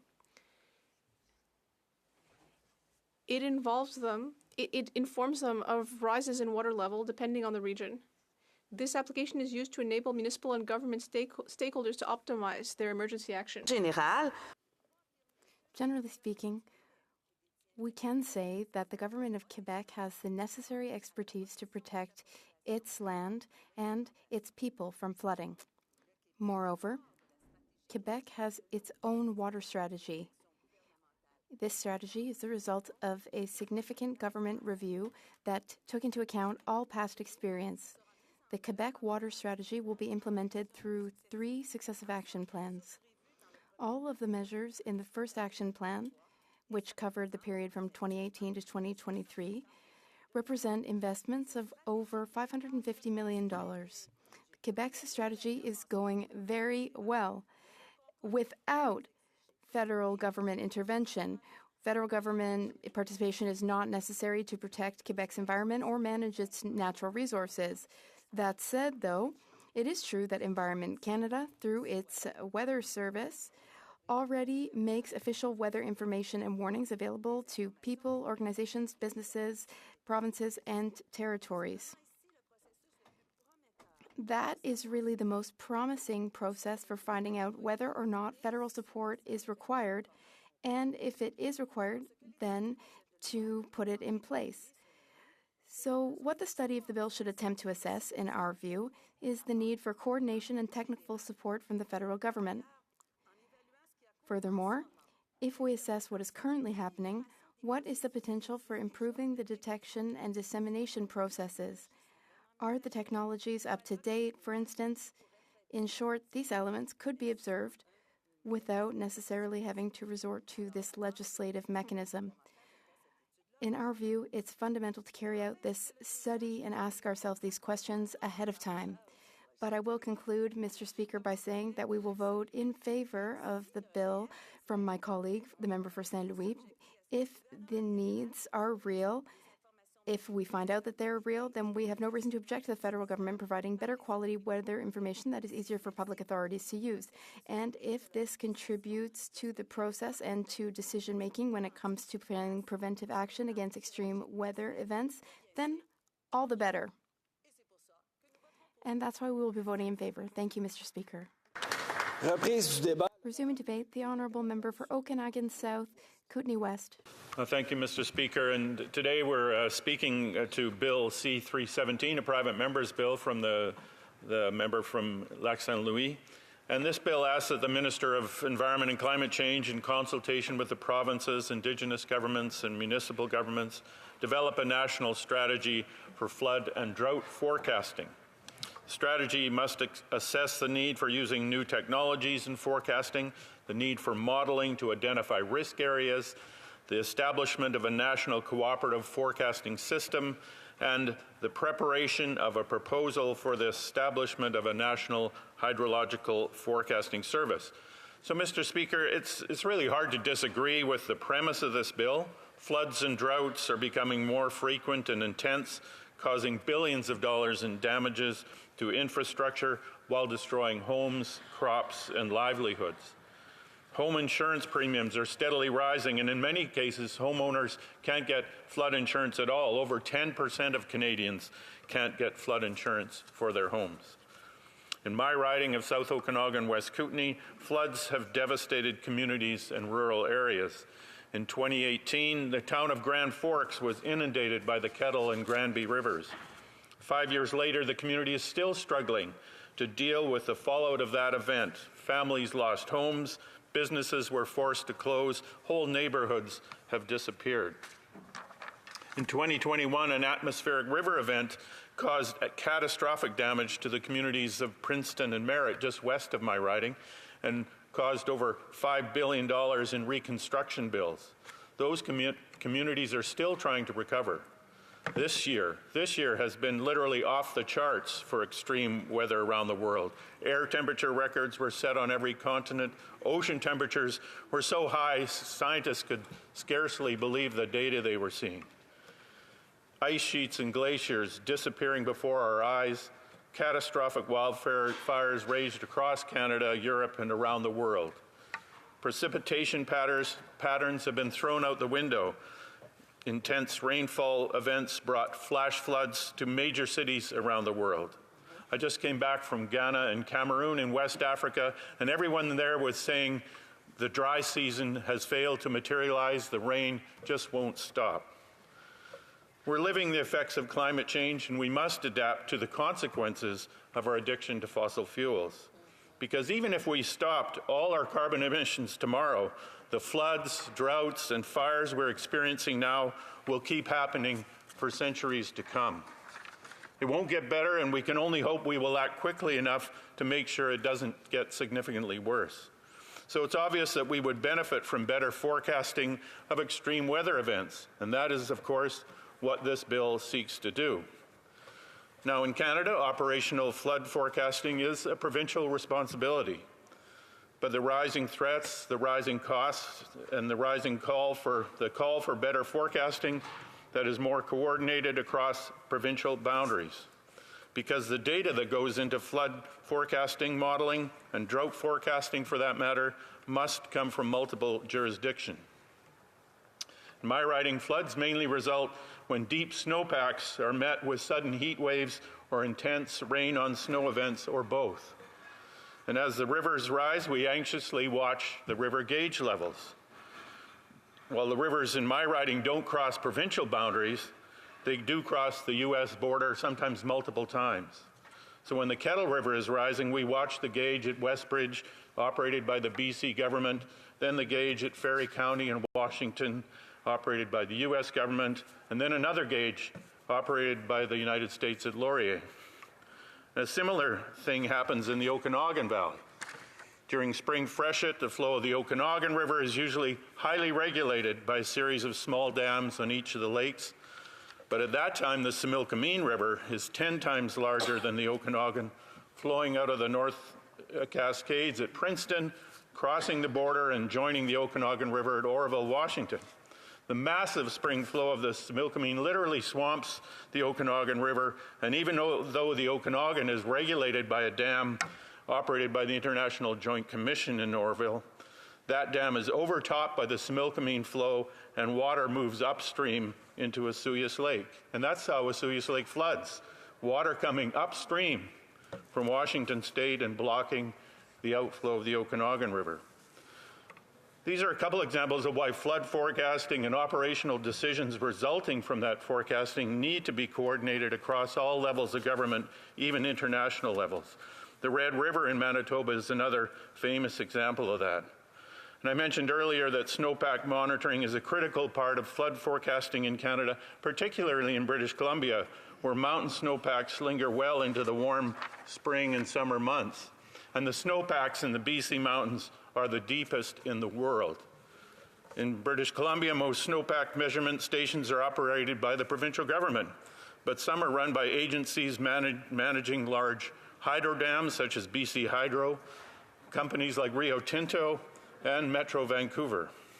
So again, coordination is important. And another reason that coordination is critical is that forecasting and quantifying future precipitation events is notoriously difficult and requires modeling with very large computers. Canada's federal system has resulted in flood forecasting systems managed separately by every province and territory, as well as some municipalities and conservation authorities. Coordination is minimal. Data collection often doesn't mesh between jurisdictions, and early warning systems vary as well. This means that the ability to forecast flooding varies considerably from province to province and from watershed to watershed. So the strategy called for in this bill could be helpful, but it's also important to point out that we're moving in that direction already. The Flood Hazard Identification and Mapping Program run by Natural Resources Canada is providing valuable information for all levels of government, outlining exactly what areas are threatened by rising waters. Now, droughts are somewhat a different problem, operating on a longer time scale than floods, but they're still devastating to Canadians, especially Canadian farmers in dry landscapes who rely on water for their crops. And the Okanagan Valley is one of the best examples of that. As dry summers come earlier and last longer, the demands for irrigation water grow, and those demands begin to come up against the increasing demands for domestic water needs. The Agriculture and Agri-Food Canada Research Centre in Summerland has scientists dedicated to developing better projections for future drought conditions. And droughts are also impacting water flows in the Columbia River system. Those flows are controlled by the Columbia River Treaty, and under the present treaty, Canada is obliged to provide water to the United States for power production. Recent summers have seen Canadian reservoirs drawn down so much that local residents have difficulty accessing recreational opportunities, while American boaters enjoy full pools above their dams. Water temperatures in the Columbia River are often now lethal to salmon migrating upriver to the Okanagan River in late summer, negating much of the positive impacts that salmon restoration programs have made. Again, this calls for international cooperation, and in this case, a renegotiated Columbia River Treaty that recognizes the impacts of climate change on the availability and quality of our precious water resources. But while flood and drought forecasting is critical, we shouldn't forget another aspect of extreme weather brought to us by changing climate, and that is catastrophic wildfire. Thompson Rivers University in Kamloops is setting up an Institute for Wildfire Science, Adaptation, and Resiliency. There, Dr. Mike Flanagan is perfecting predictive modeling that can tell us where wildfires are going to occur in the coming weeks. This would allow wildfire crews to begin to deploy to regions in anticipation of significant fire behavior. That way we can be on the ground fighting fires when they are small before they turn into monsters that destroy millions of hectares of forests and are only extinguished by winter snows. So we need a national wildfire forecasting service as well as a national wildfire fighting service that can respond promptly to the predictions produced by that forecasting. So, Mr. Speaker, as I said at the beginning, it's hard to disagree with the premise of this bill. I can only say that the need for better predictive powers to forecast floods, droughts, and fires is so patently obvious that I would have thought the government shouldn't have to wait for a Liberal MP to bring forward a private member's bill to debate in this place to force the government to do that. The bill gives the government 2 years to develop a strategy for the preparation of a proposal for the establishment of a hydrological forecasting service. And I know the federal system is messy at times, and some provinces might object to federal efforts to build a better forecasting service, but these efforts should have begun years ago. Thank you. Reprise du débat. Resuming debate, I recognize the parliamentary secretary, but the parliamentary secretary must be in his spot. Donc, je reconnais ici l'honorable secrétaire. I now give the floor to the Honourable Parliamentary Secretary, who will have 10 minutes. Monsieur le Président. Thank you very much, Mr. Speaker. J'aimerais aussi remercier. I would also like to thank my colleague and friend, the member for Lac Saint-Louis. I thank him for this very important bill. This bill is a very important bill. It's a bill that will help Canada and our country to protect those who are facing severe floods. It will help us to have a national strategy to address floods and also drought forecasting. This, as we know, is the way of the future. Climate change is real. It is something that impacts us throughout the country. We saw terrible forest fires in BC. We saw flooding in my own riding of Purefond-Dollard. We saw in Nova Scotia, July of this year, also terrible floods due to precipitation. And as a member from Lac St. Louis said, that this strategy will help us to forecast and to see what is happening before it hits us. And myself, I've taken considerable time to visit the flooding areas of Purefond-Dollard. I've toured the flood zones with the former Île-Bézard mayor, who also I call a friend, somebody who works extremely diligent for his community, former Mayor Cote, Stéphane Cote. And he made sure that I was able to see firsthand the infrastructure that he was putting in place, because people in 2017 and 2019 were extremely stressed and also lost their property, their homes. They lost their life savings. They had to deal with trauma as a result of losing their life savings.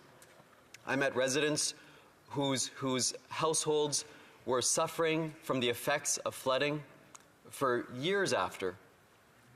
The echo effects, which included, due to loss of their entire property, depression within their households, stress upon their family that was extremely difficult for them to bear.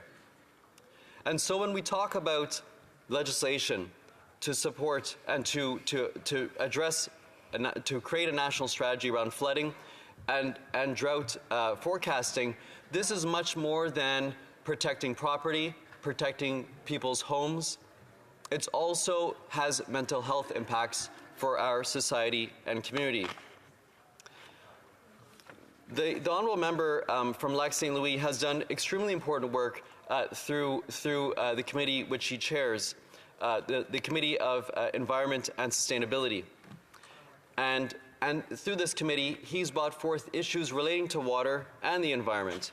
And that's why I'm so happy to see him bring this legislation here today to the floor. Legislation that I hope this entire House will support together. And we heard earlier on, members, on a entendu des membres d'autres. And we heard members of other parties. Ils ont dit que what they told us is that the government of Quebec does not need the federal government's support. That isn't the case. Take, for example, the new protected space in Anticosti. This space has just been designated as a UNESCO heritage site. That means that Anticosti is protected. This is in contrast to respectfully to the leader of the Bloc, in contrast and in contradiction to what the leader of the Bloc has said recently, which is that this space in Anticosti should instead be a site for drilling oil. This site itself is in the middle of the Gulf of the St. Lawrence. Donc, us in the federal government, in the Liberal Party, we are seeking to protect land, seeking to protect against flooding, seeking to protect heritage sites. Going back to my riding and to the area of West Island, and to the Montreal area, the federal government has invested millions of dollars in order to prevent flood and to protect the environment. We invested within the area of Pierrefonds $50 million, and this is to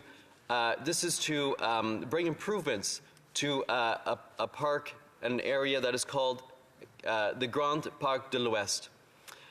This is to bring improvements and protect that land.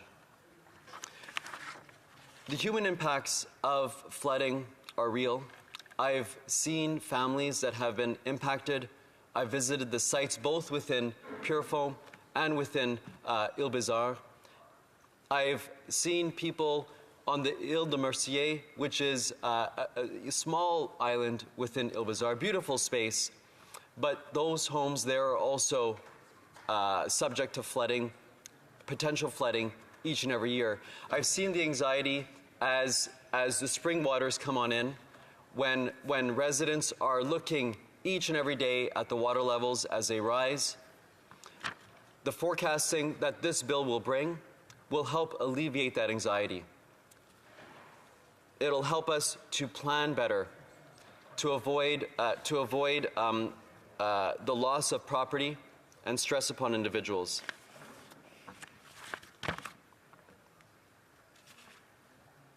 The real-time data that this legislation will provide will help Canada face climate changes into the future. It'll ensure that we are equipped and better able to adapt to the changing environment and changes that we fully expect to see. Our government is committed to helping Canadians better adapt to extreme weather environments.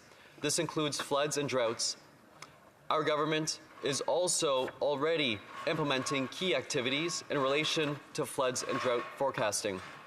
Take, for example, the Environment and Climate Change Canada's Meteorological Service, the National Hydrological Service Acts, and the national authority responsible for collection and interpretation and dissemination of standardized water resource data and information in Canada. These administer national hydrometric programs by which, through collaboration, and cost sharing with provinces and territories, we can help people. The National Hydrological Service operates 2,256 of the 2,922 water monitoring stations across the country. It also consolidates water quality data. In closing, Mr. Speaker, Monsieur le Président, I want to express my clear support for the bill of my friend and colleague, my neighboring colleague, Member of Parliament from Lac St. Louis. I learned so much from him in this work. He has preceded me by many years, but I see how he serves his community diligently, and I take the example that he offers. And when it comes to protecting the environment and water, I know that he is sincere in his work, and he is bringing forth legislation that will help benefit not only the residents of his riding and within those who are being flooded throughout Quebec and other parts of the country, but he is bringing something that will uplift our entire world by extension. Donc, Monsieur le Président. Thank you, Mr. Speaker. Si, j'espère que tout le monde dans notre chambre. I hope that everyone in this House will support this bill. Thank you. La période prévue pour l'étude des affaires émanant. The time provided for the consideration of private members' business has now expired. The order is dropped to the bottom of the order of precedence on the order paper. It is now 2:22. The House stands adjourned until Monday at 11 a.m.